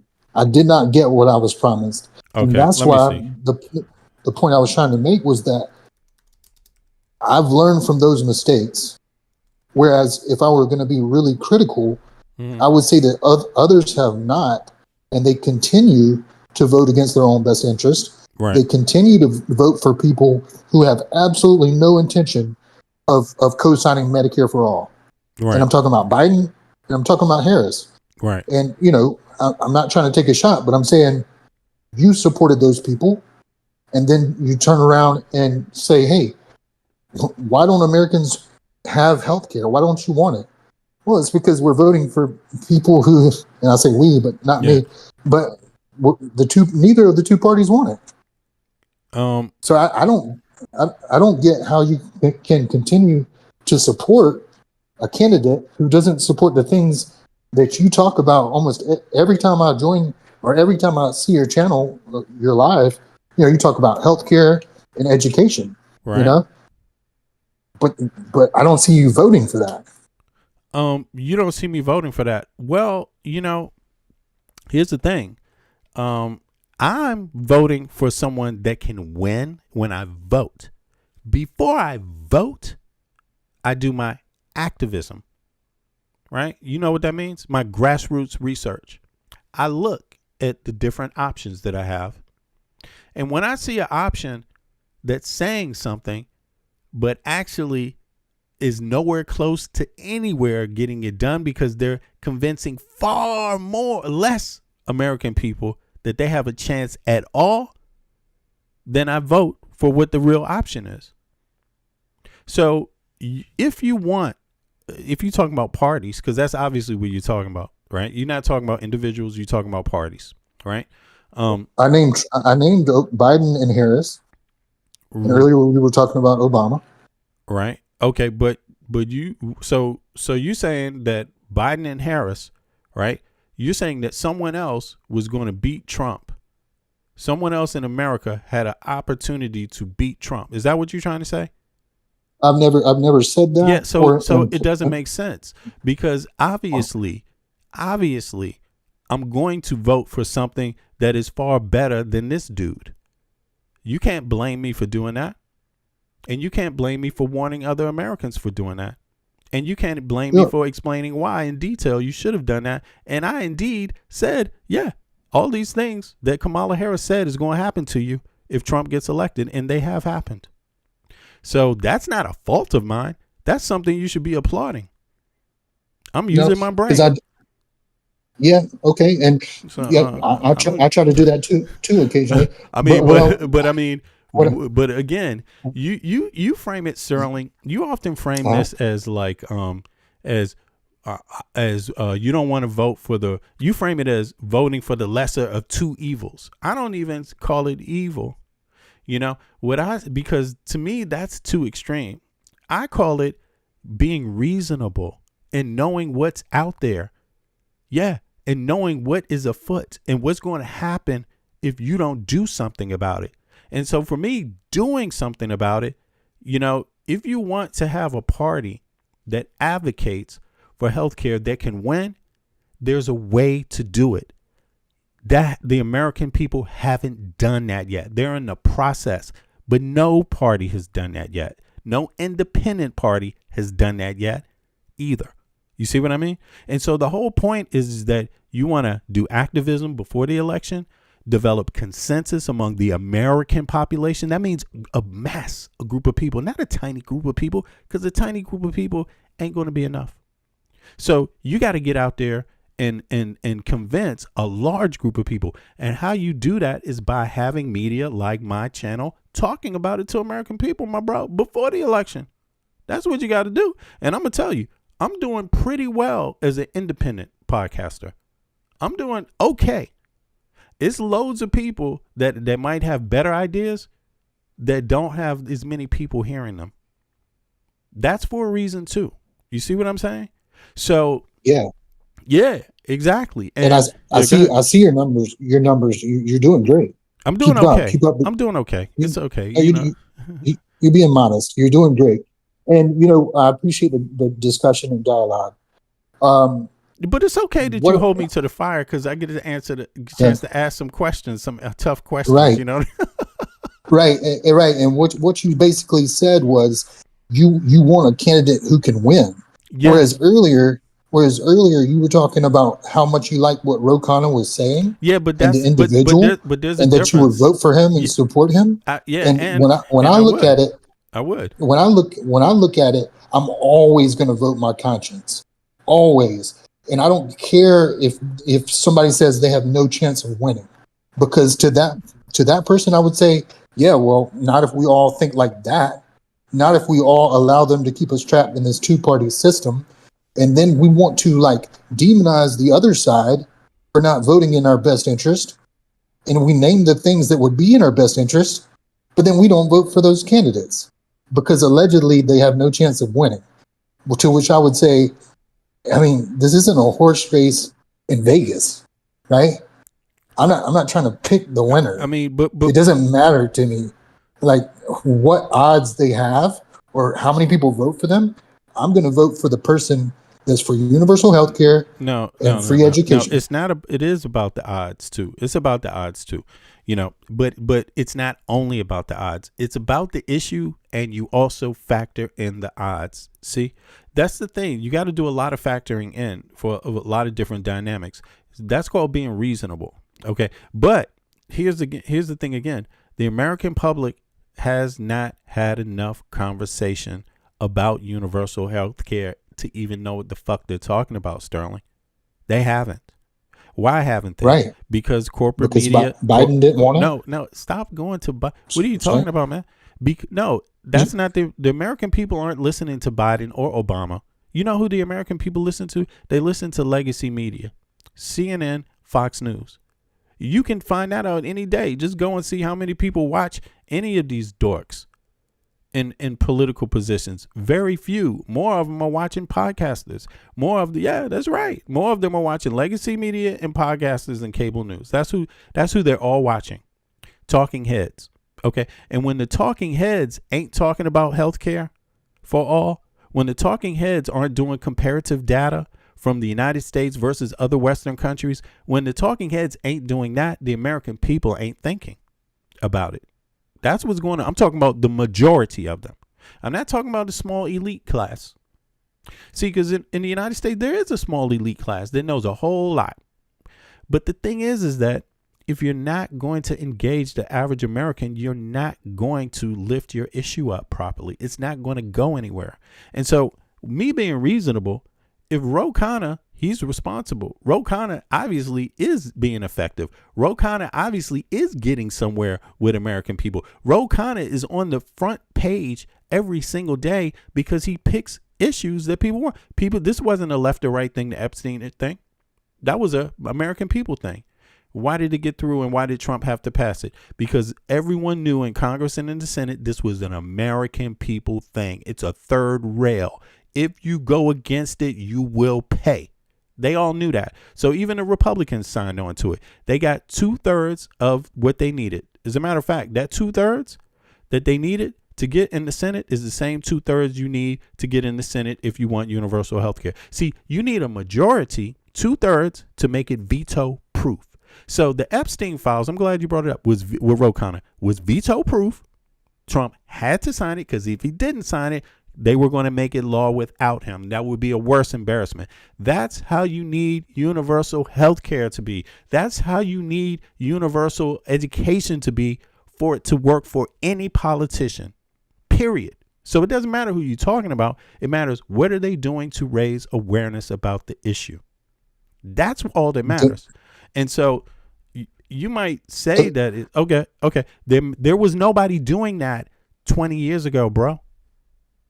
Nobody. There's nobody doing that 20 years ago. You see what I'm saying? So the American people weren't even ready for that shit. Even if it was the best thing for them, they wouldn't know the difference, bro.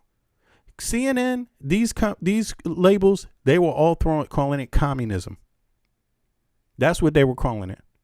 Anytime any American, and they just laughed it off, especially the right wing. You see what I'm saying? And really, it was the money people doing that. So I'm just saying, you got to build consensus among American people.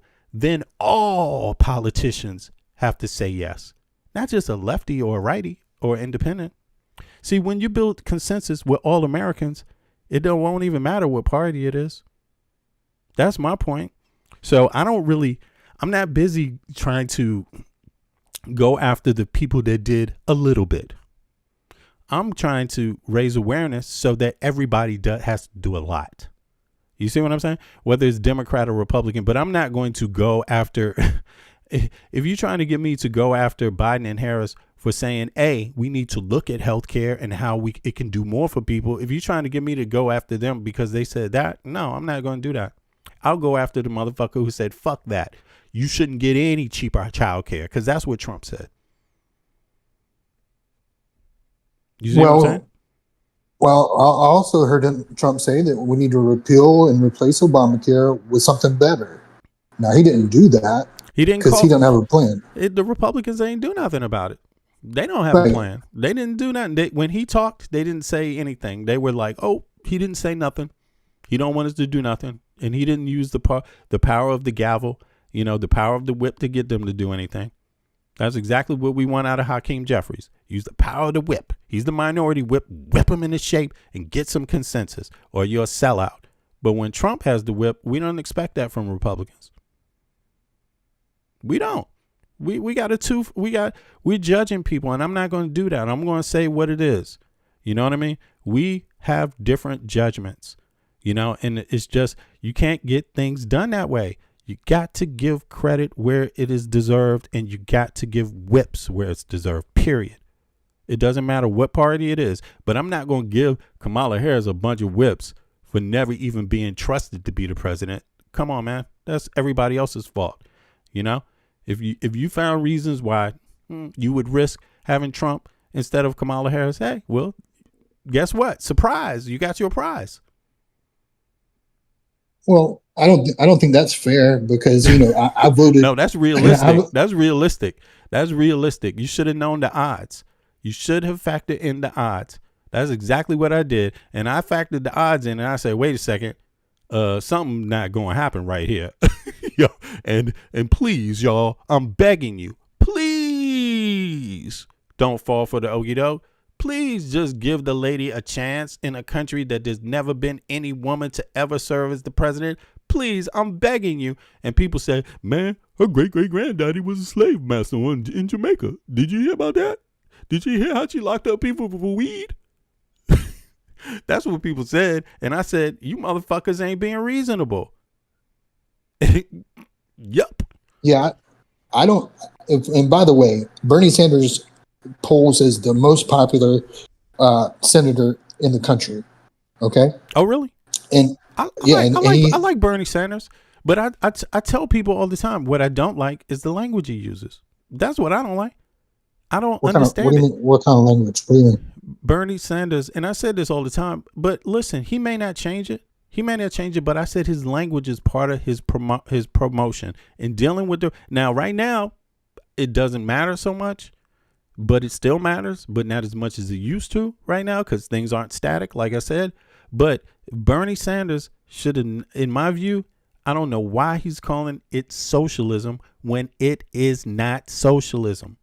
And I said this plenty of times. What you need to do is point to people that are doing what you claim you want to do and call it what they call it. And across the Western world, it's not called socialism.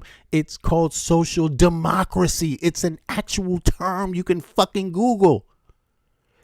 And he, being the hard-headed ass that he is, keeps calling it goddamn socialism, man. Why?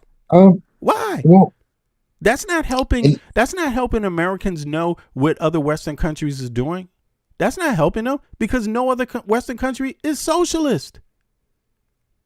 So why are you calling it socialism? That's what I said. And I'm going to tell you, if he's too hard-headed to even make that little goddamn adjustment, fuck him too. But I like Bernie Sanders. But I'm just saying, you can't be hard-headed like that, man. You got to be able to take facts. You got to be reasonable too. And some of you independents are not reasonable. You're not reasonable, man. Some of y'all, really, I'm just saying it because Sterling, let's be frank. It's called social democracy. If you want to get more Americans to understand it for what it is and vote for it, start calling it what it is. You're going to spook the hell out of Americans by calling it socialism. That's my view. And is it socialism? I mean, okay, you call it that if you want. I don't think that's what you're describing, though. But go ahead. That's been my view the whole time. Well, Bernie always he often points out that all the other countries do this, and he specifically says Denmark a lot. Why don't you just call it what it is then? I don't get it. and he talks about, universal health care, I don't really hear him talk about socialism that much until he has to defend himself, when people have called him a communist or a socialist or whatever. Yeah, I don't get me wrong. I'm not even trying to blast Bernie Sanders. He's not. I like Bernie Sanders again, but what I'm saying is we're just talking about politics, and we're talking about shaping people's minds, and that goes beyond Bernie Sanders. We have the right to talk about the issues. Okay, I'm not telling people don't support Bernie Sanders. Support Bernie Sanders. I like him. I would support him myself. I don't see any problem with that. But what I'm talking about is to the national audience. If you want Americans to actually know what it is you're talking about and you want them to have an easier chance at adopting something like this, why are you calling it socialism, bro? You're just making it harder because there's so many more things people are going to point out in socialism that doesn't work. So why would you set yourself up for that? Because that's not what Europe is doing. They're doing, even Denmark is doing something else, and there's a name for it. So that's all I'm saying, and we would be better to use the terms of the places that people have it where it's a success. That means you're pointing to a success and you're not changing the success by calling it something else. That's all I'm saying. Plus, American people have this spooky thing in the back of their mind about socialism too. But again, Denmark's a capitalistic country. So, there it is. You know what I mean? We shouldn't skew it. We shouldn't skew what it is into the American people because they don't need to think of it in those terms. That's all I've been saying. He have a messaging issue, and I don't think it's there so much anymore because people have seen so much of Trump now that maybe it won't even matter. But I think 20 years ago it mattered. 10 years ago it mattered. That's all I'm saying. And, Bernie Sanders, like I said, is and was the most popular senator, and has been for decades. And not only that, but his policies that you speak of when he was running were through the roof because he targeted things that were popular among the American people. For example, universal health care. They were for it. Mm-hmm. Raising the minimum wage. They were for it. Free higher education. The people were for it. So the idea that, he had a messaging problem to the extent where, the American people weren't behind his ideas. It's not even just Bernie. I mean, I'm not even talking about just Bernie. It's a way. It's many people calling it socialism, bro. You can't pretend like you never heard of it. I know you're not pretending because you have heard of it. There's loads of people. And but go ahead. Sorry about that. Go ahead. And he did conflate some terms, like kind of like what you're saying, is because there's a difference between being like a social democrat versus like a democratic socialist. Right. And he kind of got those, he conflated those and it didn't help. But anytime the word socialist or socialistic is in there, that the American people, like you said, have already been biased to think that that's bad. That's the boogeyman. Right. So it is, though. But listen, in some ways it is the boogeyman. That's what I've been saying. Because there are loads of failure stories in socialism, and people need to understand that too. If you want to have the conversation, you need to really have the real conversation, what it's about. And so there are failures in socialist governments. There have been failures that people can easily point to. That's the thing. So that's the only reason why I say it's better to use the term social democracy. But I can see somebody said that Bernie, he's been using social democracy or democratic social. Exactly. See, that's what it is. It's Bernie, and I want to say this correct. It's not socialism that he's been saying. I need to correct myself because I can see somebody in the chat also we need to update on this. Right? It's the term Bernie Sanders uses is democratic socialist. That's what it is, right? And I'm like, people are interpreting that as socialism or being a socialist, right? I'm in favor of social democracy. That's different. You see what I mean? Social democracy, and there are some, slight differences in it, but let me see here. Yeah. See, listen, I'm just going to put it's simple. And this is what I'm saying. And maybe I did mischaracterize him because I hear a lot of other independents using the word socialism. That's probably why I conflated it that way. But Bernie Sanders is famous for sticking to the term democratic socialist, right? Even though many political scientists and European leaders argue that his actual policies fit the definition of social democrat, right? You see what I'm saying? So that's the only issue I really have with Bernie Sanders is the messaging. You see, and that's all I've really ever said about Bernie Sanders. The messaging is not on brand, and even though it may not matter at this point because Trump is so horrible, maybe more people are likely to want to hear his plan. But I think we need to work that out. And it's not just with Bernie Sanders. It's also some others are even going further than Bernie Sanders and maybe just saying socialism. And it's like, man, come on. Don't you understand what's happening in the world? There's a lot of bad things that come with this type of situation too. So let's narrow it to where the successes are and let's try to implement some of the successes. You see what I mean? And that's my only point. I think it threw off a lot of voters, to be honest. And maybe it's voters that don't understand what he means, right? Because that would be what it is, because I understand what he means. You see what I'm saying? But I also think that he turns off people that way. So that's all. But go ahead. Maybe. And Obama's not.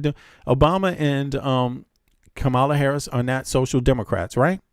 That's not what they were, right? Biden wasn't a social democrat. Is that what you're saying? Oh, yeah, definitely not. Okay. Yeah. And somebody else, Brandon, says democratic socialism is the banner that Zoran flies, and it's the only banner that matters. No,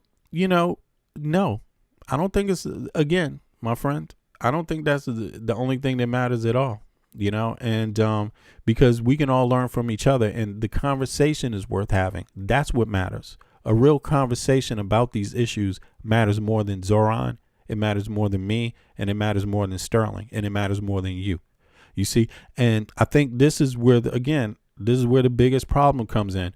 American people haven't even been allowed to have a real conversation about these things. That's the problem.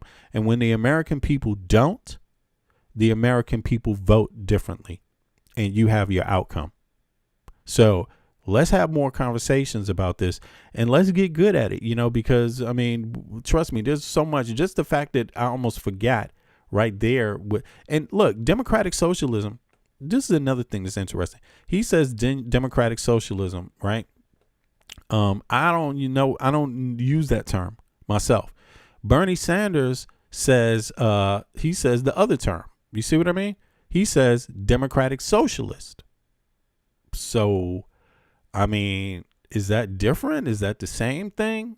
And these terms that we're using, are we aware of what they're sending off, the signals they're sending off to others? You know what I mean? That we want to work with, right? Because if you want it to be universal, you need 2/3. That's what you need. If you just get a president that has it, you ain't going to get it.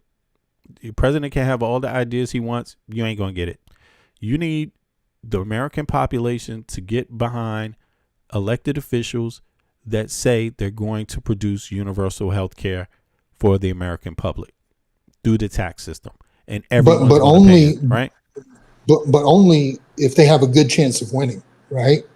Well, no, because you gotta factor that in there, right? Because because here's the I am factoring it in.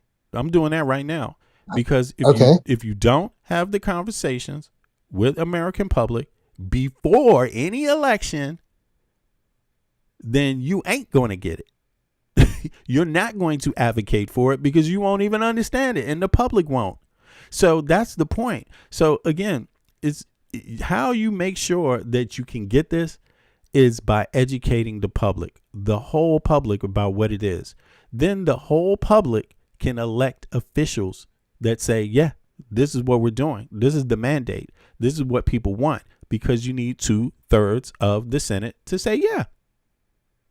And is that what you've been doing? Absolutely. Voting for those candidates? No, well, what I've been doing is talking about this topic. That's what I've been doing before the election. I've been seeing that before, and I'm not going to just tell you, oh, vote for this and then be out. No, I'm going to talk about it. I'm going to do podcasts about it. I'm going to go into do comparative data about it. I'm going to give people some in-depth insight about it. That's what I'm doing. I don't expect you to vote for shit you don't understand. So, well, I don't expect that, and I know a whole lot of people don't understand it because I've seen a whole lot of them. I've seen them, man. And, yeah, they're all over the place, bro. They're all over the place, and, there is a whole, there's too goddamn many. Don't forget, we got women that are ready to give up their vote just because I know what I want. It's loads of them. And if we don't, again, they are a part of the population. You're going to need some of them too to get this accomplished. Don't sleep on the fact that, we're going to need parties to step up and we're going to need elected officials to step up. But let's not sleep on the fact that we need the people to step up. The people need to want shit that's good for them. And the people need to know what's good for them. And if nobody's talking about it, it's got to be grassroots, man. But I think Bernie Sanders is doing good. And if he's in a position, if somebody's in a position that is actually can win, right? Then yeah, I'm going to vote for them. And now if they happen to be somebody in the Democratic Party that people in the Democratic Party get behind, they pretty much have a good chance of winning. So if that happens to be Ro Khanna or somebody else, yeah, that makes a good combination. Having a wheel behind you that, and having a population of people pushing it, that would help too. But if you can't even get on a commercial, you're not going to get votes, bro. That's the sad part about it. If you can't get any airtime, you're not going to get votes. It's 350 million people you got to reach. Right. Which is why the two parties have such an advantage. Yeah, it's true. I'm not arguing there. I agree. We need to have more than a two-party system, but it can't be a theoretical. We can't lay our bodies on the train tracks over theories. We also got to think about the practicality of getting run over by a train, and a train is coming. You know what I'm saying? You better understand it. A train is coming. So, it's like we have to look at it like that too, because you want to survive till tomorrow, man. We don't, we want to survive, bro. You got to make it. But I'm not saying don't be brave and don't go out there, but let's do all the bravery before, and let's not do the shit talking. Let's do the grassroots. That's where the bravery is. Let's do the grassroots work. Okay. And by the way, there was no grassroots effort to elect Kamala or Biden. They didn't have a populist following. That was Bernie Sanders and to be honest, Donald Trump. Not they had that grassroots movement behind them. That's why they were selling out arenas. Hillary Clinton couldn't do it. Biden couldn't do it. Kamala couldn't do it because their policies are off. And let me just hone in on something you said. Mm-hmm. You said you like to talk about the issues beforehand. To talk about. I hope anybody does that. I hope anybody does that because at the end of the day, this. This is not debatable. This is a reflection of the people. What you got right now is a reflection of the people. You cannot produce any of this. You can't produce Trump. You can't produce Bernie Sanders. You can't produce Kamala Harris. You can't produce J.D. Vance. You can't produce you can't produce Jill Stein if it's not a reflection of the American people. So again, as much as we like to try to make it easy for people's brains to try to say, it's as easy as just pointing out a party, no, man. You're dealing with a demographic of people. That's what you're dealing with. And as long as you're dealing with a demographic of people, they're not static. You can go out there and do the grassroots work, right? You can do that because they're not static. So, and again, the politicians aren't static either. They fall to pressure. But guess who they fall to pressure from? The people. So that's what grassroots is. So they're a reflection of the people. If the people want something, that's what they do. If the people don't want something, they don't do what the people don't want. The people wanted Trump. And the people got Trump. Because he said no new wars, which doesn't mean, so what you're saying is like if the people don't want it. They didn't factor it in. Yeah, they didn't factor it in that Trump was probably not particularly interested in any of these people. They didn't factor that part in. Some people did. Kamala Harris said it. People didn't believe her. That's a reflection of people's minds. Mm-hmm. They said no. So, So let me just get something straight. So let's take it back to 2016. Yeah. Right. And that was when Trump won his first term, correct? Yeah. True. Okay. And so who was running against him? It was who's the Democratic nominee? Hillary Clinton, right? Yeah, it was Hillary. Right. Okay, so let's talk about the primaries, right? Like when there was a whole nomination process of Democrats. Mm-hmm. Do you mind me asking? Did you vote in the primaries? The Democratic. Did I vote in the primaries? I didn't vote. Hold on. I didn't vote in the primaries. Hillary Clinton. I didn't vote for Hillary Clinton when she became. I don't remember which one that far back, but I didn't vote for Hillary Clinton. I didn't vote when Hillary Clinton ran against Trump. I didn't vote because I didn't vote for I didn't support Hillary Clinton. And there's a reason, and I told you this again. I don't think you remembering this stuff, man. And it comes up and how I've adjusted my thinking. I've adjusted my thinking since Obama. I voted for Obama the first time. I didn't vote for Obama the second time. And I've adjusted my thinking because I found out some things I was thinking weren't actually practical or factual. Right. But the not voting for Hillary, I didn't vote for Hillary, but I'm seeing the same tendencies out of Trump. I'm not for nepotism in politics. I'm not for dynasties. I'm not trying to vote for anybody that is connected, that is married to someone else that's already served, that has a family member that has already been the president. I wasn't for Bush either. You see what I'm saying? I'm totally against that. So coming off of the Bush years, I saw Trump as not having someone in his family that had been president before, even though I didn't vote for him. And I saw Hillary Clinton as being someone who did. And since I didn't like it with Bush, I didn't like it with Hillary. Right. And so my question is, why didn't you vote in the primaries? You said that you like to have the discussions before and stuff like, and if you weren't for Hillary, I don't think, no. It's like, cause I don't really remember, to be honest with you. I don't remember who I voted for in the primary. Even if I did, I don't remember, but that was like 20 years ago, man. So I don't really, 10 years ago. I don't really remember that. I remember, I don't remember who I voted for in the primary then. You know what I'm saying? I was overseas. I was here, but I'm not sure if I voted for Hillary or not. I don't think I did, though, to be honest. I don't think I did. It wouldn't make sense for you to vote for Hillary, in the primaries if you didn't support her. I'm from DC. I'm from DC. Mm-hmm. So we have like one electoral vote, and DC is pretty much a Democratic, stronghold.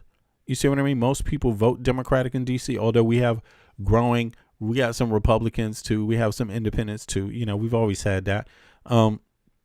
So, I think in terms of my own being from DC, it's a little different. You know what I'm saying? But, it's a small demographic, so, but I mean, yeah. I think that's pretty much what was on my mind. I wasn't really after, but I'm not saying I did the right thing, but I'm just explaining to you why I didn't vote for Hillary at all. It's not about the primaries. Yeah. No, I don't. Who was she running against in the primary? Bernie Sanders. Yeah. I remember that though. But to be honest with you, I supported Bernie Sanders. Now, thanks for bringing that up. I did support Bernie Sanders. And yeah, of course I did. Damn, I almost forgot that's who we was running against. I'm sorry about that, man. But yo, I supported Bernie Sanders, and Hillary Clinton was became the candidate, and no, I didn't vote for her. So there you have it. But I think again, you know, I'm not stuck. You got to understand something. That Can I jump in real quick? That sorry. That has nothing to do with why people voted for Trump. But hang on. I'm talking about in 2024. That's got nothing to do with it. And well, hang on. Yeah, go ahead. Because you said that, you know, you weighed the odds and you didn't want Trump, and you know, so you know, you held your nose. Well, you didn't say that because you voted for Harris. Because you know, people because people I did say that, but you keep leaving out the part that I said. But I've actually changed since then. You know, I've actually learned from that. And see, that's part of the thing you're not trying to hear, man, Sterling.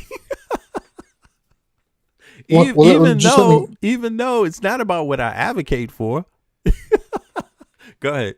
Well, hang on now, because you know, you blame people who didn't weigh the odds, you know, and didn't, you know, take that into consideration and vote for Kamala in 2024, but you yourself didn't vote for Hillary over Trump. So are you to blame for Trump in 2016? And I'm to blame for I'm to blame for Trump in 2024? No, I think I didn't blame you. What are you talking about, man? Oh. Well, you said that Kamala didn't win because people didn't weigh the odds. No, I said people. I said people. There's all different kinds of people. It's true. Right, but people didn't weigh. There's a lot of people that didn't weigh the odds. It's a lot of people that didn't weigh the odds. But did you weigh the odds in 2016? Did I weigh the odds in 2000? No. I didn't weigh the odds. But did you hear what I said? You didn't hear what I said. See, there's a difference there. I openly told you that I did that. And I openly told you that I actually changed my mind after that. Even after Obama, I changed my mind. Because I realized, what did I say? Do you remember? I said, because I realized I was not being reasonable or factual. Okay. That's what I said. Okay. That's what I said. Don't leave that part out. Now, I think what you're doing is you're using a strength. You're using a strength and trying to convert it to a weakness. What I'm doing is I'm actually explaining what I did and why I didn't do it again this time around when Kamala was actually running. That's what I'm doing. You see what I'm saying? And you're saying, nope, I should have done the same thing. No, I'm saying don't, because politics is very particular in the U.S. You have different things. First of all, I blamed Obama for the Supreme Court. I should have blamed the Supreme Court. Also, I blamed Obama for doing things, and I'm going to tell you, doing things that the Supreme Court shoots down every day, man. And the same thing is Biden. You know, I didn't really catch on, to be honest, until I started seeing what they were doing in the Biden administration with the Supreme Court. I didn't even catch on until then. But I tell people that all the time. That's why I changed my mind. What they did to shoot down the Minority Act for farmers, and what they did to shoot down the student debt relief and the particular arguments they used, that's when it became clear to me that, wait a second, people are blaming Biden for stuff they're not even following up on and knowing where the shit got stopped at. They were totally not even aware of the Supreme Court's role. And a lot of people weren't aware of the Supreme Court's role with any president, to be honest. A lot of people don't know the Supreme Court is really the battleground. It's really where the main things are done. So you could have a left, you can have a president, you can even have Bernie Sanders as president. Bernie Sanders can be right about every single thing he's saying. Every single American can vote for Bernie Sanders in the United States of America. And guess what? All it takes is somebody with money who has special interests to make sure that right-wing Supreme Court says no. And the answer is no. That's what it is in the United States of America. So People need to realize that. Okay. So you need to get a lot of conversation out there in advance about that Supreme Court too. I mean, the Supreme Court is feeling the heat right now just because more Americans are pissed off at them than ever, but more Americans have a place to talk about it. That's online. We didn't have that 20 years ago, man. You know what I'm saying? We had very limited spaces to even be able to catch up. The limited spaces was Fox News and CNN. YouTube was just being invented, you know, or just becoming popular. We had MySpace. You see what I mean? There's more political commentary on the grassroots level, you know, and day to day right now than probably ever. But the problem is that a lot of it has been right wing up until, you know, lefties didn't take it that seriously. I mean, some did, but the right wing took it more serious in terms of policy and politics, getting people elected. The left didn't take it that serious, you know. Democrats, more specifically, didn't take it, didn't invest in it. You see, okay, but don't worry, man. I don't think my thoughts are. I wouldn't take it. I wouldn't take it personal. You know, when somebody says, you know, when someone says that, you know what, people didn't weigh out what could happen, right? I'm not saying that because I want you to take it personal. That's not the point, and I don't think you should take it away. Take it that way. To be honest, I think you should take it in a more factual, literal, you know, scientific way, not a personal, not to lay judgment on you, not to say that you did this, you're why we did this. No, just to think about what actually happened. And the facts is that the first woman that ever was running that has ever served, let's put it to you this way. The first woman that's ever been the vice president in the United States of America, more people hated her than Trump. That's what happened. And it doesn't matter how you cut it up. That's what happened. That's not good. Right. That's not good. She was a poor. She was a poor candidate. As was Hillary. No. She wasn't a poor candidate. She definitely wasn't a poor candidate. She wasn't a poor candidate at all. Okay. It's the citizens of the United States of America, the same citizens that have not, as a large group of people, ever pushed any government or elected officials, I'm talking about the body of them, to have universal health care. That's on them. That's a reflection of who they are. It's not the candidates. The candidates are a reflection of the people, bro. And American citizens need to understand that if you want anything, it is all in your hands to get. You just got to decide, do you want it? And if you want it, you will get it. But it doesn't seem like a lot of them want it. You know what I'm saying? 80 million Americans ain't voting. 80 million Americans didn't even vote in the presidential election. That's not how you're going to get it. You know? Right. That's the opposite. That's the opposite of how you're going to get it, by not voting. And also the way that you're not going to get it is by not participating in the primaries, because the primaries set up who your candidate is going to be. And if you don't give people a reason to vote for your candidate, if that candidate doesn't give people a reason to vote for them, then I would say that they're a poor candidate and they deserve to lose. Man, are you really doing this, man? Are you really doing this, Sterling? Because, come on, man. I don't understand this. You know, this is where me and you, we definitely don't agree. And I think you make it more politics than you claim, to be honest. I think you make it more partisan than you claim. You're more about the politic, I think, than you claim you are, Sterling. You know, because the reason why I say this is because the fact of the matter is that in a democracy, who the people vote for is what they get. It's not the candidates. The candidates are a reflection of the people. You need to vote, and you need to vote for people saying the things that you think work. That's how you're going to get universal health care. And if you don't think universal health care will work in the United States of America, you won't vote for it, and you won't even advocate for it. That's what it comes down to. So, but to make it law, here's the little problem here. The second part of that is equally as important. if enough of you, if 2/3 of you don't vote in that way, at minimum, it will not be law. You see what I'm saying? And there's still a chance, and it's still a chance that it gets shot down in the Supreme Court if you have Supreme Court judges that are on the take. That's the actual situation Americans are dealing with. Well, the 2/3 thing, I'm not so sure about because it is. It's 2/3. It is 2/3. It is 2/3. It is. It's 2/3 of the Senate. 2/3 of the Senate have to approve universal health care. You want me to look it up? You want me to look it up? I'll look it up. Sure, go ahead. What I was going to say is that 2/3 of the Senate did not support the Affordable Care Act, and I think the 2/3 thing makes it to where the president can't veto it. So, like when Obama was president during the Obamacare, he didn't need the 2/3. He just needed a simple majority.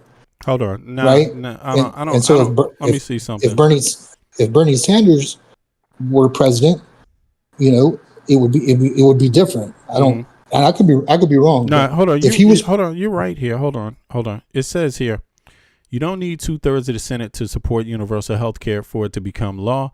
The actual numbers required depend on the legislative tactic. Yeah, that's exactly what I mean. So it could or it could not. And again, so that's why I'm glad I looked this up, because if they go a certain direction, it definitely needs 2/3. If they go another direction, then it doesn't. But what direction will they go? And then they still have the Supreme Court. So let's get this. Let's talk about it, because again, that's what I like to do. And that's what I'm going to spend my time on. And that's what I tell people all the time. I'm not going to recite narratives. You know what I'm saying? So I'm willing to look them up, because that's where it matters. The actual numbers required depend on legislative tactic used, but they are significantly lower than 2/3 majority, which is 67 votes. In the U.S. Senate, there are two primary paths to passing major health care legislation, like the National Health Insurance Plan currently being discussed in 2026. Okay. The standard path votes 60 votes. Is that in the Senate? Yeah, it's in the Senate. Yeah. So here's what I mean. When they say 2/3, when they say no, not 2/3, this is what I mean. 60. I mean more than 51%. And you mean 51%. And I'm saying no. You actually need, in this path, you need more than 51%. And 67 would be 2/3, but here it's 60. Okay. So I was wrong. Great. But you need more than 51. You don't need a simple majority. So, and not in this path. For most major bills, you need 60 votes to overcome a filibuster. You see how that works? So this is a cloture, right? Because the current Senate is narrowly divided, with Republicans holding 53 seats, majority as of early 2026. Any universal health care plan proposed by Democrats, Ro Khanna or Bernie Sanders, would technically need 60 votes to even be brought to a final vote, right? So, interesting they mentioned these two people. This is a hurdle that famously forced the public option to be dropped from the Affordable Care Act. You see what I'm saying, brother? I think there's room for you to correct your stance. What you recited, there's room to correct it. That's all I'm saying. I'd be glad to. Well, there's your opportunity right there, because you didn't say this. You said something else.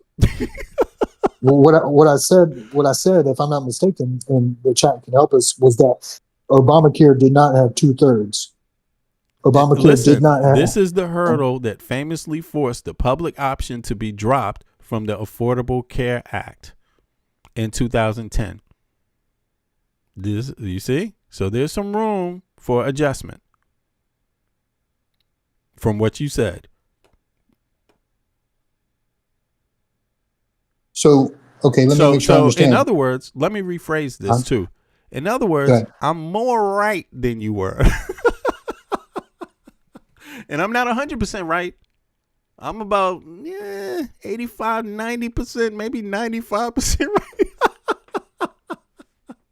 And again, it's because, bro, I'm telling you, I am not just repeating the same narratives. Dude, I'm not going out there. I know an independent party narrative, bro. I know it when I hear it. You know what I'm saying? And people need to know the facts. So I'm not inherently against anybody. I'm not inherently against Kamala. I just want to be fair. I just want to be fair and help Americans do it. I don't give a fuck about the party that does it. But you ain't going to do it if you're just not telling the American people the facts. That's the problem. That's the problem. I agree. Okay. I agree. All right. And if the facts that you're telling people is that we need a 2/3 majority to pass Medicare for all, I push back on that and say I'm not so sure that's true. And when it turns out that it's not true, but what did you say it was? But what did you say it was? What I said was I pointed to Obamacare, Affordable Care Act. That's what we're talking about right here. That's what it said. You think 2010 wasn't talking about that? And what I was going to say was that, I do not recall Obamacare getting 60 votes, period. From what I remember, this is the hurdle that famously forced the public option to be dropped from the Affordable Health Care Act. They didn't have 60 votes in the Senate. Okay? That's what it was. It wasn't Obama. And you're blaming again over and over and over like it's a fucking public lynching. And fuck it, dude. I'm tired of it. I'm fucking tired of it. It's not correct. Change. You goddamn independents can fucking change too, bro. I'm serious, man. Stop with it, Sterling, man. Sterling, man, this is you, dude. You out here, you in the public. I'm sorry I'm talking like this, bro. Excuse me. Just excuse me for that. I'm sorry. You don't deserve that. You don't deserve it. Listen, these are your arguments. Stop saying it if it's not true. Listen, I was actually more correct than you, bro. I wasn't 100% correct. 60. I thought it was 67. It's 60. Okay. It's not 51. You thought it was 51 and you even thought it was Obama's fault. Wrong. You are incorrect. Stop saying it. Stop spreading it. You're helping people like Trump, bro. You ain't helping nobody else but Trump when you're repeating lies. I'm just saying it, man. Okay. Like, yeah, really. You can't claim to be like independent. This ain't independent, man. You backing Trump talking points, bro. You backing Trump talking points. It's incorrect. And anybody else saying it is incorrect. They just need to stop doing it. Okay. All right. And I would say that, is corporate media and big pharma talking points to say that it would need a 2/3. And I would say that I didn't say that. Hold on, because you would need 60 to prevent the filibuster. Listen. Let's just do the math. You said 51. 51 is 9. 51 is 9 less. Okay, 51 is 9 less. 67 is 7 more. You're more wrong than me. Just simple. You know what I'm saying? And listen, and when I'm saying 2/3, when I'm saying 2/3, yeah, it's 60. Yeah, that there is a distinction there. Because sometimes it does take 2/3. But what I meant is that it takes more than a majority. That's what I meant. And everybody understands what I mean. You know what I'm saying? But again, I'm adjusting because I did think it was 67. That's what I thought. So I thought it was 2/3, 67. I didn't know it was 60. But the point here is that it took more than 51. You said 51. No, it took 60. It took 9 more than you thought it took. And it wasn't Obama who did this. That's the key thing you got to take out of this, because you said it was Obama. You punished Obama for something he didn't do. And in my world, when you punish people for something they didn't do, you are to apologize to them. But since this is politics, the least you could do is just say, fuck it, I was wrong. I should never say that again. If it was just personal, you would have to apologize. Well, okay, and if I misspoke, I do apologize. But what I remember is... Yeah, Obama appreciates that, man, because Because you blamed the man What- for something he ain't do, man. And me too. I blamed him for something totally different, though. It wasn't even this. And I learned from it, though, and that's what I said. That's Right, what I and said. what I I was- learned, you know, yeah.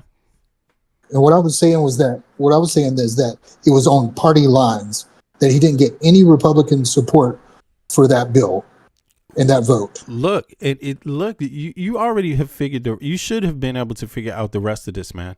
Listen, if they had to change it. It says it right here. Technically needed 60 votes to even be brought to a final vote. This is the hurdle that famously forced the public option to be dropped. It wasn't Obama that dropped it. It's the senators. And who did it? Bernie and Roe, for example. Whoever was in the Senate dropped it. You know, it wasn't Roe, though, I don't think. Or was it? I'm going to check. But the senators, they knew they couldn't get the 60 votes. They tried. They weren't getting it. So they dropped the public option. They got the 60 votes. That's how you got what people call Obamacare, even though it has nothing really to do with Obama. It's actually you Americans. It's called exactly what it should be called. All you Americans played a role in this. Obama's just one person. What about the 49.999 million other Americans that played a role? You know, or the ones that vote. What about the 159.999 million Americans that voted? What about the role they played in all of this? You know, so again, you just can't be selling these points. We can't do wrong, man. When we tell lies, when we tell things that aren't true, we're not helping anybody. We're hurting people, bro. We're hurting ourselves too. That's who we're hurting. We're not hurting no billionaires. That's not within your purview. You don't have the right, and neither do I, to hurt no billionaire. We're like flies on the wall. They can just knock us off at any time, Sterling. So we don't need to be helping them. You know, so when we punch down on Obama, we're helping them. When we're punching down on people that don't need to be punched for things that they're not even actively doing, we doing too much, man. But in any case, look, this is the second way. Budget reconciliation passed 51 votes. There's a fast track process called budget reconciliation that only requires a simple majority, 51 votes.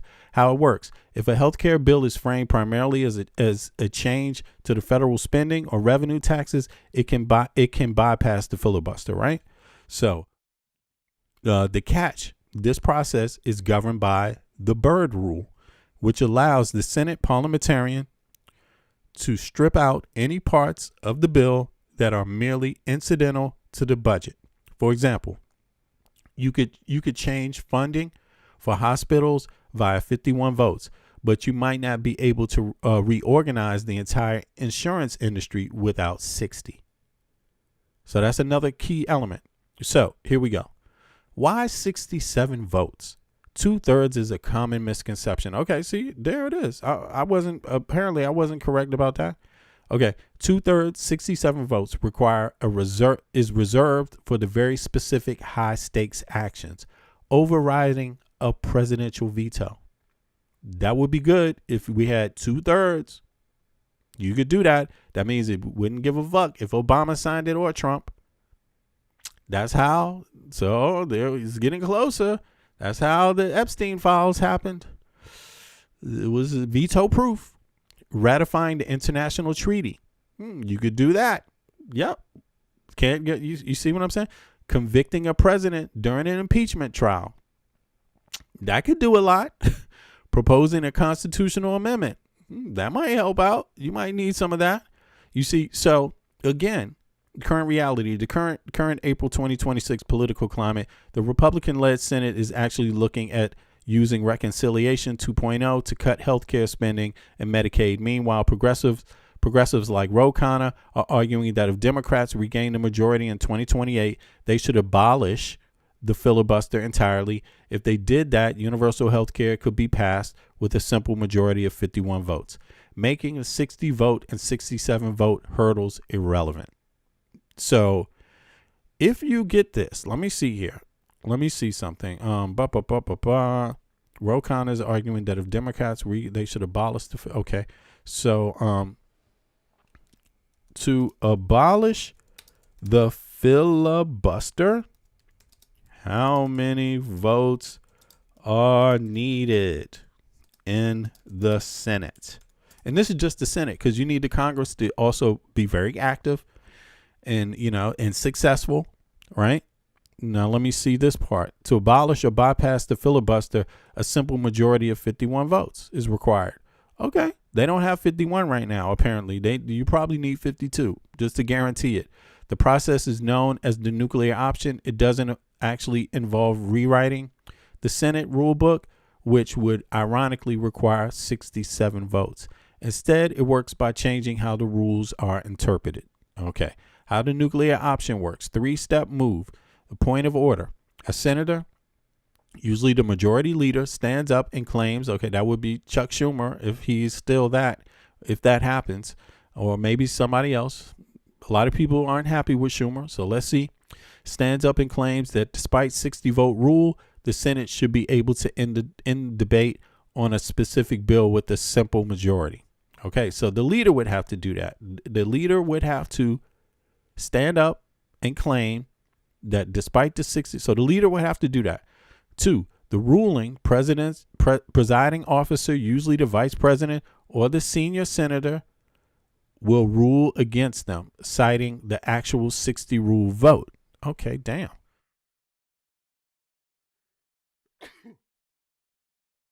Yeah, sorry about that. The appeal. The senator appeals the ruling of the chair. The Senate then votes on whether to uphold or overturn that ruling. This appeal only requires a simple majority, 51 votes.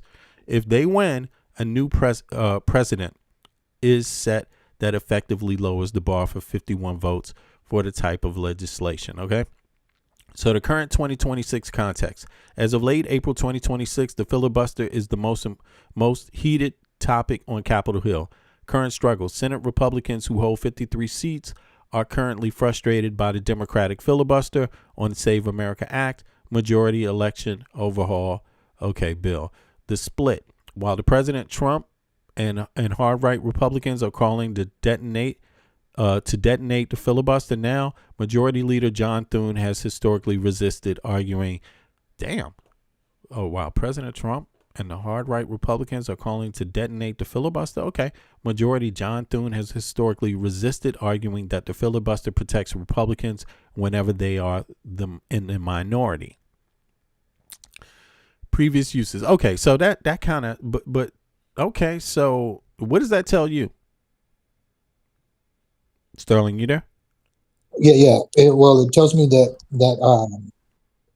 Senator John, I believe his name is John Thune, is the Senate Majority Leader. Yeah, exactly. He's a Republican, and he's arguing that that if they remove it later, they might regret it. Right. And I think that it benefits whoever's in the minority. Right. And what goes around comes around. The Democrats, they don't like it, but they use it when it benefits them.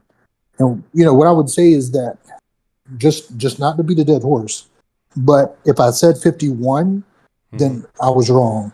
What I think I said, what I meant to say was it was along party lines, right? That no Republican ever voted for it. So hear me out. Mm-hmm. If there was a public option in there, right, to begin with, and if there was a public option in there to begin with,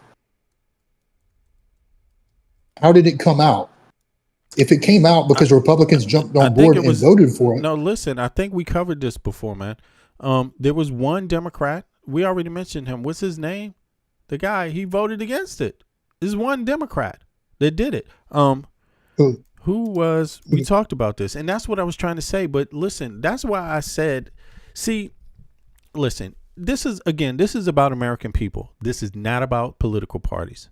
This is about American people. You are the ones that pay the taxes. You are the ones who make the decisions at the end of the day. You get rid of anybody that is not doing their job.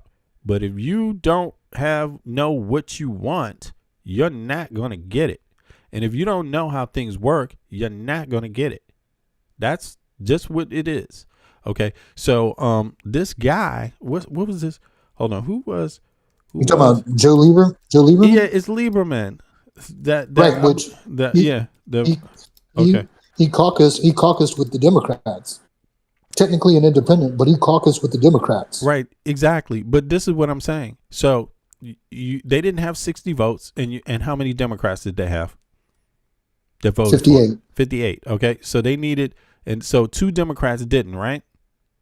No, they had 58. All 58 voted for it, plus 2 independent senators. Right. So Democrats didn't have the majority. All right. So no, 58 out of 100 is the majority. They have 58, but they needed 60 or what? Right. Yeah, they needed 60, and they got 60. Yeah, because they didn't go the reconciliation route. So they needed 60, but they didn't have 60 on their own. They needed 2 others, right? And those were what? Independents? Yes, independents Right. who caucus with the Democrats. Right. But it does, I mean, they caucus with Democrats. So what? Right now you got the Epstein files out because one Republican caucused with the Democrats. I mean, come on. We can't be, this is what I'm saying, man. We can't stop trying to find a way to make it only a Democrat's fault, bro. You miss things, Sterling. When you go that route, bro, you're becoming more political as party-ish. It's more like it's about the party to you than it is the outcome. That's not the way it is for me. For me, it's not about the Democratic Party. It's about the outcome. You see what I mean? And I think there's something in there in a lot of independents' minds where they're more interested in the Democratic Party than they are the outcomes, bro. And I'm just saying it's easier to achieve change than or it's more. I think it's wiser to use some other routes than just hatred for Democrats. That ain't going to do it. It's not going to get you universal health care. Hatred for Democrats and blaming Democrats is not going to get you universal health care. You see what I mean? But looking into the details of what happened and being realistic and fair might, but let me see here. So they didn't have 60. They had the majority, but they didn't have 60. You needed 60 to get it done. They didn't get 60, so they dumped the public option and they got 60. Is that what happened? That's what I understand. I think it was like they had 59, but without Joe Lieberman. And then once they dumped the public option, they got him on board, and then it was all 60. Yeah. But again, I just want to double check that. I think that's what it sounds like happened. Yeah, but I'm just pulling it up. But go ahead. Yep. Yeah, please do double check it. But again, it goes back to what I was saying is that it was along party lines, and the notion that the public option fell out because Republicans didn't get on board with it isn't true. Mm-hmm. They didn't get on board with it. They never did. Well, that's not what it says here, man. What do you mean? It says, to be clear, Democrats did not want to drop the public option, but they were forced to in order to get the Affordable Care Act, ACA, through the Senate. 2009, Democrats had a narrow 60-vote supermajority, including 2 independents, which is the exact number needed to stop the Republican filibuster. They couldn't lose a single person, and that gave massive leverage to most moderate members of the group. Lieberman veto. The public option was actually in the version of the bill that passed the House. So details matter, right? And who were those people? Were they Democrats? Okay, so let's not blame them for doing their job in the House. Okay, however, it died in the Senate because of one man, Joe Lieberman, an independent from Connecticut. Yeah. That's who caucused with them, and he set the line, man. And so they weren't going to get anything done. There it is. I mean, that's what it is. And he's, like you said, he's not even a Democrat. He was an independent who caucused with Democrats. It's just like the Republican who caucused with Democrats to get the Epstein files out. But let me see here. It said Majority Harry Reid, and he would join. Right. So Lieberman told Majority Leader Harry Reid that he would join the Republicans in a filibuster to kill the entire bill if the public option remained. He's not a Democrat. So that changes what you're saying, man. That changes what you're saying, you know. And again, you're blaming Democrats. It's not even Democrats, bro. That can't help. You have a different narrative about what happened. And so do you, to be fair, you know. Yeah, but I'm not going after Democrats left and right, you know. And I keep emphasizing over and over what needs to happen is that people, American people, need to have a conversation long before an election, and they need to be aware of what it is, even so that they can't be fooled, so they can punish people. Back here in this climate, American people, you know, they didn't really even, I think, recognize what was going on, to be honest. You know, some did, but a lot didn't. Because the more you have that are aware of what's happening, the less likely somebody like Lieberman would even be able to run off. The less likely even Republicans wouldn't. Look, at Republicans are about to lose so many seats just because everyone knows they're responsible for trying to repeal this same act, the ACA. So there's consequences now. People see the consequences, you know, but the point is, the real question is, what are we going to get in the future from all of this, all these realizations now?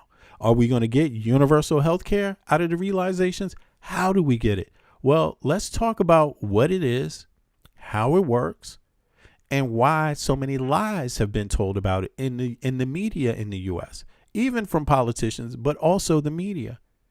You see what I mean? That's how, in my view, we get Americans on board with it. Absolutely. I agree 100%. And I feel like, you know, the mainstream media isn't going to talk about it because they get advertisements from big pharma. True. And big health insurance. Yeah. They get tax breaks, man. They getting Trump's tax breaks, you know? Well, they get paid commercial slots. And they get paid commercial slots. Exactly. Yeah. True. Yeah. Absolutely. And they in it together. You know, they in it together, basically. They're part of the same nexus, you know? 100%. 100%. Yeah. But I guess what I would say is that, yes, I'm not blaming Democrats. I shouldn't blame Democrats for the Affordable Care Act per se, but it is true that the Republicans didn't tank Obamacare, which was, I hope, was my original message. No, they didn't tank it. They just didn't support they didn't support the public option. That's what it is. They didn't support none of it. They didn't support anything. So again, that's what I'm trying to say. Hold on here. I see somebody in the chat. Banjicourt. Yeah, exactly. 2/3 would seal the deal anyway. Because that's another thing. If we focus on 2/3, right? If we focus on supermajority, if the people focus on supermajority, if the American people focus on supermajority, making sure that you have a supermajority in the Senate and that you lead and have a majority in the Congress, what American people need to know right now is that it doesn't matter what you want to change. You can change everything with that. Everything. You may not need a supermajority all the time, but with a supermajority, you definitely have everything you need to change anything else, even if it's less required. You see what I'm saying? So I think it's better to inform Americans about how things work than it is to worry about what party it is. Because I think right now Americans, I mean, it's my view, but I think right now Americans on the right are also kind of waking up and are tired of these policies, you know, and don't want to lose their home. They want to actually have the basics from their tax dollars. And I think they're kind of leaning, you know, coming a little bit more towards progressivism. You know what I mean? Even if they don't agree with everything, I think most Americans are starting to realize right now, hey, man, it's better to be able to afford a roof over your head and health care and food and your utility bills to be paid than it is to be bitching about cultural issues. And in fact, we can still bitch about cultural issues, but let's get the basics done right. You see what I mean? I think a lot of Americans are starting to feel like that because they feel the pressure from Trump, man. They feeling the pressure, man. But go ahead. Go ahead. No, I agree with you 100%. Okay, so let me ask you this. Yeah. Ro Khanna, Yeah. you would support his run for president in I think it's important. 2028? Yeah, I would support him, and particularly because I believe he means it, right? And I'm also supporting him because I believe other Democrats and others in America, period, need to get on board with this shit, with what he said, period. And if you don't support the people that say it, right, when they say it, especially someone that's been effective. See, it's one thing to support somebody that says it, that's in Congress or in the Senate. That's no problem. But Ro Khanna does have the potential. He's a big enough figure in the Democratic Party to where he can change minds. You see what I mean? And so I have to support that. But also, I also believe that, look, he could be bigger. He can set the standard for where the Democratic Party goes. And so if people want the Democratic, it's one thing to say, I don't like the Democratic Party because they didn't do this and they didn't do that. Okay. But if you had a chance to make the Democratic Party go in the direction that you want them to go in, would you do it? And if you say, yeah, I would say support what Ro Khanna says. Support him on that. That's what I would say. He's getting a lot done. You there? Oh yes. Sorry, and just to be clear, he's in the House of Representatives, right? He's not a senator. Am I right? He's in the Ro Khanna. No, he must be in the House, right? He's in the House. Yeah. Yeah. Okay. Yeah. Because he's the one who got that. Yeah. If I hold on, let me just make sure. Because man, sometimes you forget. Is Ro Khanna in the House? Yeah, because I don't always remember, but I believe he's in the House because to get the thing on, he led the no, wait a second, he's in the yeah, he's in the House. Okay, he's in the House, and he worked with the one Republican rep, right? That's correct, man. I think I made an error about that earlier, right, when I was speaking on it. But go ahead. Yeah, I would say support Ro Khanna. I believe that when you're out there in the public and you're fighting something current, that's what gives you a lead and possibilities for anything else, because the public is now seeing that you are effective. They're seeing your work ethic. They're seeing your dedication, so they can believe what you're saying. They can believe you can accomplish things. They can believe that you know how things work also, and they can believe that you're dedicated to something because they're watching it in action. So I would definitely support Ro Khanna. But, yeah, I would support Ro Khanna, and I really hope that anybody that I hope anyone in the country, no matter who they are, understand that when we're talking about universal education and we're talking about universal health care for American citizens, we're not talking about anything radical. We're talking about just what's normal across Western societies in 2026. Nothing radical. You could still hate whoever you want. You could still marry whoever you want. You could still hate somebody else that you don't like. Okay, you could still be against immigrants. What the fuck? And you can still eat your steak dinner. You know what I mean? It's not going to stop the billionaires. It's not going to stop the average person from. In fact, you'll get an extra steak dinner. The average person. It's the billionaires that will just have to, probably cough up their fair share too. But it's not even them. It's not really that. It's the billionaires don't want to be cut out of their hustle money, that administrative cost, that corporate. The corporate side will have to do something better, be more, how can you say this, better at what they do, right? They need to be more cost efficient on the administrative side. We're not saying don't spend money on the doctors that do the work. We're not saying don't spend money on the nurses that do the work. We're not saying don't spend money on the support staff that support the doctors and the nurses in the hospitals. We're saying stop overpricing people on fees. That's all. on the paperwork. Just drop that part of it, and that will do a lot to getting universal health care. Try to get it down to the paperwork down to 5%, 10% max. Right. You know what I'm saying? Yeah. And I think like the Affordable Care Act was one of like the most lengthy, verbose legislations there ever was. Like, people said this a long time ago. They said it was going to increase they said it was going to, that insurance companies were overpriced, were overcharged. That's what people said, and that was true. You see what I mean? But this is the problem. This is the only issue I have. If you take it out of context of what was going on, that's where the problem is for me. Put it in context of what was going on, and put it in context and make sure that it's factual what we're talking about when we say it, because we're not helping by giving a false, understanding of what actually happened, a false history lesson. We need to give the real history lesson and be accountable for it. You know what I mean? And I think you can only be accountable for what you do, what you actually do. You can't be accountable for what you don't do. It's not possible. So we got to be fair in this, man. It's a lot of people out there looking for Obama to give them an apology. It's people that been in this chat the whole time, and just what we discussed totally contradicts what they believed. It's not just you.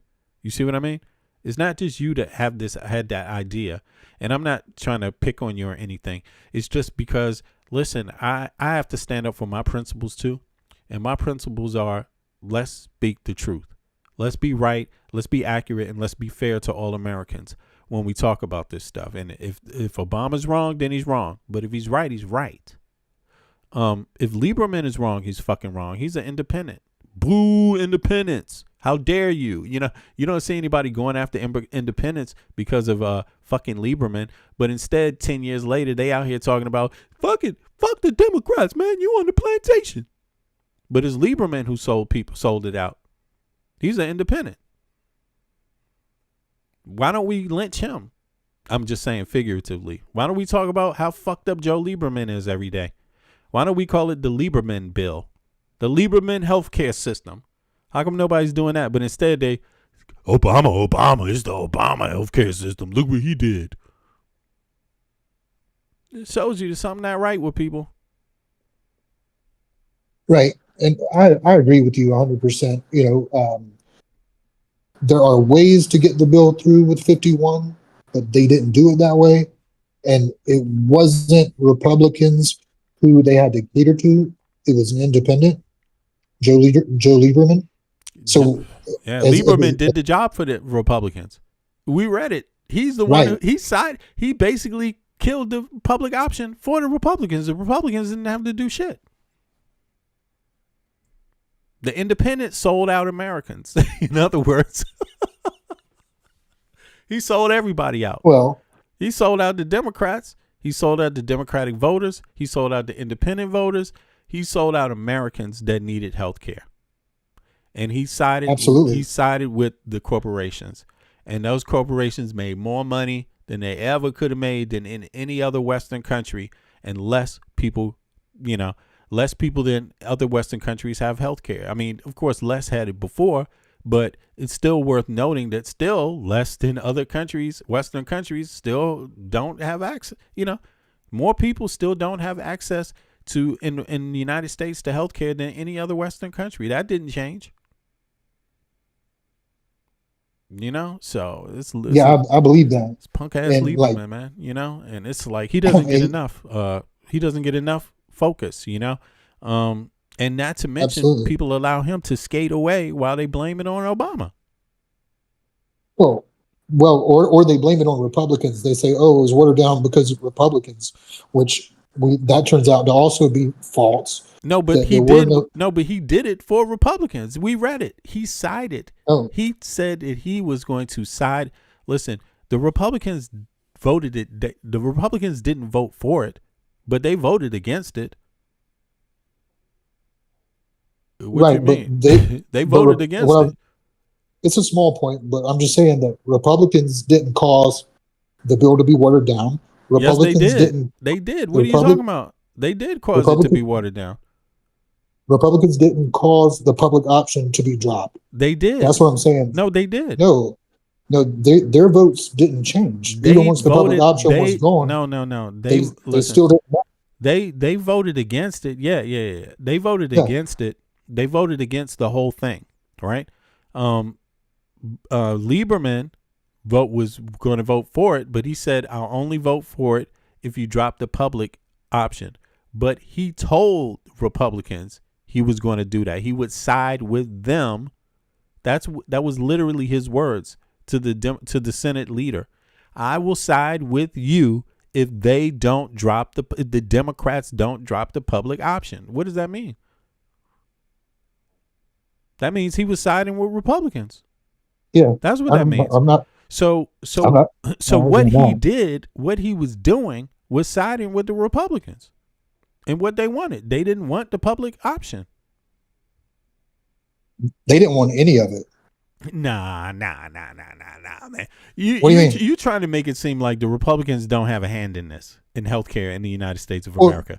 Look, just to be clear, what I was said was that the Republicans didn't want anything to do with Obamacare. Is what I was saying, and they didn't have a bill of their own, and still don't. Unless you want to get into this whole Trump RX baloney. Sorry about that. I gotta go, but I don't know what you mean. Go ahead, explain that real quick. I gotta get out here. It's been 4 hours, man. It's 5 hours. I gotta go, man. To be honest with you, No problem. But go ahead, finish that up. Well, Trump RX is I think it's TrumpRx.com, if I'm not mistaken, or .gov, and he touted it as his replacement for Obamacare. He was going to bring drug prices down. He had collaborated with Big Pharma and like 10 different corporations, if I'm not mistaken. And he was going to bring down drug prices by such and such percent. But maybe one day when we have more time, we can analyze that, because it's very interesting how tricky it is. And it's not going to save the American taxpayers money at all. But yeah, we can say that for another day. And I really appreciate the conversation. Yeah. And I like to disagree politely, and hopefully that's what we did here. And I definitely wasn't right about everything. And that's why I like to have these conversations, so that I can, get anything that I believe that's not true out of my mind. Because I want to believe as much true things as possible. Man, listen, you don't have to ask. You don't have to go to me though. Like you have all those. You had all those answers at your fingertip.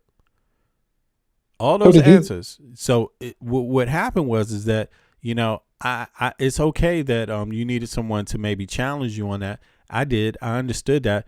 But I'm saying the answers that I found, they're just at my fingertips. That's any American can do that if they want to know the truth. And again, if you want to do more than just recite narratives, it's at your fingertip. Nobody have to recite any party narrative. You don't have to recite a Democratic narrative. No, what you need to do is dig up the information at your fingertips. You don't need to recite a Republican narrative. Oh, well, Obama did this and da-da-da-da. No, you need to actually go find out if that's true. You can do it at your fingertips. Anybody can. And independents can do it too. So what's the excuse? What's the excuse? Well, that's why, but that's why I say it's Americans. It's the voter. It's the people.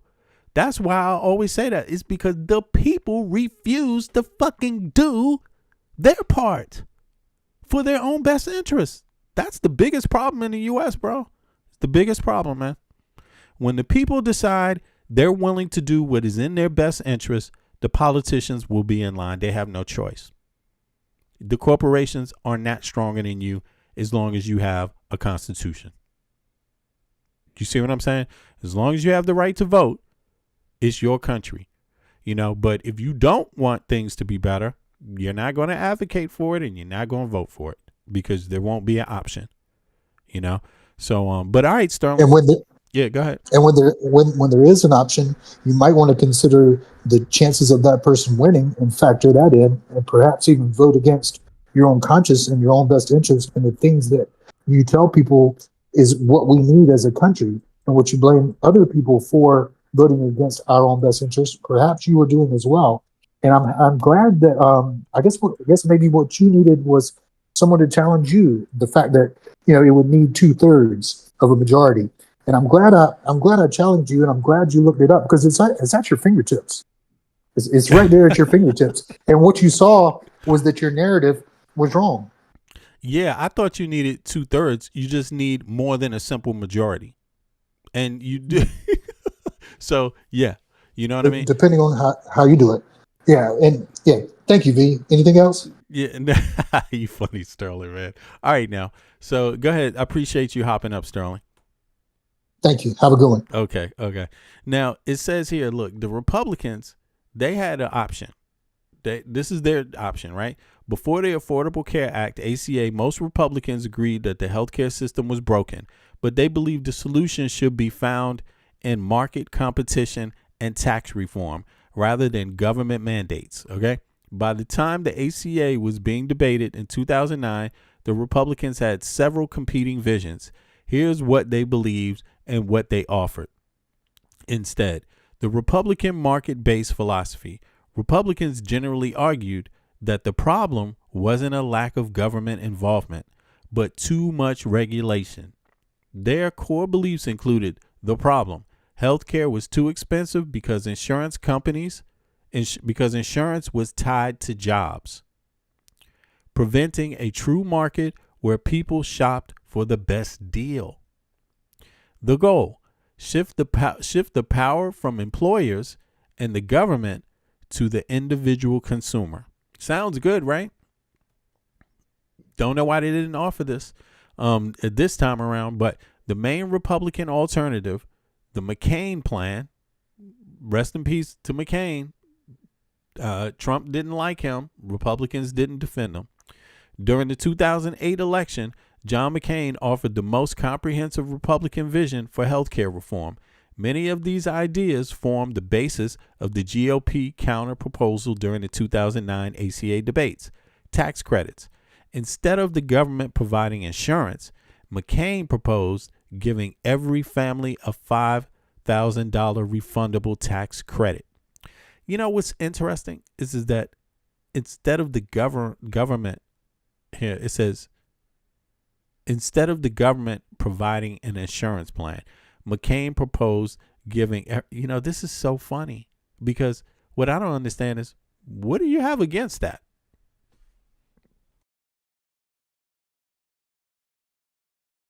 Because the insurance plan is not the doctor. The insurance plan is not the nurse. So what do you have against the government providing the plan? That's just the administrative role, pretty much, right? I mean, it sounds like it so far to me. And listen, that's what it means in a lot of places. A lot of it is just who is doing the administrating, and how much the administrative fees were going to cost. Now here, McCain proposes giving every family $5,000 refundable tax credit and $2,500 for individuals to buy their own insurance.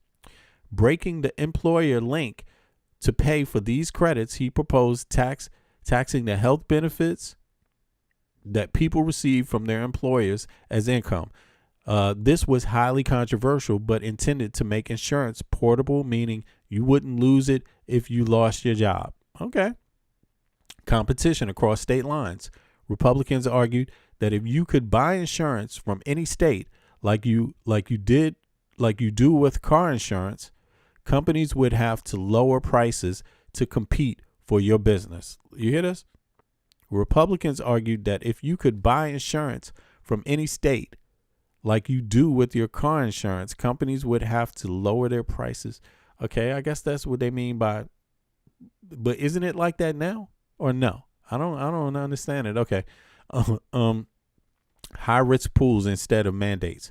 One of the most, it sounds to me like what they got is what they're talking about here is what they got in the American healthcare, in the ACA. Like this is what Lieberman was talking about, right? To me, that's what it sounds like. This is what Lieberman said he would do. He would side with Republicans.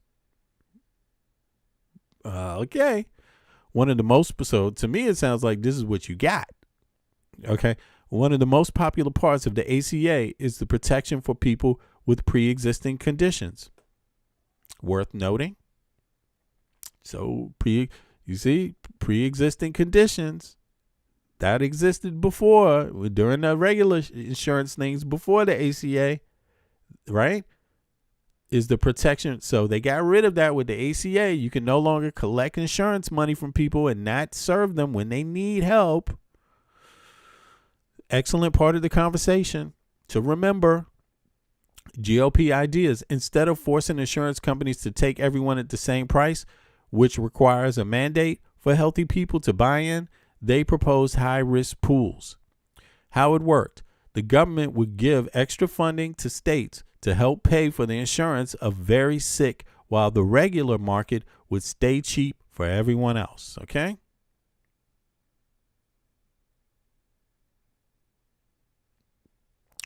The road mapping. 2009 House bill. When the ACA was officially introduced in 2009, House Republicans led by John Bonner introduced a formal alternative called Common Sense Health Care Reform and Affordability Act. What it did, it focused on medical malpractice reform, capping frivolous lawsuits, allowing small businesses to band together to buy insurance, and promoting health savings accounts, HSAs. What it didn't do, it did not aim for universal coverage. The Congressional Budget Office, CBO, estimated it would only reduce the number of uninsured by about 3 million people compared to the ACA's 30 million people. That's another point to understand. How many people get covered? So ACA covered more people than previously existed, and it covered more people than what Republicans were offering to cover. Very simple to understand. And if you want to have messaging, that matters too. Okay. Let me see here. So, yeah, in summary, let's see. Y'all can't see the rest of this, but it says, okay, Democratic ACA approach, pre-existing companies must offer them. Okay. Pre-existing companies must offer them. Republican alternative approach, use state-funded high-risk pools. Okay. How to pay for it. Democratic approach, mandates and new taxes on the wealthy. Republican alternative approach, taxing employer benefits and cutting lawsuit costs. Choice, government regulated. The Democrats are government regulated exchanges. Buying across state lines and using tax credits. That's Republicans. So that's what Republicans want, you to buy across state lines and use tax credits. Democrats, through the ACA approach, wanted government regulated exchanges. Primary goal, Democrats, universal coverage, everyone has it. Republican, primary goal, lowering costs, making it affordable for those who want it, because everybody don't want it. In any case, y'all, I'm out. I appreciate everybody for coming through. I'm going to leave off on this one thing, and that is the data for the today. All right? Has And I'll very see much y'all. to do with Appreciate the it. current state of the United States economy and inflation, which is what voters regularly tell us in all kinds of polling they would like to see the president focused on, not necessarily the military conflict. With us now is CNN chief data analyst Harry Enton. So what am I talking about there? When it comes to inflation, which is something that every poll tells us that Americans care about, how is the president doing? Yeah, okay. Americans say inflation is the number one issue facing them right now. And to quote the great Happy Gilmore, according to them, the price is wrong when it comes to the president of the United States. Just take a look at these net approval ratings when it comes to inflation. The president of the United States is hitting all-time record lows in all of these polls, and all of them. NBC came out yesterday, 36 points underwater. CBS came out a few weeks ago, 38 points underwater. Ipsos, Reuters, 43 points underwater. CNN came out earlier this month, 45 points underwater. And taking the cake is UMass Amherst, 47 points underwater across all of these polls. Trump is in his worst position ever on the issue that the American people say over and over and over again is their key number one issue. Was it always thus? No, it wasn't this always thus, Mr. Berman. And this is what is so amazing to me. I mean, these shifts that we're just seeing, my goodness gracious. Voters on Trump and inflation. In the 2024 election, remember, Trump got reelected to a second term, and Joe Biden got pushed to the curb in large part because Americans felt he couldn't handle inflation. Trump was more trusted than Kamala Harris on inflation by 7 points. Look at his net approval right now. You average all those polls on the first side of your screen, 42 points underwater. That is a nearly 50-point shift away from the president of the United States. A nearly 50-point shift. That's bad. What's worse? Yeah, what's worse? You think this is bad, a nearly 50-point shift. How about a 70-point shift? I'm laughing because you never see numbers like this. Look at this. Independence on Trump and inflation. In the 2024 election versus Harris, Trump was favored by 10 points. Down he goes. Down he goes. He's down to 60 points underwater on inflation. That is a 70-point shift in a little bit less than 2 years worth of time. John Berman and I are big baseball fans. And I will tell you, I'm going to go to Trump's home borough in Queens because, to be honest, it's the only comparison I can think of. Donald Trump is in worse shape on inflation right now than the New York Metropolitans are in the NL East. That is how bad. And what, the Mets just lose their 11th straight game? At a certain point, you stop counting because there's so many. There's two things I just want to point out quickly here. The two words that matter so much here are, independence and inflation. These are two areas the president did well on in the last election. He did well. This is what is happening here. The strengths that Donald Trump once had with the electorate, the things that got him elected to a second term, you can wave adios amigos goodbye to them. And why that's so important is even though Trump isn't on the ballot come November, a lot of Republicans in Congress are on the ballot, and if these numbers hold, you can wave adios amigos goodbye, see you later, certainly that House majority, and maybe that Senate majority. I just built a budgeting app with base. Wow, folks. Okay. So Trump is underwater, and there's nothing anybody can do about it. It's crazy, man. I mean, this is where the country is, and all I can do is hope that people are able to turn the corner. That's the most important thing. When we turn this corner, let's turn this corner with a better understanding of what happened, but even more, a better understanding of what it is we can have if we stand together, right, as Americans, and claim it. Okay? No more complaining about how hard you got it. No more complaining about somebody taking something from you and you can't afford this and that. When we hit this turn, you need to understand that even though you had those complaints, and we're complaining, and some of them may be legitimate, it's still no excuse for not having universal health care or universal education. Those things can happen, right, for everyone, and it can be the best in the Western world, right, if you actually decide to do the work. You know what I mean? And again, we got to stop making this a partisan issue. Again, even in Denmark, right wing and left wing and the center, they all agree on healthcare and education, right? Why? Because they love their people.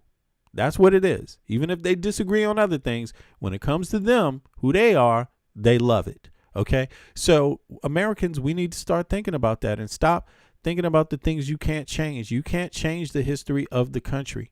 You can't change it. You can acknowledge it. And how do you acknowledge it? You acknowledge it through saying, hey, man, Americans, all Americans need to actually have the basics. The basics, we shouldn't be fighting over those things. Let's stick true to who we are, but let's do it accurately. You know what I mean? Let's not pretend that we're somebody else. We're not other people. We're unique, right? And we need to recognize our uniqueness and stop making the things that make us who we are turn us into enemies, yo. I'm tired of having to, open up my show where I tell people both sides of my family go back to the colonial period. Do you know the reason why I have to say that?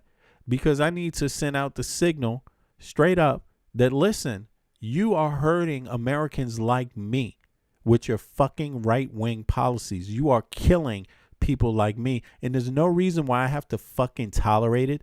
It's not normal in the Western world. Okay? Why is it that an American citizen, I can live a peaceful life in Denmark, right? And why people in the United States are running around with their hair on fucking fire, not knowing what the fuck is going on with just the day to day? Why is that? You see what I'm saying? And I know why it is. I know why it is. Because we playing this culture war shit in the United States. If it's not the culture war, then we're busy blaming Democrats and Republicans and all this. The independents want to blame somebody too, because they need to get their party together. So without someone to point the finger at, then you ain't going to get enough people voting for you either, huh? So, we playing all these games instead of saying, wait a second, shouldn't we all have the basics covered and then fight over the other shit later? Like, why is we are the good? So why did somebody wrote Denmark is a small white population? I have no clue what you're talking about, man. To me, you sound like you don't actually have access to any data. So you should get the data is public. Like I told Sterling, everything is at your fingertips. You can ask what you there's no reason for your ignorance anymore. Okay. It's stupid. You know what I'm saying? That's probably why you don't have health care. Who's your health care provider and what state do you live in? With the good people, GSP. Yeah, you tell me what's your state and who's your health care provider. Yeah, and I usually ask people that when I see stupid comments. You know what I mean? Like, as a matter of fact, let me just show you what I think about that. Boom. So go get a new name when you want to come back and get in the chat. Okay. And next time, don't be so stupid about things. Denmark has, I don't know, you might want to say Scandinavian population, because what do they have in common with you in the United States of America? What does it mean? Their color mean? What does their color have to do with your policies in the United States of America? Nothing. Right? Yeah, nothing. The color of the Danes, you could talk about whatever color they have. Danes got different kind of colors too. But you could talk about whatever color they have, whatever gender they have, whatever, anything. You could just do anything. But here's the thing. What do you have in common with the Danes? What do you have in common with them?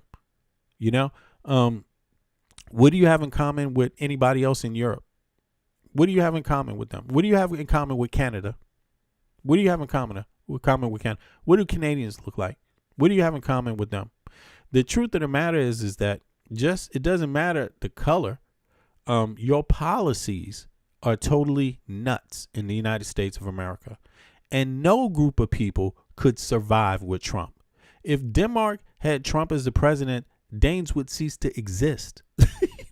It wouldn't matter what their color is. What the fuck?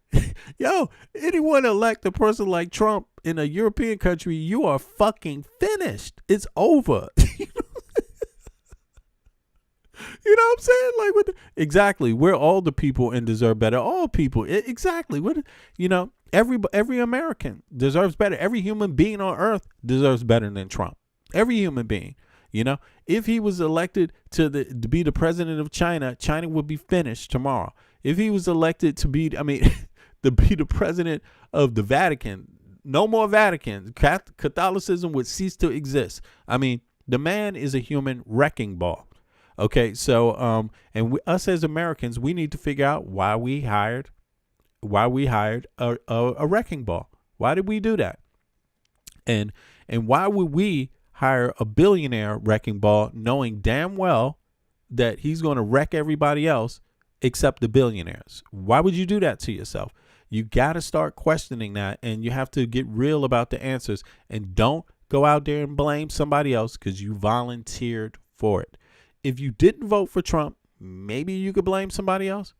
But if you didn't vote for Kamala Harris, who the fuck did you vote for? Did you vote for someone that you knew wouldn't have a chance? Is that what you did? Because that's not what I did. That's not what I did. Yeah, I didn't do that. And next time you get a chance to have somebody, that has been a senator, that has been in government, say they want everyone to have child care, say they want everyone to have a working wage, and it's a woman, maybe you might want to vote for her. That's all I'm saying. Maybe it's not as bad as you think it is. But one thing we learned for sure is that Obama is not the reason why the healthcare system is the way it is. We know that for a fact. So please, everybody that's been saying that over and over and over for the past year, you were wrong, and you owe that man an apology. He's not the reason why. You deserve to know the truth, and you have it at your fingertips if you dare use them. Okay? And if you don't use them, don't blame anybody else. Blame yourself, because it's only you stopping yourself. So on that note, I'm out. I appreciate everybody for coming out again. Wow, it's been pretty entertaining. Thanks for Sterling for hopping up. I appreciate that also. Even though, we might debate a little bit. I don't have any hard feelings with Sterling, and that's how you got to be when you want to come together. I got to be the bigger man. You know what I'm saying? No, that's a joke, Sterling. But I have to be a big enough person to be able to disagree with somebody, but still understand that some good can still come out of the conversation. You know what I mean? And understand that they understand that also and willing to do that. So on that note, I appreciate Sterling for hopping up. Everybody else, I'm going to catch you guys in 24 hours. I appreciate you so much. Thanks for supporting my channel so much. Listen, thank you for getting me 10,000 subscribers. I got 10,000 subscribers right now. Wow. Thank you so much for helping me build my channel. It was, for those of you, I don't want to make you cry. I don't want to make you cry. But Sterling, what's up? I see you, Sterling. There you go, man. Yeah. I don't want to make anybody cry. But listen, this was my dream just a year ago. 2 years ago, this was my dream. This was my dream, to actually build up a channel that could have some relevance in helping us have a conversation about our politics as Americans, yo. So I really appreciate you all, because it is a dream for me, and I promise you all, I'm not going to let you down, and I'm not going to sell you out. I'm not going to sell you out. The day that I feel like I'm not doing the right thing and I can't do anything right is the day I'm not going to be doing lives anymore. I'm gonna be doing something else. You see what I'm saying? But until that day, I'm going to keep it coming as much as I possibly can. Let me see who's sending me all this stuff. Is it Rafika too? Oh, Rafika, thank you so much. Yeah, I appreciate you too, all the support too. Thanks, you've been a great mod too, but also a great anti-fascist. And Sterling, thank you too, bro. Appreciate you so much for having the courage to step up, man. And at least respecting a brother enough to know that to trust me, man, to trust me a little bit. You know what I'm saying? Because I know Sterling's not gonna hop up anywhere, and that he doesn't have to. And then but he's a man because he's willing to have the conversation, and he doesn't need me to be perfect to have a conversation with me. So I appreciate that a lot. You know what I mean? That means a lot. Yeah, since stay hydrated for 55. Perfect. I appreciate that, Sterling. Yeah, stay hydrated. Exactly. I'm gonna do that. That's exactly what I got to do right now. But I appreciate everybody, all of you all. It's a big honor to have so many people, also in Europe, but also in the U.S., because that's where I come from. Yo, and we're seeing some very special times today. It's a big honor to have people come out and support my channel and participate. Like, it's a really huge honor for me. Believe it or not, I'm a little guy. You know what I'm saying? I'm a little guy. I've never had a big guy attitude, and I've always had looked up to other people. I've had people that were bigger than me that always reminded me of how I'm a little guy. You know what I'm saying? And so I try to roll like that, but at the same time, I'm a tough little guy. You know what I'm saying? I'm a tough little guy, and hopefully people can understand that. And but I do recognize I'm just a small fish in the pool, and we got to stick together. All of us got to stick together if we want to make things better for our country. And that means we got to stick together across political lines. We got to have enough good sense to understand that there's certain things that just are no excuse for us having it in the United States. And healthcare and education should not be one of those things that are getting sold out because we don't like immigrants. Fine, don't like immigrants. It shouldn't be sold out because You don't want you don't want a man with a dress walking into the toilet, into the ladies' bathroom. No, we shouldn't sell out education and healthcare because of these things. Even if you don't want to live with somebody, I don't care, man. If you don't want to be, nobody's forcing me to be friends with with Nick Fuentes. No one's forcing me to do that. But I can still hear some of the things he's saying and recognize when the man says something right. I'm astonished, but I can still recognize that, and I can sit down with anybody that's willing to say they made a mistake. Whatever you think about Nick Fuentes, he came out in public and said the liberals were right. Anybody that's willing to admit they made a mistake, if they made a mistake, that's if they made one, hey, I'm willing to give another chance to and listen to. And I'm not just saying that about Nick Fuentes, but just anybody. And we got to be willing to do that as Americans, like find some common ground where it can be had, So, but you ain't going to fucking go around torturing people and terrorizing people either. Like, at the same time, sorry, we have the right to stand up for our values and our quality of life, and you're not going to just come and terrorize us. You're not going to, and also there needs to be consequences for robbing everybody.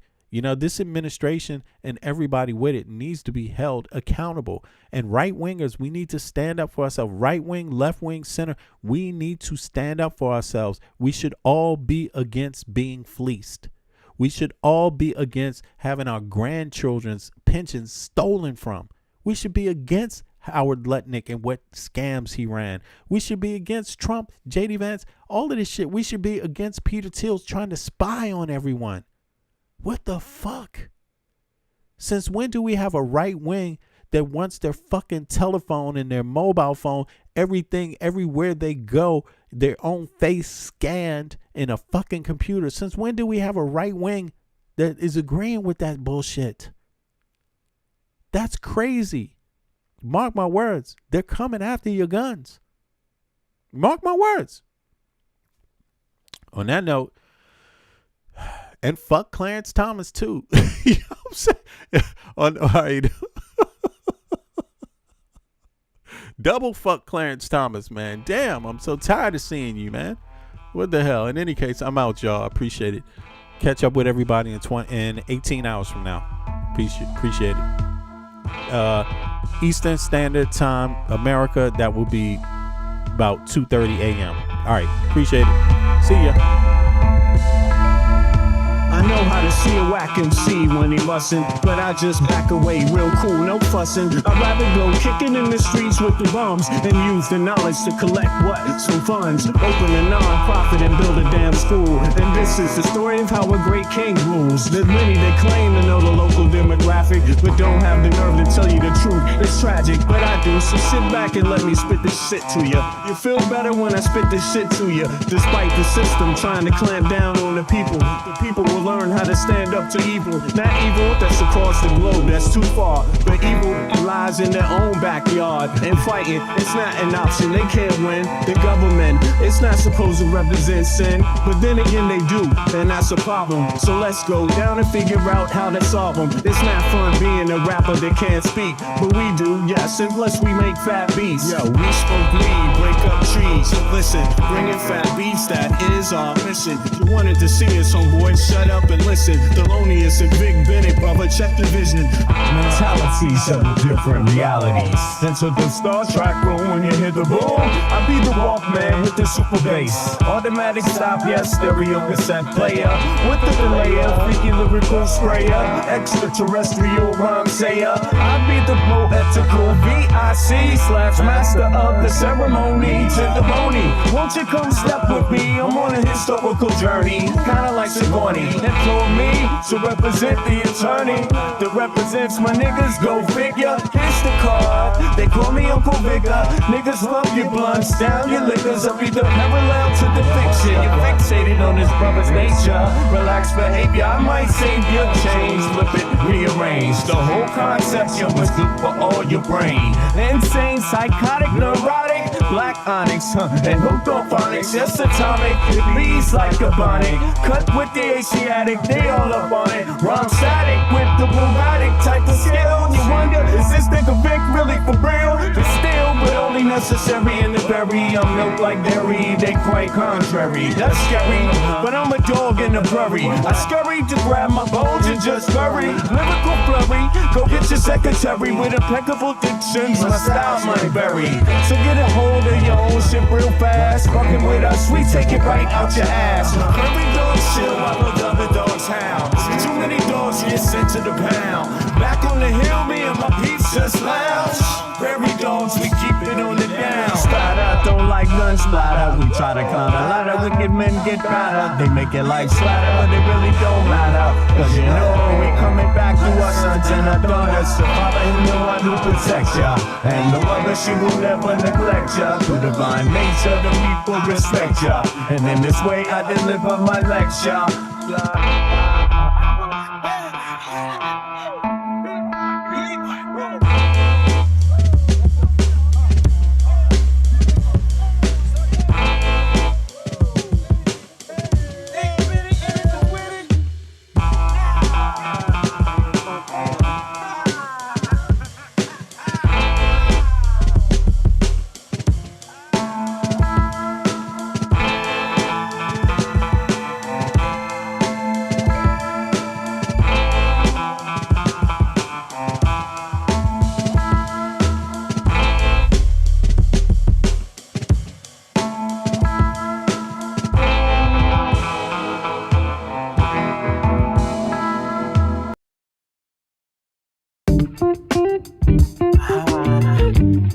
To all the ghettos around the world.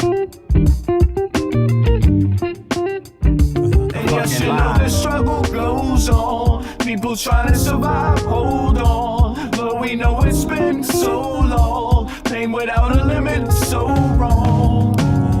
When I'm out walking, sometimes I think about, does love still exist? Yeah, I have my doubts. On the street, I check out how brothers been living. Yo, let's just say, kid, it ain't no Thanksgiving. We got people shooting dope, ain't never heard of hope. We got others with the gat and the brothers with the fucking scope. As I enter the projects, enter rec rooms, some brothers might see the doom. I see my man Paulo, fat pockets of papes. He knows the neighborhood biddies with all the dopest shapes. There goes Rollo with the blowout fro. He's got a gap, hey yo, brothers gots to go.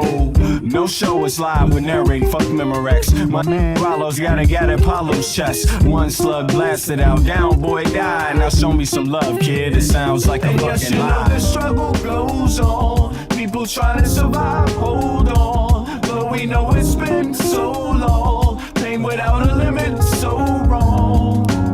Sometimes I think how the world come to this, a place where every man and woman needs a therapist. Mass confusion, people living in delusion, justify all the bullshit through the Constitution. Meanwhile, the masses struggle to survive. I think we're too busy to hear our people's cries. Single mothers struggle to raise families, genocide committed through famine and disease. I wonder if these things will ever cease to exist. I know it could if we cease and desist, giving all the power to the industrialists, giving all our power to the damn commercialists that see us just as being sheep in this world, that want us to do what we're told like boys and girls. Oh God, I want to live another day so I can help provide equality this day. The struggle goes on, people trying to survive, hold on. Though we know it's been so long, pain without a limit, so wrong. Everybody round the globe, open up your earlobe, your third eye, and then decipher the code. Through knowledge, understanding, then bring love into the concept instead of bling bling. Truth instead of biased educational methods, twisting, contorting God's message of love for every human being. Listen, motherfucker, don't you hear the screams? It's time to do much more than talk, debate, and spread hate. We need to think and at the same time investigate, understand what our actions may create. Before continuing the cycle we procreate, we can clone humans, but at the same time we can't feed humans. The future of man is actually looming. It's really depressing, it's true, man. Yes, you know the struggle goes on, people trying to survive, hold on. Though we know it's been so long, pain without a limit, so wrong. Yes, you know know the struggle goes on. People trying to survive, hold on. But we know it's been so long.